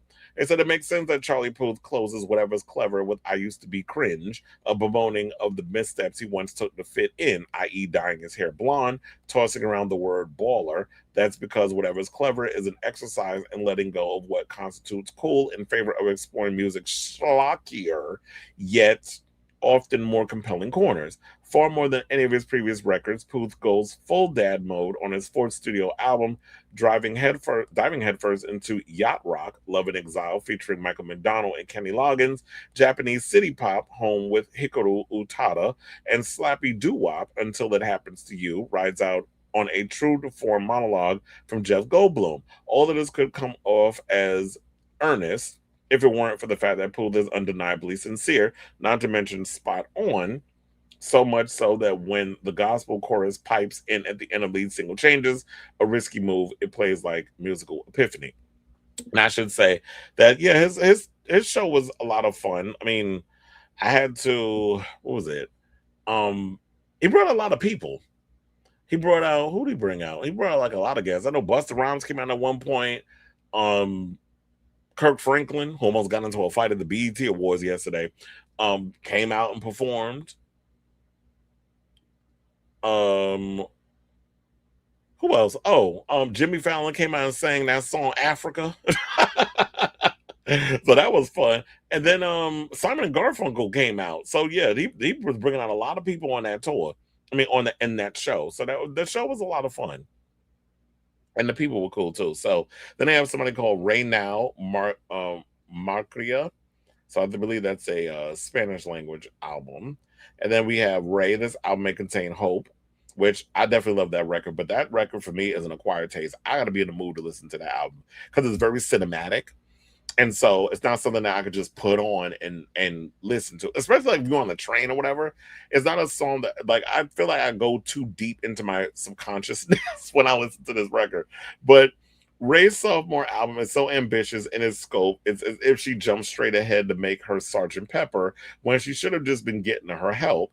And you have to love a woman who bites off all that she can chew and possibly then some in an album that has wild flourishes like Hans Zimmer assisted opus that is Click Clack Symphony and 6.5 minutes worth of spoken in credits. But at the core of this far-flung variety show of an album that is fairly simple story of a woman in fierce recovery from a bad relationship and not so burned that she isn't ready for a better one. As the album's signature hit, Where's My Husband? First of all, I heard a dance version of Where's My Husband, gave me my entire life. Certainly showed, speaking of questions, where the hell has she been all our lives? A diva who has conceptual conceits, as broad and delightful as the Four Seasons concept behind the LP, but who could dive into a scorcher as basic as its pleasures as Nightingale Lane is a talent we need around for the next 50 years or so. All right, so now we're getting to the nitty gritty. So let's get to our next one. Olivia Rodrigo, You Seem Pretty Sad for a Girl in Love. Remember how everyone said that monoculture was dead, something that got left behind in the 20th century as taste became hopelessly fractured? That seemed true enough, but then how do we explain the fact that everyone in the world loves Olivia Rodrigo's third album? No one is fighting over whether she's too much, whether she's overexposed, whether she's the product of a machine or a super producer, whether she's repeating herself, or any of the other questions that dog just about all of our divas every time out. Somehow there is the closest thing to unanimity, sorry, that we're about to get in this pop lifetime as to just how thrillingly engaging and yes, poptastic this record is from first note to last. It's a spooky feeling experiencing all that agreement, like being in this eye of the hurricane. Let's just enjoy it for the minute it lasts. In concept, you seem pretty sad, stays true to its playfully bifurcated title. Bifurcated child, when y'all try me with these fucking complicated. Now it's funny because it's like I can say complicated words or whatever, but when sometimes y'all be coming up here trying to act like y'all smarter than everybody in the room, it kind of annoys me. Bifurcated title with a side one that is about a rise of a promising relationship. Here's the hoping indeed, and a side two that is about the fall. But it all feels of a many splendored piece, with co-producer / writer Dan Nigro helping make the heartbreaking ballads land and the distinctly new wave favored bops turn into the 80s redolent earworms of your 2020s dreams. Perfection is elusive, but this album of the year frontrunner sure comes damn close. 100% heartfelt, 100% crafty, 1000% irresistible. I do agree that I could definitely see Olivia's new album being in the conversation for album of the year. I definitely could see it happening at the Grammys. So it checks all the boxes. Now here's another album I think could definitely be seen is being put in the same conversation of album of the year. Slater's Worst Girl in America. Now, three albums in, the career of the Missouri-reared singer named Katherine Grace Garner had not quite caught fire. Her music had veered between little light hyperpop reminiscent of Charlie XCX, who was an early collaborator and supporter, and Gaga-esque pop, but nothing really stuck.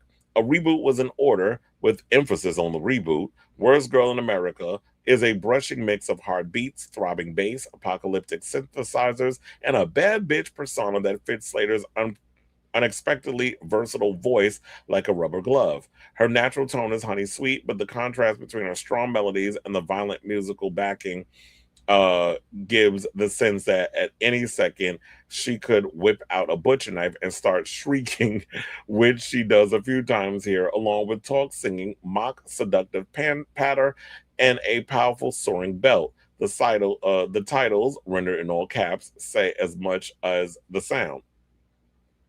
Crank, Cannibalism, Gas Station, Brittany Murphy, which includes the lyric, "Tell him I was such a funny girl," annoying probably a better word. Well, here's the funny thing, because before I get to the rest of the thing, it's funny because Anthony Fantano reviewed this album and said there were no standout lines in this album. Well, how come Variety just found one? And I've said some before on in previous conversations.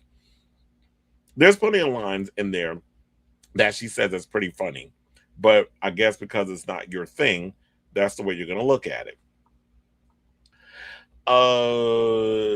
It is said, yeah, you get the idea. This album takes on a whole other dimension in a live setting where she's accompanied by a brawny rock band and proves herself to be a straight-up rock star, storming across the stage in cut-off shorts and big boots, and at one point unleashing a total death metal roar. If you actually listen to that song that they're referring to, you actually hear the death metal roar in like, if you really listen close, you hear it in the background, because I've heard it a couple of times. But anyway, so where was I?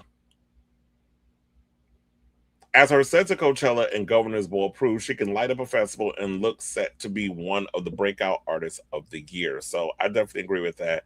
A lot of people were sleeping on Slater, and I'm glad that she's finally getting her just due. Now, another person I'm glad that they're getting their just due, and I'm glad this album is on everybody's radar, and I'm seeing a lot of the critics is talking about it because I am obsessed with this record, and I want to thank Onyx for putting me on. Underscores You. So in the realm of next big thing possibilities, 26-year-old artist and producer April Harper Gray, aka Underscores, has been releasing music for half a decade, but completely leveled up with You, her third full-length album. Gray started out making dubstep, and there's traces of that here, but also sassy sweet pop hooks that evoke early 2000s Britney Spears and make You completely accessible. It's a no skips body of work woven by a true lover of consumer of and consumer of music, so it's only fitting that one of the best tracks, aptly titled Music, compares falling in love to the craft itself. When I'm with you, it feels like music. It's happening again. I feel the BPM. This is what she sings over drooling layer drum beats. With an opening slot for Charlie XCX on her upcoming fall tour, it may be the only a matter of time before Underscores is playing arenas herself. And I do agree, like, that is one of the artists you definitely have to be watching out for, because that album is excellent in my opinion. So there you have it. I know it was a lot to get through in regards to that, but Variety gave us their list of best albums of 2026 so far, and I'm sure when Madonna drops her album this week, she'll be probably added to the list, and we'll just see how all that turns out when we cross that bridge, when we get to the second half, and that's when I'll just wait to put all my choices of who's on the first list and the second list all together. So I definitely want to hear from y'all. What do you guys think of this story? And if your favorites wasn't mentioned, who, in your opinion, from the list and of your own accord, are the best albums that you've heard so far in 2026? Y'all know what to do. Throw it up in the comments down below. Ooh, I almost hit the wrong button.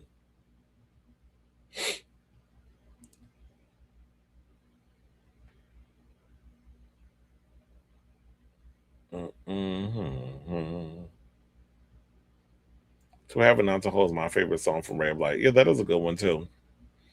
I was more of a Tony Braxton fan. That was my generation's Anita Baker. Well, yeah, that was like later on. So Anita Baker was my parents' time. Tony Braxton is my time. Yeah, they put Drake up on that list, child. I need to listen to Ray of Light again, but Swim was cute. Another Anita Baker is Give You the Best That I Got. Ryan Beatty is the homosexual I kept mentioning in the last. Oh, okay. Had no idea he was releasing the album until it showed up at the top of my Apple Music opening screen. Okay. He said that was the homosexual I kept mentioning. Where my sis Naomi Scott with, well, I don't know. Then the album just come out. I think they just worrying about what's been out for a minute. But then again, Olivia Rodrigo's album just came out. She made the list. So I keep forgetting to listen to that record though. I got reminded of it yesterday and I was like, oh, I keep forgetting to listen to that album. And damn, James Blake released an album. Let me listen to it. And Drake album was crap. That's why I said I don't understand what the hell y'all was talking about. Y'all had to put him in that damn conversation. Cameron Winter's vocal stylings are a very acquired taste. You got to give it to them. They're a rock band in the truest sense of the word in a time where instruments are becoming instinct. Chris Chloe's new mixtape with Timbaland is so good. It's called Resurrection. I may have to check that out. I didn't even know Timbaland was still working with people outside of AI. Peter Connect said, for once outside Bring Your Love, the rollout in the album Warner and Madonna corrected.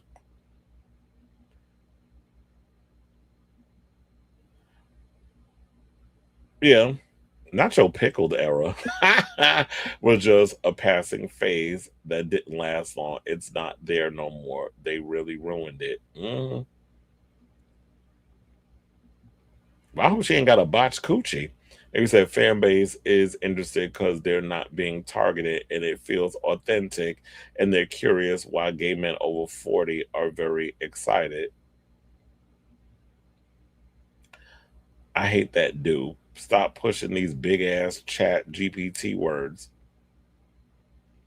Yeah, that's the one thing I don't like about a lot of articles is like, and I remember I was watching one person that was reading like critic reviews of movies and they be trying to use like these big words and it's like, okay, we see what like y'all, it does come across as very pretentious. I'm not saying that you can't use big words in certain things, but it literally, like when y'all use certain words, it feels like you purposely look that up because you want to prove like how, you know, grandiose you could be with your delivery, even though you probably didn't even use that word in real life, but you just wanted to show, oh yeah, I could be smart, but it's coming across as pretentious. It's not coming across as like, this is naturally you. Well, you're saying that the Olivia Rodrigo, because that's a lot of letters. The Olivia Rodrigo album and the Slater album, you're saying is being your AOT wise. Both just resonate with me and pull at my heartstrings in ways that a lot of recent pop music hasn't done as of late. Well, didn't a certain reviewer or critic that just interviewed Lizzo say that pop music is going through it right now? That it's not really. I said, I don't know what the hell he listening to. Maybe you saying that because you listen to the same 5 damn artists. But if you was out here actually diversifying, some of y'all, I'm just saying in general, if y'all was out here actually diversifying y'all portfolios instead of listening to Taylor Swift all the goddamn time and expecting her to be the savior of all things pop, then y'all would know that there are some people out here taking creative risks.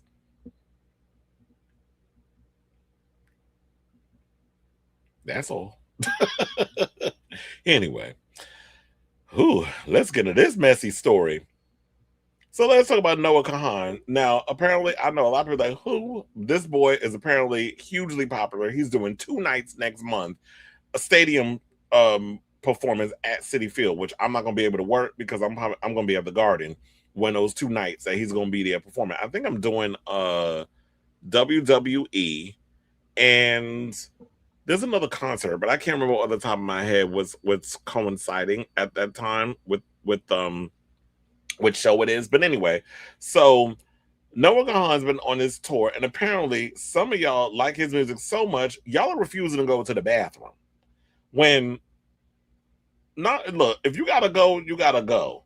But why y'all taking shits in y'all rows and leaving it there for the people to clean up after the fact? So yeah, so this is a story apparently, and funny enough, I got a shitty story to tell y'all after I get through this one, because before I even knew this story even happened, somebody who I work with told me a little tea about a shitty situation that happened at a different concert, not a Noah Kahan one, but a different show. So Noah Kahan issued a PSA to fans after there was apparently poop scattered on the floor by seats at his concert Friday night, June 26th, as seen in a fan film. First of all, I wasn't even looking at that because that's gross. From the venue going viral this weekend. Now they said maybe someone brought a child who isn't potty trained to the show at Philadelphia's Citizen Bank Park. Maybe the mess was the doing of an adult, but was some kind of unavoidable digestive system emergency that had them stealthily fleeing from the scene after it went down. Whatever's the case, Kahan kindly reminded his fans to find the nearest bathroom when it's time for their next bowel movement. He said, if you have to poop at a show, please, dear God, just go to the bathroom. I'll poop my pants as much as the next 29-year-old, but you guys got to understand there's a venue worker out there with a 1,000-yard stare after dealing with that. That's another thing y'all got to think about, too. Y'all don't be thinking about that because y'all don't give a shit. But a lot of times it's like when y'all are gone, the people that got to clean that shit up, they're the ones who got to, pun intended, the people got to deal with the mess that y'all leave behind. So have consideration for the workers that work hard in putting these venues together, putting the chair, because I don't know what this place looks like, but usually like at the Garden, if we have floor seating, we have a crew of people that put those seats down. And when the show was over, when they start dismantling that stage, they got them chairs got to come out and people got to walk up in there and they're going to be stepping in shit and all kinds of other stuff. Like, no, nobody shouldn't have to be dealing with that. And I had a friend, first of all, and when he said that in that post about, I poop my pants just like any other 20, I said, what 29-year-olds, that be shitting yourselves? Because when I was 29, I wasn't shitting myself. When I had the shit, I went to the goddamn bathroom. I wasn't soiling my clothes. And I don't give a good goddamn how much I love an artist. If I got to go, I'm going to the bathroom. So I just don't understand people where it's just like y'all love an artist so much that y'all just gonna hold it because you don't want to miss your favorite song. Like, come on, get the fuck out of here. Like, what is wrong with you people? So I had somebody at my job literally tell me, he's like, you want to hear a story? Y'all finish eating, whatever the case. This is literally yesterday when he told me this. So he said that when he used to work at the Forest Hills Theater. So we have like an amphitheater or whatever in Forest Hills, whatever, or it might be just a regular outdoor theater, whatever the case was. He used to work there. Somebody had told him, I think it was a Wilco concert that this happened at, that somebody went and took a dump literally on the chair at the venue. So they didn't want to go to the bathroom. They showed the guy literally pooping himself, pulled his pants down, everything. He was immediately escorted out. But that's gross because it's just like, I'm standing next to you trying to enjoy the show, but I can't enjoy what I'm watching because not only are you out here pooping, I've got to deal with the aftermath. So I got to deal with the smell. I got to deal with you being gross. I've even had an incident where I was working, who was it? Peso Pluma's concert. And a guy, there was like a section that we had blocked off because we had the main stage, we had the B stage. So the B stage, depending on the size or whatever, we do block the entrances or because we don't want the talent trying to go up in there and then y'all try to do some slick shit and slither your way up to the back, the B stage and jump on there and want to hug up on the talent, whatever. So the whole point is we got to protect the talent. So we was like, no, you can't go through North Entry. You got to go through South Entry in order to go to the restroom. We got restrooms on both sides, but apparently it's like these people don't hear. It don't compute. I guess when y'all be drinking too damn much, all kinds of common sense go out the window. And then kind of find out this guy goes back to his seat, pisses on some girl, and then he gets kicked out by the police and by security, and he's buttoning up his pants as the whole situation's going on. I'm like, what the hell is wrong with people? So it's like, be mindful of what it is y'all are out here doing because that's disgusting. And here's another thing too. Is Noah Kahan's music that great that y'all have to miss going to the bathroom in order to hear his music? So there was a guy who goes by the name of Turd Ferguson that wound up saying this is what Noah Kahan admitted. He said, I ished myself on stage at Charlottesville, but that's because I'm dedicated to my craft. And I know he got the #1 album in America from May when he came out with The Great Divide, but I'm like, is this music all that great? And then Turd Ferguson went and jumped in on him like, what the fuck are you even talking about? Like you pooped yourself like the next 29-year-old. And then Kahan replied, okay, Turd Ferguson. And then was keeping up with the lighthearted tone of the original message. And they said that this all comes after fellow singer-songwriter Olivia Rodrigo recently shared she's experienced getting whiff of fans in the front row wearing diapers when she's on stage. What a week to be alive and reporting on live music. Now, Kahan, well, look, it could be also that if you're in a pit area and, well, I think it's because Turd Ferguson said, as much as the next 29-year-old, should equate to fucking zero. What the hell are you even talking about? So it could be that, when people are front row or people are literally like, if you're in a pit area, that they don't want to move from their spot because they literally are up in the front. And if they leave, somebody's going to take their spot. So they would wear a diaper and go to the bathroom on themselves. And then I guess clean themselves up. But that is gross. I'm not going to the bathroom on myself as a child. I don't want to walk around with piss and poop all in my situation when I'm walking down the street. I don't want to be smelling funky. I don't want to be dealing with any kind of soilation up in my situation. I got to be clean all the damn time. Because if my legs is killing me and I want to sit down on the train, I don't want to have smells and stuff coming out and people giving me a look like, what the fuck? Like, y'all nasty. So I say all this to say, what do you guys think of this story?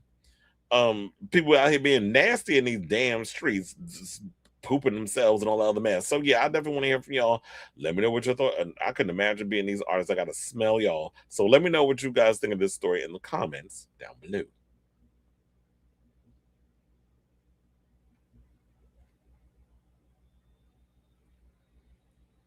Clearly.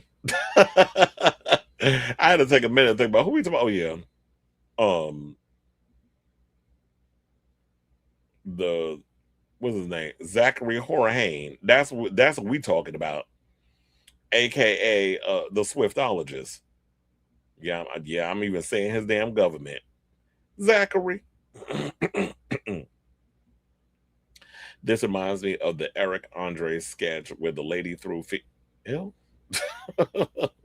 Lord, who in the hell is no? That's what I said. But apparently, a lot of people know him. His music is giving the Lumineers. Oh, I remember them.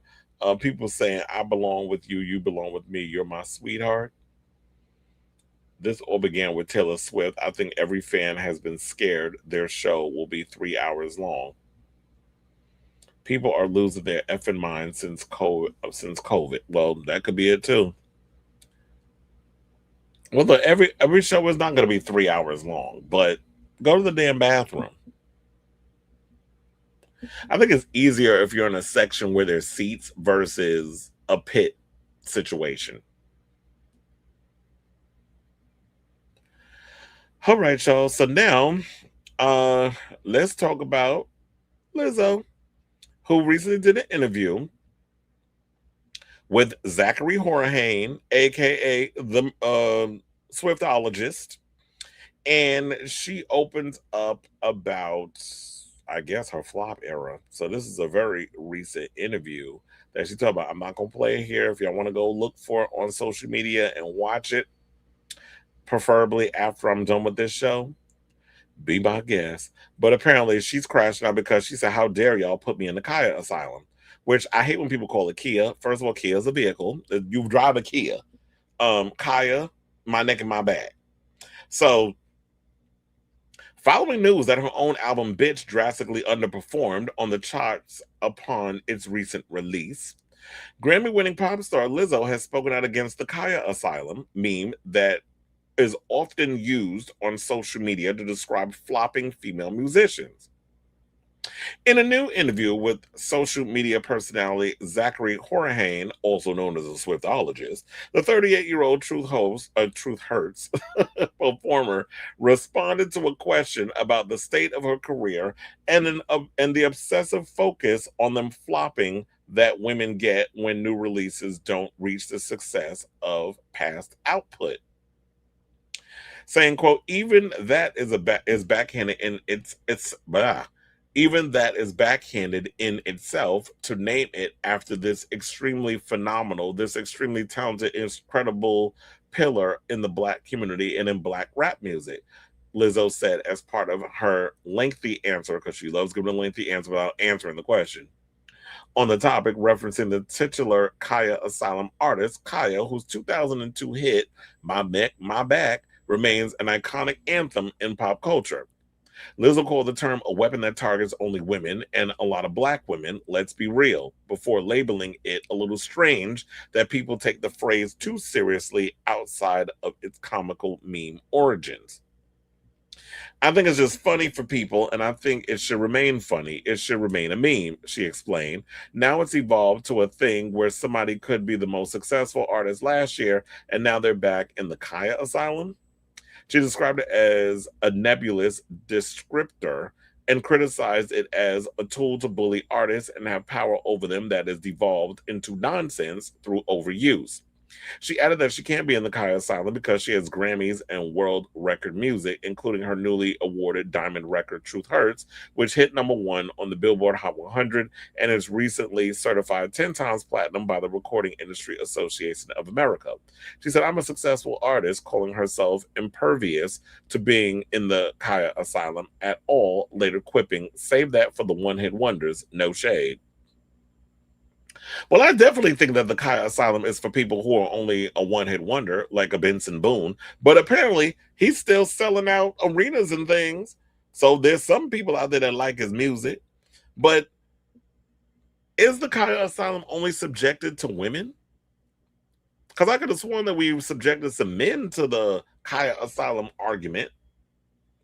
But I do feel like a lot of times when it does come to the Khia Asylum comment, it does feel like I do notice that more women have been lumped into that category. Now, other artists have embraced the internet, putting them in the Khia Asylum. Pop star BB Rexa shared a meme in January depicting a Grim Reaper-style figure coming to set her free from the institution.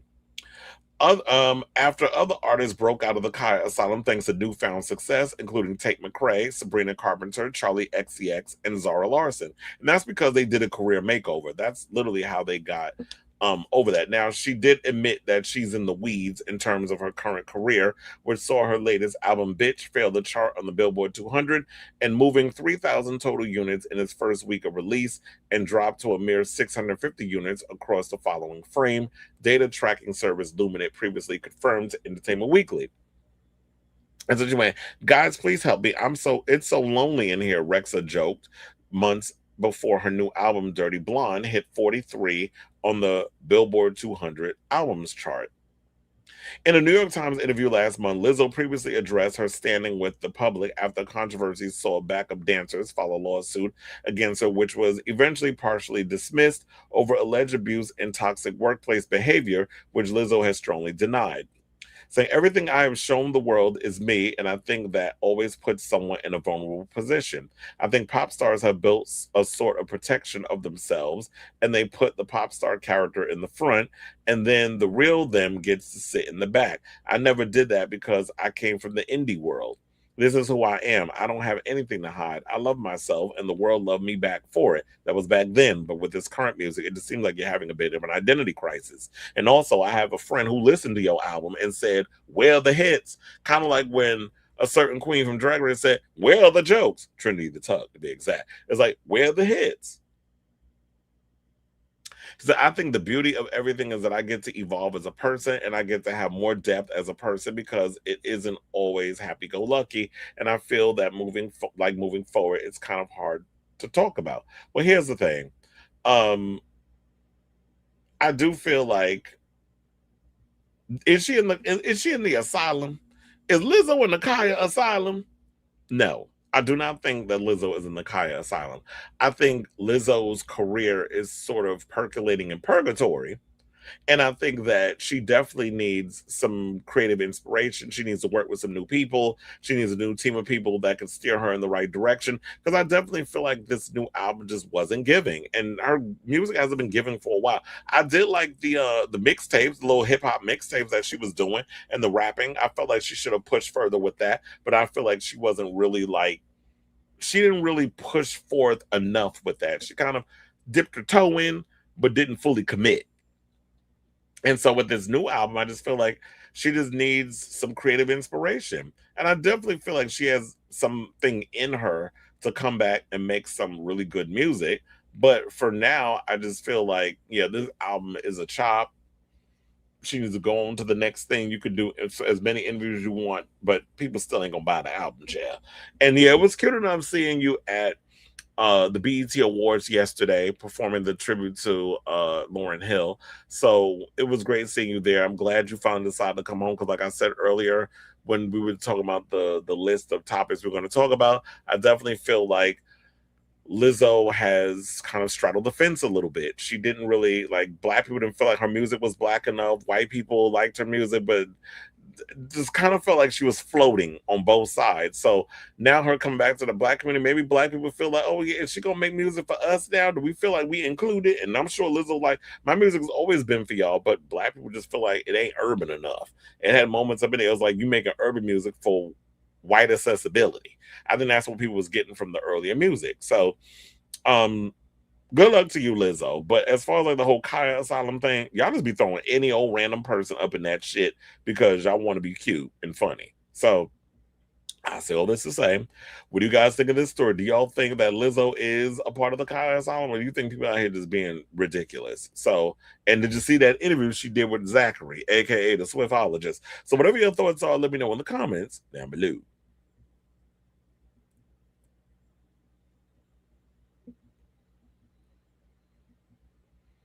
Khia Asylum is a fucking gag. I bet you Khia is mad. Is she? Because I haven't heard of she's even mentioned anything about if she's offended by it. I didn't watch the interview, but I saw a clip and the Swiftologist was annoying me. Well, emphasis on the annoying because I did listen to I was like, oh girl, no, please. I can't. So I turned it off too. It's a compliment to women. People aren't even considering the pop boys to even put them in the asylum. We don't care about the boys at all. Absolutely, because the boys ain't really putting nothing out there. The boys ain't really giving us nothing in regards of performance and songs and so people it's some homosexual came up with that Khia Asylum. I just know that it had to be a gay that came up with that, because I can't see a straight person coming up with that term. And the gays, you already know, they listen to the female artists more than the male ones. I think this karma for what she did to the dancers, allegedly, the industry used her like Little Nas X. The industry, I feel like, failed Little Nas X in regards to a lot of what he was doing. I love the fact that he was like the first openly gay black rapper / pop boy that was pushing the envelope in regards of same-sex attraction, love, kissing boys at the BET Awards, and putting all that imagery and stuff in his videos. I know a lot of people took it was in a film. You're mocking God by putting religious imagery. I'm like, people have been putting religious imagery in their art since before speech replaced sign language. So what the hell are y'all talking about? So, because he did it, it's a problem. She said, I make music for happy people. She a damn lie. Because if you don't never get mad or sad or whatever, then why you was crashing out over on Twitter anytime anybody said anything constructively critical of what you were doing? So nobody's buying that. A doctor said she's part of why the left lost, that toxic positivity. What?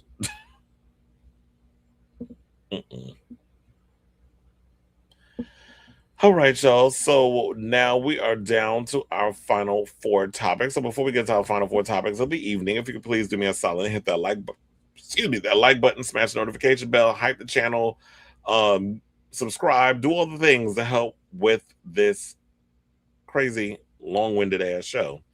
I remember I was talking to one of my coworkers, and he was like, how long is your podcast? I'm like, about 4 hours. He's like, you told her, yes, I it's a skill that I could be out here talking for like 4 hours. I've done 6. I mean, I've done 5. Done a 5-hour show. I mean, yeah, it takes a lot out of you, but it gets done. Okay, so let's get into some homosexual news. And let's talk about Curtis Jackson, who was out of here watching Jussie Smollett perform at Harlem Pride, and he decided, I had some things to say. I want to come out here and make little jokey jokes at Jussie's expense. And child, y'all gonna gag when you hear his vocals. So y'all know 50 is one of the biggest damn trolls in hip-hop. And whenever his adversaries, they go about going in and doing some shit, he will find a way to get on social media and mock them. So he decided to ignite this Empire versus Power feud, because remember, their shows were at the height of when Empire and Power came out. It was like a big East Coast, West Coast type situation that was going on with both shows. And he even criticized Jussie return to the stage at Harlem Pride over the weekend. So in an Instagram video shared on Sunday, 50, who previously jabbed Smollett for calling himself the gay Tupac in 2019. Which you can't be the gay Tupac when the music ain't delivering. Mocked Smollett 7 years after the latter became embroiled in a complex and controversial legal battle over an alleged hate crime hoax in Chicago. He said, see, I told you Power was the shit, the 50-year-old wrote in a caption referencing the 2014 to 2020 TV series under a video of Smollett, 44, singing and dancing on stage at the event. Now, reigniting a years-long perceived rivalry between the two, 50 Cent continued, no, you want to watch Empire. Now, look, this is all your fault. And for those of you who are not familiar with what happened, let me play y'all the clip of Jussie at Harlem Pride dancing, and when it came time to hit them notes, I don't know what key that was, but Alicia Keys sounds better than him in this situation, because I have made many a comment at times that Alicia vocals don't be going where she be wanting it to go, and everybody like, but she's not a singer, she's a songwriter. Well, then she should have stuck behind the scenes and been a songwriter if that's the case. But yeah, she be trying to hit them notes. I'm like, girl, why would you sing that song in that key? And now you in your 40s, and you can't hit that note that you once hit when you was 22. But anyway, let's play the clip of Jussie doing whatever it was that he was doing, and then we'll come back and talk. Please hold.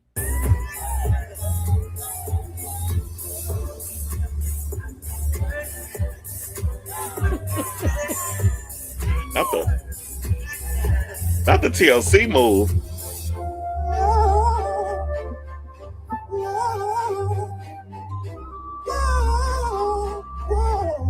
I ain't hurt no more. He ain't hurt no more, but my ears was hurting. Let's hear that one more time.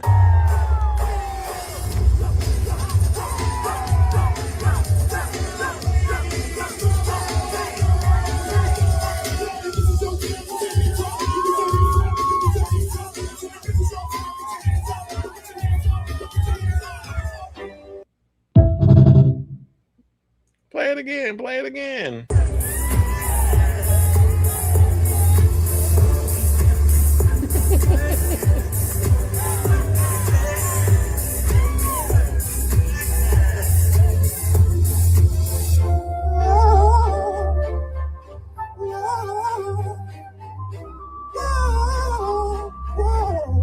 I ain't hurt no more. He ain't hurting no more. But child, my ears was hurting. So yeah, so now of course he was that's when it reignited the whole feud. But quiet as it's kept, I know we not talking 50 because if we really want to get into it, Power is basically Tyler Perry for niggas. That's literally what that is. So if you want to sit up here and try to compare shows, you just basically the ratchet version of a Tyler Perry production. That's what your shit gives. So if you want to sit up out here and try to do the whole comparison, you ain't faring no better. Because a lot of y'all writing and stuff over there is juvenile too. But the people in the comments, child, they was going in. One person said it sounded like he was hurting, wounded even. Another person said about well, I think they said I think they meant shout out to the dancers for keeping a straight face with them notes. Another person said, I know that's not the two Nigerians. Oh my God. If you know, you know. Another person said he's singing in sheep minor. I am screaming.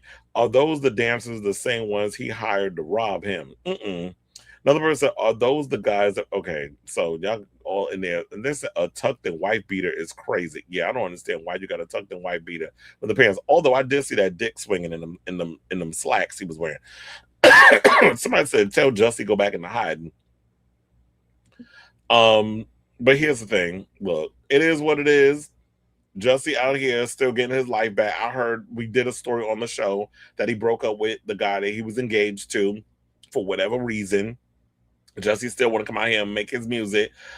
Look, no shade, but I would even though them vocals was a choice, and he always sings like a sheep being strangled, or sometimes I say a goat being strangled. I like the fact that a Black Pride event hired an openly gay Black man to perform at their event and didn't go and seek out some ally or some person that has made some derogatory comments about us homosexuals like they did, I believe, in DC or Atlanta, one of them, when it came to Khia and all these other controversial things where a lot of these Black Pride events like to do. So on that standpoint, I like the idea that they hired someone who is Black and gay performing at our venues, because there aren't those out there now. I would have been nice to see Duran Bernard up in here doing these Pride events, but I get it. Duran was just at the BET Awards. He probably had to be in LA for that situation, so that's going to be conflicting. You know, he Hollywood now. So shout out to Jussie. And all the and whatever the hell that was. So I say all this to say, what do you got? And you know, 50 always gonna be 50 at the end of the day. So I say all this to say, what do you guys think of this story? Look, regardless of how y'all feel about that whole hoax or whatever that he came out with, the man's gotta make a living. He's gotta perform, he's gotta make his coins, whatever. If y'all don't want to see him perform, then you don't have to. But how long, like, y'all, quiet as it's kept, y'all have forgiven worse people for doing crazier shit. So I don't understand why this is all caught up. Like, people are just all caught up in this thing because it's Jussie Smollett allegedly made up that he was robbed by two Africans, and they put a rope and it was MAGA and all this other mess. So Y'all have forgiven people for look, y'all still out here bumping Chris goddamn Brown, but y'all moving the goalposts and have an issue with Jussie. Okay. So let me know what you guys think of this story in the comments down below.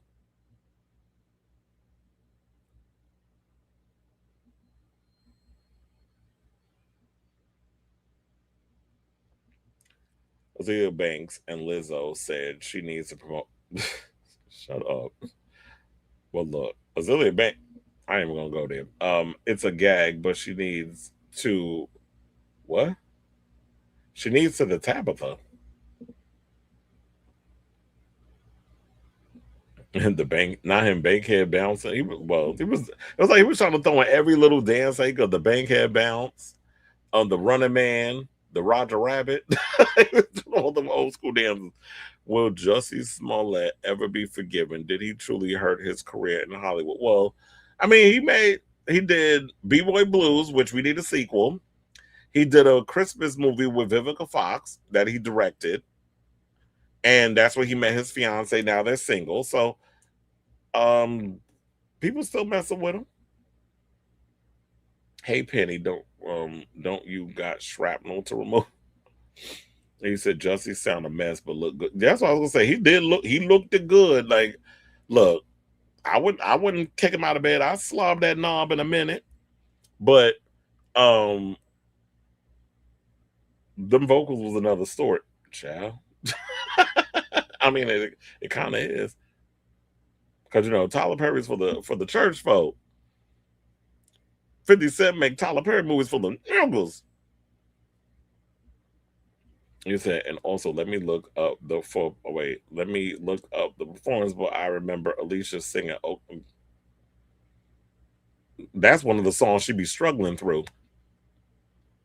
I saw Jussie's doc. Funny enough, I never even got around to watching it. I knew that he did do a documentary, but I just didn't care enough to sit through it. I don't know what to believe, but I didn't care even when I thought he blatantly lied. Lying to the cops is morally positive, to be honest. And them buff Nigerians are MAGA.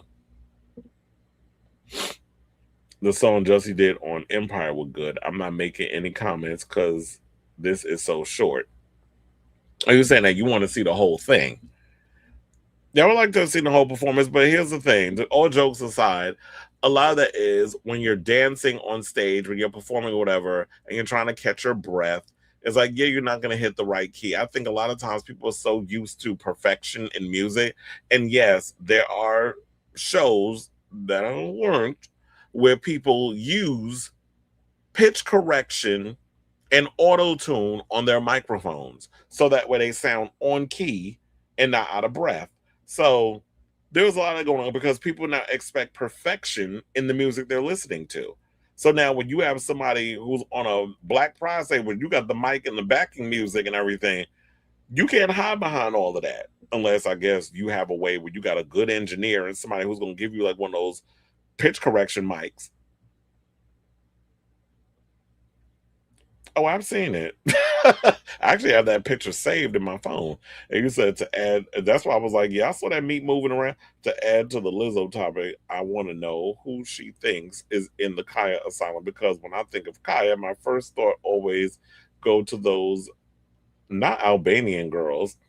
Well, look, BB Rexa was mentioned in the conversation.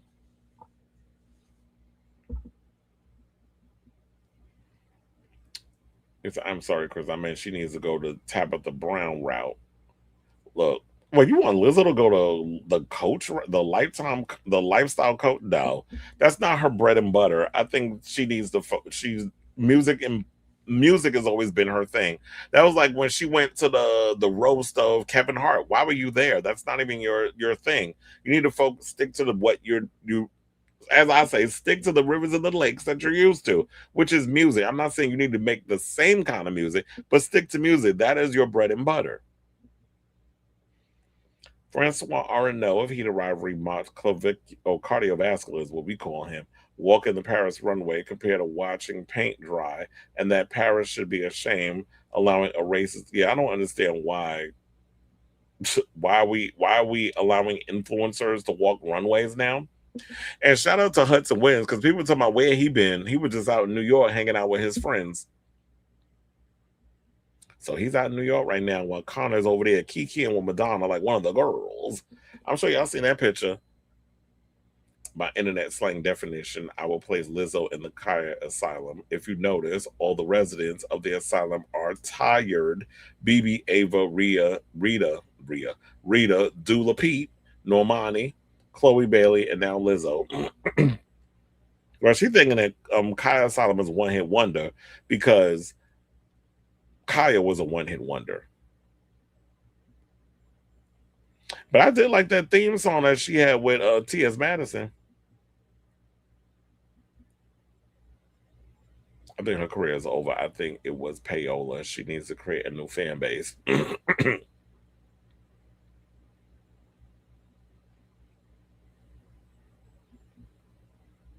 Why we putting Bore Money in there? Because she another one that don't take her music career. So I was like, what happened to her? Like she just completely vanished. I was like, what happened, sis? Hold on. I was like, why did it start again? Or I might have to refresh something. Anyway, let's get back into the show and some more hot topics. And let's talk about Adam Lambert. So Adam Lambert, y'all know, has a new album coming out in next week. Because, you know, Madonna's releasing her album this week. He's releasing his album next week, which is smart because he knew not to go up against the queen of pop. But anyway, so he has a new self-titled album coming out on the 10th, I believe. And he's been out here on the promotional trail. And he also did an interview where he called out toxic masculinity. Yeah, I'm saying it like Billy Porter in an episode of Pose. In the gay community, the homosexual, as I like to say, community. So Adam Lambert is calling out the issues within the Libidical Plus community in a new interview with British podcast host Josh Smith. The legendary vocalist poked fun over the various labels used to stereotype gay men.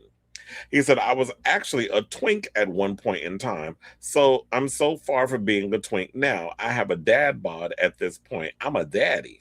Child, first of all, you don't have a dad bod. I mean, yeah, you're 44, but you don't have a dad bod. At one point, you did have a dad bod, which would be kind of bearish. But then you lost all that weight real quick, where some people think you was on the Ozempic, and then you kind of, people thinking that you may have had some work done on your face too, because he did say in a recent interview that I watched that he has all these different creams. Like when people come into his room, they're like, what the hell is all this? He said he has bags of cosmetic stuff that he walks around with that he just puts all over his tables or whatever that he's putting on his skin because he's like, I'm not getting any younger. And so he's always looking for the anti-aging thing. I'm like, sir, we're around the same damn age. First of all, well, I guess maybe because you're white, a lot of white people, y'all need all these anti-aging situations. You know, those of us who are born with actual melanin in our system, we don't got to worry about walking around with 80,000 goddamn creams and injecting all this fix-a-flat in our faces to maintain our youth. Don't get me wrong, I will put some creams and stuff on my face, but I'm not saying like I'm just going to be out here trying to look for all these anti-aging situations. Maybe one day I'll go and have them pull this back in a knot in the back of my head. So that way I'll look a little even more Asian. So, he added that while he was once called a bear and also labeled a queen in the past, well, I mean, he did sing lead for Queen, he's recently heard people calling him king, which surprised him in its implication of masculinity. But by age alone, I'm a dad. Now, Lambert also spoke candidly about toxic masculinity within the queer community and why visibility has become double-edged sword. He said, we're already dealing with our own shame around who we are, especially gay men. I think the reason why gay men get it worse than gay women is because toxic masculinity. It's because society expects men to act a certain way, to look a certain way, and if you don't, you're not a man or you're not enough of a man. People are so afraid. And I think that that's where a lot of guys who are queer have to come in and just be like, you know what? Being yourself is just being man enough. That you perpetuating this whole straight acting type of ideology, to me, is what it is, straight acting, or what you think that straight people act like. And it's sort of like, just be yourself. Don't sit up in here and worry about what other people think. If you want to be, if you're a masculine dude that wants to wear nail polish, go ahead and wear that. But then again, you're going to piss on that closet case bussy mad ass who always worrying about what people out here wearing, what they doing, if they got nail polish on, if they got a little makeup on. Like, he always worrying about what other men is doing. You never hear him about anything else. And that's why we keep saying, your ashy ass need to come out the goddamn closet. Now, Lambert worries that homosexual men are afraid to step out of the crowd, from the crowd, and to be their authentic selves. With the hostile political climate against the LGBTQ plus community rising, the Queen frontman wants more originality amongst his queer peers. And people have to also realize that this was the time, like, when people are coming at us, that was the time we were being individuals and we fought against all the anti whatever, when we came out and being ourselves. I think that may have played into one of the reasons why he moved to New York, because he was saying that the thing with New York is, like, I could be out walking my dog and people just randomly come up and start a conversation, and he liked that actual connecting with people. And then there's a lot of people, like, when you look in New York, we have a lot of people out here with their, and yeah, you have your sheeps that'll sit up out here now because the Knicks won. Everybody all of a sudden is a Knicks fan. Everybody out here when they Jalen Brunson 11 jersey, or their Josh Hart jersey, or the Ananobia jersey, or whoever jersey they got. But everybody out here now wearing their Knicks jerseys because they just won. And everybody's got their uniform they like to wear. And then you have those that like to stand out. I've been seeing all my gays out here recently, and I told you crop tops done made a comeback. I'll be wearing them too. So the gays out here wearing crop tops with their denim jeans and all that other stuff. So yeah, everybody's got their own individual style and living in their truth. And it always seems to be the butch queens or the femme queens that are ones that feel more of not afraid to be their authentic selves, rather than the gays who try to perpetuate this idea of what masculinity is. Now, he also worries that gay men are afraid to step out from the crowd to be their authentic selves. He said, I saw a picture the other day and I was like, geez, they all look the same. It's funny how I just said that. I get a little freaked out by that scene. I'm like, does anybody want to look different? Does anybody want to express something that's singular? That's their own thing to help them stand apart from everybody. People don't want to stick out. They want to look weird. I mean, they don't want to look weird. Isn't that kind of boring? The American Idol finalist is also encouraging anyone living in fear to stay strong and optimistic, despite some of the hateful rhetoric being spread online.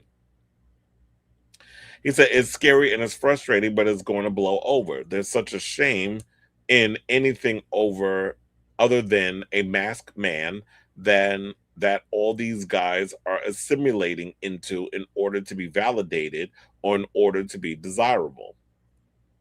And that is true, because you see a lot of these, these muscular queens that be coming out. It's like, child, we know you a whole sissy. Who you fooling? It's like, child, we know when a soul's been clocked. We can smell y'all a mile away. So, who do you think you're fooling? In the words of Cher, who do you think you're fooling? You know that song? Was that from her Believe album? Anyway, so shout out to Adam Lambert. He said that in his what interview was this? There was some interview that he did on, it was on YouTube.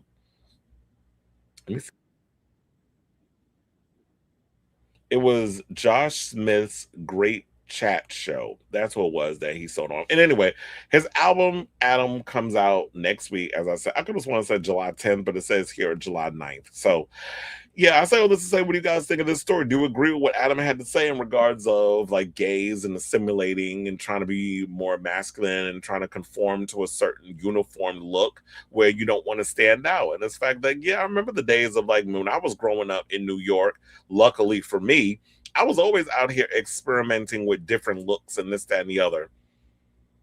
And luckily, I've never had to worry about being bashed, but I've always kind of marched to the beat of my own drummer and I ain't going to sit up here and say like I've never had moments of conformity and worrying about what other people think. But there comes a certain point in your life that you have to just kill the noise, fuck what everybody else got to say, and you can't sit up in here worrying about what other people think, because next thing you know, life done passed you by. You didn't really get to express yourself the way you wanted to, and then your good years is behind you. So do you, sis, or do you, niece, as I like to say. So yeah, let me know what you guys think of this story in the comments down below. Ooh, I keep hitting the wrong damn button. Yeah.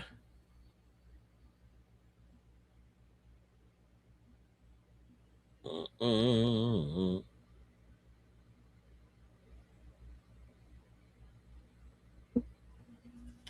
Oh, I'm really sick of this damn camera.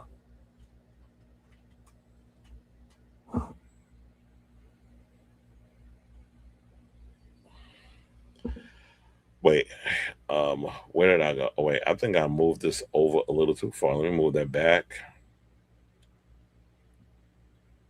Now I went too far. It's like, what is going on this evening? Okay. No, I did not like Bormani's last album or debut album. Name the most recent single Normani put out, Crickets. And I used to ride for Normani. I was fighting on Twitter spaces as a teenager defending her. He said, Dula Peep has U.S. millennial gays on lockdown. Plus, how can you be in an asylum if you're selling out? Yeah, that is true. She did 4 nights of Madison Square Garden and sold out every last one of those shows. So the music may not be radical optimism may have flopped, but she's got a lot of fans. Not Stormani. They used to Adam 44 damn time go by so fast. As for people calling the Khia Asylum racist and xenophobic, well, that's what she said. I don't mean this to be rude, but placing that title on an internet term created by teenagers is very unserious. Your fave artist is a flop. And she likes to weaponize a lot of things in order to, cry, oh, it's xenophobic. It's anti-black woman. I was like, girl, shut up. Because you're not the only one that was thrown in that Khia Asylum. It was named after Khia because she a one damn hit wonder. There wasn't like, oh, she a black woman. And Lizzo, you the only black girl they mentioned as it. Well, then we had people that put Bormani up in there. But Khia, Lizzo, you the only black one that was mentioned. They got a bunch of Albanian girls up in there. Rita Ora, BB Rexa, which they just took her out of there because, the new album. Dula Pete, and a bunch of other girls. You know what? I never seen Bussy, A.K. Boosie, talking about gay men, white men. He don't want that smoke. Them white gays will tear his ass up and get his Twitter banned. Yeah, that's why he go after his own. Or talk about black people in general. Would I ever live in the South? No. The South is a little too slow for me. Like, I'm so used to the metropolitan city. Like, a friend of mine is trying to get me to move to Philly. I'm like, Charles, stop trying to make fetch happen. I mean, I'm a New Yorker through and through. I've tried living in other states, and after a while, I started missing it, and I just had to come back. Charlie XCX said, pre-save her album. Something cute is dropping tomorrow night. Her fans said we're getting that Madonna track. Are we? She's on Charlie's album, not on Confessions 2. I think I pre-saved her album already. I did that a couple of weeks, like as soon as I heard the new album was coming out. I don't necessarily agree because being gay is not a monolith. Like, every black person is different. When people assume that just because you are mass presenting that you are trying to be straight, maybe it's his experience that he was dealing with. There's there are gays that are just not into the whole being creative, artistic, being flamboyant, going to the clubs. There's not a lot of gays that are like that. There's just regular gays who like their sports, who go to work, who live regular, boring lives. They just happen to like dick and ass. So there's that aspect. And I think a lot of times we forget about them. And I think those guys feel left out in a lot of ways because it's like, yeah, the feminine gays, we feel for them because they've had to go through so much. But those guys that are just naturally masculine that just happen to be gay, there's no space for them. And I think we get so caught up in the stereotypes too much. All are different. There are some gays that don't go to clubs or pride. That doesn't mean they have self-hatred of them being gay. Yeah, I didn't do pride at all this year. Maybe I've outgrown pride. I did want to go to Queen's Pride, but it was just like I just couldn't muster up the energy to want to go around and deal with a bunch of people. So I stayed. I think did I work? No, I stayed my ass home. And yesterday was the big Pride event. I worked, and I was like, and after that, it was 6 days straight of working. I was like, I don't have it in me to go to the clubs or go out to Pride and deal with all the people and the drama and the, all the other extra shit that came with it. I just like, I need to unwind. And luckily, when I got home, I watched a couple of things, and then I was asleep by 12:30. And I don't never go to sleep that early. I never understood why people call it racist when I can only think of 3 black women who would qualify compared to the multitude of boring Albanian women and men in it. It's time to log off. But look, you really going in on Miss Lizzo. I don't even know what teens like. But then again, I left Twitter because I hate Elon Musk.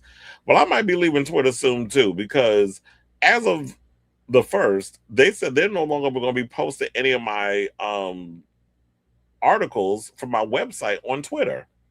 I'm like, why? So I probably have to do it manually. So I'm like, well, there's really no point in me keeping it then. But then I might have to keep it just in case if I want to look up certain clips that I want to play for the show that I can't find anywhere else. I haven't left TikTok over. Yeah, I don't fuck with TikTok, but I told y'all the reason why I keep that little extra thing, because it's like if I want to look up some. But then again, on Wednesday, I mean, if this Madonna's doing an interview that everybody keeps hitting me up in the comments about. Madonna's doing a interview on TikTok. Then I'm going to have to watch that. Is named after a black lady that isn't even a pop star, and they got her name wrong. Yeah, because one of the things I hate. Why was it? I was like, who is Khia? It's pronounced Khia. And Khia is a Kia Sorrento. Like, a Kia is a car. You drive a Kia. You don't rap a Kia. Or a Kia don't rap. I don't know who told you that. Like you said, how about we just rename it as the Nicki Minaj Perk and Coke rant? No, that's too long. We got to keep it, people like they shit simple. So we're gonna keep it the Khia Asylum. And if Lizzo is offended, girl, go touch grass. I mean, you're entitled to your feelings, but in the words of RuPaul, feelings aren't facts. Speaking of RuPaul, did y'all see that video of RuPaul online DJing some event, and people was like, the machine ain't even on? The bitch don't be out here DJing. She out there pretending to be a DJ, like she pretends to be a drag queen. Now,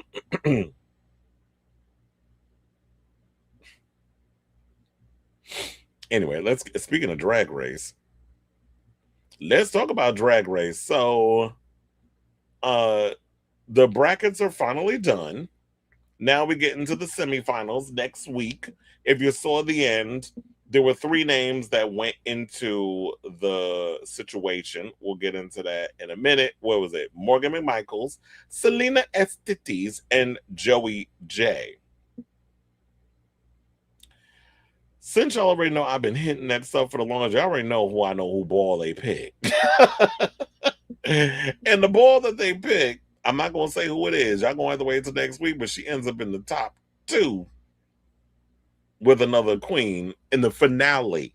So, bitch, y'all gonna gag when y'all see who makes the who gets put in the thing. But I have to say, I didn't particularly like the idea that y'all had Sam and Jasmine Kennedy move on into the finale or the semifinals. I don't like how y'all picked 2 girls from bracket 3.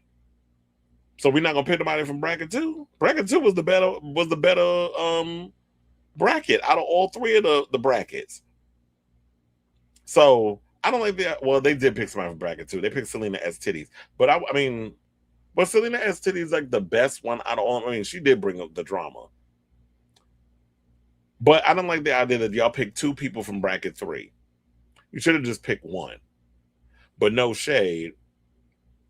God, I'm trying to avoid doing the whole spoiler thing. It don't matter because one of the girls in bracket 3 goes home next week. So whatever.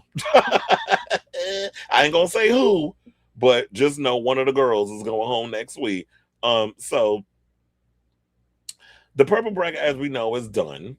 Jasmine Kennedy, speaking of bracket 3, spoke exclusively to Entertainment Weekly that Sam Starr was not the first choice to be in this RuPaul Drag Race All Stars 11. And she revealed which queen was actually supposed to be on the show, but couldn't make it due to scheduling conflicts. And by scheduling conflict, she means Project Runway. So let's play the clip and we'll talk about it. Please hold. Can I see who the replacement was supposed to be? It was Utica. It was Utica. Yes. Yeah. I was so happy when I found out she dropped out because I would have advanced if she was there. You would not have won that. No, I wouldn't. First, the Yeah, first challenge. okay, we can talk about it. Yeah, I wouldn't have won been in the top of the design showing. challenge. Well, I would have been Sam. Let's be for real. I mean, Okay, true. let's- T. Oh, she did get upset that we thought me and Kennedy started laughing because we thought Kennedy won the lip sync and she said, y'all She didn't got think so I won? mad. I was Yeah. like, yeah. all It's right. okay. No. I gave her a joint after, and it was all good. Can I say it? Well, look, it was already said in what was it, last week's episode of Roscoe's that they revealed who was the person that made it that was supposed to do it. I think Jasmine wasn't going to say it because, funny enough, Jasmine and Hershey were on that last episode of the show, and it was mentioned. Jasmine was like, "See, I ain't say it." Come to find out, Naysha was the one that decided to release it. And you know how people feel about Naysha. They always feel like, oh, Naysha always trying to assert herself into some tea, which is kind of true in a lot of ways. But nevertheless, let's get into the situation. So, if you recall, Utica, whose real name is Ethan Munt, competed on Project Runway season 21. The season aired last summer, and Ethan was a runner-up alongside Jesus Estrada. Now, Jasmine Kennedy, who has advanced to the semifinals, confirmed Utica was the one who dropped out and said she was relieved. Now, after Friday's episode of RuPaul's Drag Race All-Stars season 11, it was revealed that the following queens have advanced to the semifinals, such as Akira C. Davenport and Dawn for the orange bracket, Crystal Method and Silky Nutmeg Ganache for the pink bracket, and Jasmine Kennedy, Kennedy Davenport, and Sam Starr for the purple bracket. So it's funny how when you look at the purple bracket, they have three girls. I almost let it slip. They got three girls that advanced to the semifinals. So this is going to be interesting how this whole situation turns out. Now, funny enough, I was just thinking, wait, hold on. Let me look at the comments and see what the people were saying. Somebody said I could have seen my GOAT Utica. Another person says still not clear on who replaced Utica on the season. Well, in the article, they said Sam Starr did. It wasn't Jasmine. But yeah, in the article it says Sam Starr did. And then Entertainment Weekly even commented and said Utica confirmed that Sam took her spot because she did respond to the whole situation. So hold on, because I need to go to my website and look up this post because there was a post. Hold on. Why is Dom Beef popping up in my comment? He fine though. But there was this post that I came across where, and I think it might have happened on tonight's episode of Roscoe's, but I saw it earlier. And come on now, I want it to work. So yeah, there's this clip of them spilling tea on one of the producers, because I'm sure y'all probably always wondered who is the producer that has been spilling tea about the show and leaking it and all this other stuff on social media, the Reddits or whatever. So how we be finding out the information, which is funny because we didn't even find out about Raven being a part of Drag Race Down Under, which some people think that Raven is actually a judge and not a contestant. She's not competing. She's actually a judge. That's what a lot of people are speculating, because they're like, well, why would you go from doing RuPaul's makeup and stuff to competing on a show? I'm like, why not? Because she want that damn crown. But yeah, so I came across this clip that I want to show y'all regarding excuse me, regarding them spilling tea on Roscoe's about who is the culprit that has been revealing tea about, one of the producers who's spilling the tea. They revealed it in here. We're gonna watch this clip. We're gonna come back and talk. Please hold. Oh, let's try that again. Harrelson Berlin wants to know, who do we all think the production link is? Someone always leaks the cast, challenge results, etc. Who do y'all think it is? When I started here at Roscoe's, I'll tell you who the fuck it is. It's a bitch called Mish. Okay, that's the one. I thought it was Naisha when I first started. And Can't stand that bitch. Don't like that bitch. Stupid bitch. Mish. Listen, Mish. Okay. I'll work in West Hollywood at. She's this tall. She's this around, and she talks a lot of shit. She thinks she's a sissy. She's not. She's not one of the girls. You're never gonna be one of the girls. No one likes you. Stop working there. Yep, baby. Now, listen. And stop coming to the meet and greets. You already saw us in production. You already made the story. You already made it whatever you wanted to make it. Try to fuck up people's careers. But bitch, I'm still winning. Baby. When I tell you. Fuck her. No, seriously. She would walk into, and she knows the ones that don't like her. The real ones, at least. She knows she was in Katya's room every night. She'll walk into Mickey's. She'll walk into Mickey's, and she says hello to everyone. Doesn't even look at me. She won't say a word to me. And because she watches this, and she's watching right now. Oh, I'm sure she's watching right now. She's a big fan. And so on set, this is her. Okay, so you walk in, you need to say, yes, work, sickening, mama, da da. I'm like, I don't talk like that, and I don't act like that. So you're not getting that from me. No, but you have to be like that. I'm like, you're trying to get me to do something that I will not do. I don't act like that, Mish. And we were back and forth. The next day, they changed my story producer. I did not have Mish anymore. Then I found out on All Stars, she's not allowed to be a story producer. To be there. Thank you, All Stars too. Because everybody from All Stars already knows her, doesn't want to work with her, and they had to hire a whole new bunch of story editors because nobody wanted to work with Mish. And yep, I said it. I said it so you can hear it. Plasma, how was your experience with me? She's the leak. She was in Katya's room. Put this on fucking Twitter. She was in Katya's room every night, almost every night. Don't know why. And I was a smoker back then, bitch. So I was literally going out, me and Detox and all. We're like, why are you coming from Katya's room, mama? What's going on? What are you doing as a producer? She's too close with all the girls. And she leaks that shit to everyone. She thinks she's the in girl. No, ma'am, you're not. Yeah. And your ponytails are not cute, and all the girls are lying to you. They look like they came out of a $5 bin at a wig store. So that bitch. And I'm fine. Plot twist. I'm getting all this out now. Back to the question. That's why. That's why I think the leak is. The question that's was why I know. Yeah, I think it's the show itself. Harrelson. Joe. Y'all are messy, but no shade. Y'all are messier in my damn comments. Because here's the thing, I ain't even check. Let me tell you, this shit went viral over on Instagram, and I was not expecting that to happen. Because normally I just post stuff and it's be like whatever. Apparently, it got 1,489 likes and a lot of comments. So let's go through the comments. So somebody, Brianna, you are messy, because they went and even tagged Mish in my damn post and put New Wave Chola as her Instagram name. So y'all go look her up. And somebody put messy, and somebody said, "Oop, that's her." Another person said, "Why drag Katya into this? Don't do your coworker like that." And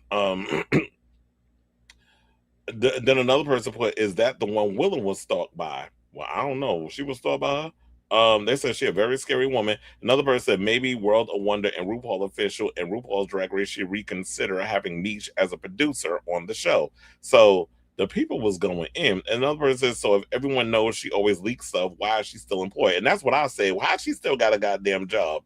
And because I don't understand that. Like if somebody is leaking information about the job to the press or not even the press, but like to subreddit groups or whatever the case was, because you want to belong and you want to be so a part of the girls, whatever. And we live, I don't know if Mish, is she if you're an ally, be an ally, but yes, mama, like, no. First of all of us gays, like we were just talking about earlier, we're not a monolith. We don't talk like that. I'm not going to sit up here and start using certain phrases when that's not my thing. I remember when I auditioned for reality shows and in the past and things, and when they were doing like gay-centric shows or whatever, and they wanted us to like use certain phrases or whatever. I was like, I don't be doing that. I'm not sitting up here trying to perpetuate a certain image in order to get y'all to like me. And then when I would confront those things, it's like, yeah, you don't get picked. So you got to be careful. It's like, just be yourself when you're on a lot of these type of shows. And another person, a bitch called Mish, and put a bunch of laugh and skull emojis. And they said it's a bitch called Mish. Can't stand that bitch. Don't like that bitch. Stupid bitch. Mish. She's the tall. She's this. Okay, you're just gonna recap exactly what she said. We heard what she said because we heard it. So I just want to give y'all a little bit of that. So in addition to the drama conflama with us finding out about, you know, Utica was going to be on this upcoming season of Drag Race. Roxy out here dropping bombs on. I guess she's saying it because she's like, I'm not doing Drag Race no more. I still got a flourishing career with or without Drag Race. So I'm gonna still be out here doing my thing. They can't kill my career. And Roxy is beloved within the community. So ain't nothing gonna happen to her. Now, I say all this to say, what do you guys think of this story? Are you all excited for, well, I haven't seen this episode of Roscoe's yet, so I got to check it out, but I saw that clip floating around and I had to post it. So, what do y'all think of this? Were y'all sad to not see Utica on this upcoming season of Drag Race? Maybe she'll do next season, who knows? But, or if she'll even want to. And are y'all happy with the queens that they've chosen so far to be a part of the semifinals bracket, such as we went through before, Akira C. Davenport and Dawn, Crystal Method, Silky Nutmeg Ganache, Jasmine Kennedy, Kennedy Davenport, Sam Starr, and the secret queen.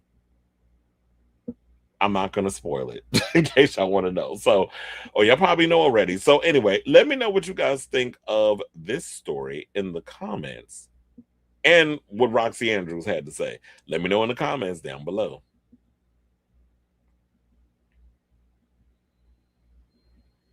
I was like, I had no idea that video.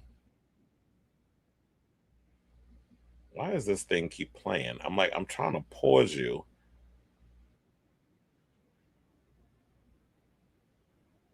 Okay, let me close Instagram. Because now they got automatic plays and shit. But anyway, let's see what the peoples are saying. You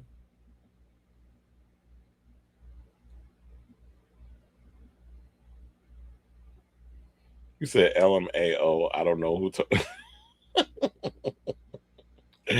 I kind of just wish they picked Sam, but I guess Jasmine has a good standing with RuPaul. I wanted to say a good rapport with RuPaul.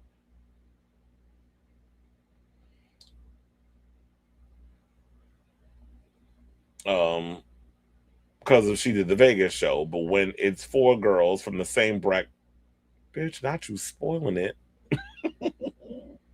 Yeah, that is ridiculous that we got like, yeah, y'all went heavy on the girls from the same bracket and went competing against 2 pairs. Yeah, that it just seems like an unfair advantage. Aphrodite is 16 years old. Kylie's best 2010s, where some fans dub Madonna light due to Stuart Price helming it, is 16 years old.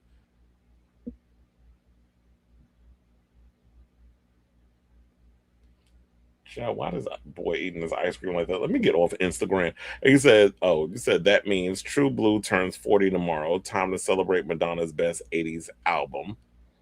This clip is a year old.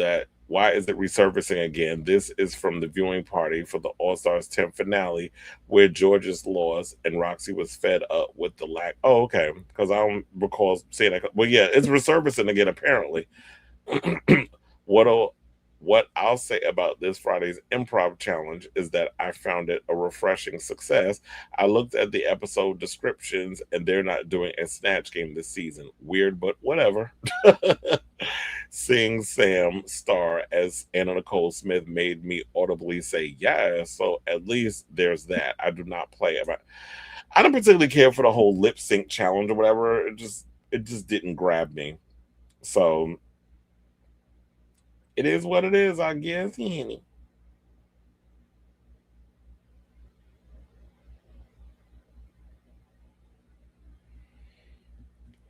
All right, y'all. So now, wait, hold on.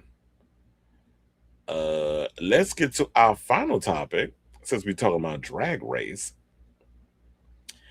And let's get into some sad but hopeful news because Jade Sotomayor, who you know is from season 1 of RuPaul's Drag Race, is currently in the hospital after getting into a pretty bad car accident. And how we found this out is because her good Judy, Monica Beverly Hills, pretty much posted it on social media. Now, after sharing the news in an emotional social media post and additionally posting an image of her holding Jade's hand in a hospital bed, longtime friend and Drag Race alum Monica Beverly Hills tells Entertainment Weekly she hopes fans send Jade and her family good vibes as the star recovers in the hospital. EW, who is reporting on this, could not verify the specific car accident reportedly involving Jade, and has reached out to the Chicago Police Department for more information. Jade and I have been through so much. Jade and her mom saved my life at a time where I didn't have the will to continue living, Monica writes to EW via text. I'll never forget that, and that's why I'll make sure I do everything in my power to make sure that she pulls through. She adds, Jade is big on love, and right now all she needs is prayers and love. Now, in an earlier post, Monica wrote, my heart is broken hearing one of my chosen sister/brother was involved in a fatal accident and is in critical condition and is still alive, pushing through. Monica prays the good times we had and look forward to having so many more with Jade in the future. Please, please, please, God, please, everyone send prayers for Jade and all of her family. I love you so much, David Jade Sotomayor. She's continued, you're strong and you will get through this. We love you, Jade. Now, in the comments under Monica's post, Drag Race star Darienne Lake posted all the healing and positive vibes, while season 3 winner Raja commented a series of prayer and heart emojis. Now, fellow Drag Race alum Dita Ritz also voiced support for Jade online, writing on Twitter, I want to send love and support to the family of Jade Sotomayor. She was in a serious car accident. I'm keeping her in my prayers, and hoping for her recovery during this difficult time. So yeah, if you go on my website, you can definitely see the photo and all that other stuff. But for those of you who don't know, well, Jade helped make pop culture history as part of the inaugural season of RuPaul's Drag Race back in 2009. She was ultimately eliminated 4th, finishing the season in 6th place overall. Outside of starring in the indie film Bollywood, I think that's how you pronounce it, and landing a small role in the popular TV show Empire, Jade returned to the Drag Race stage on season 10 finale to perform a medley of RuPaul's signature hits alongside All-Stars 4 contestant Mo Hart.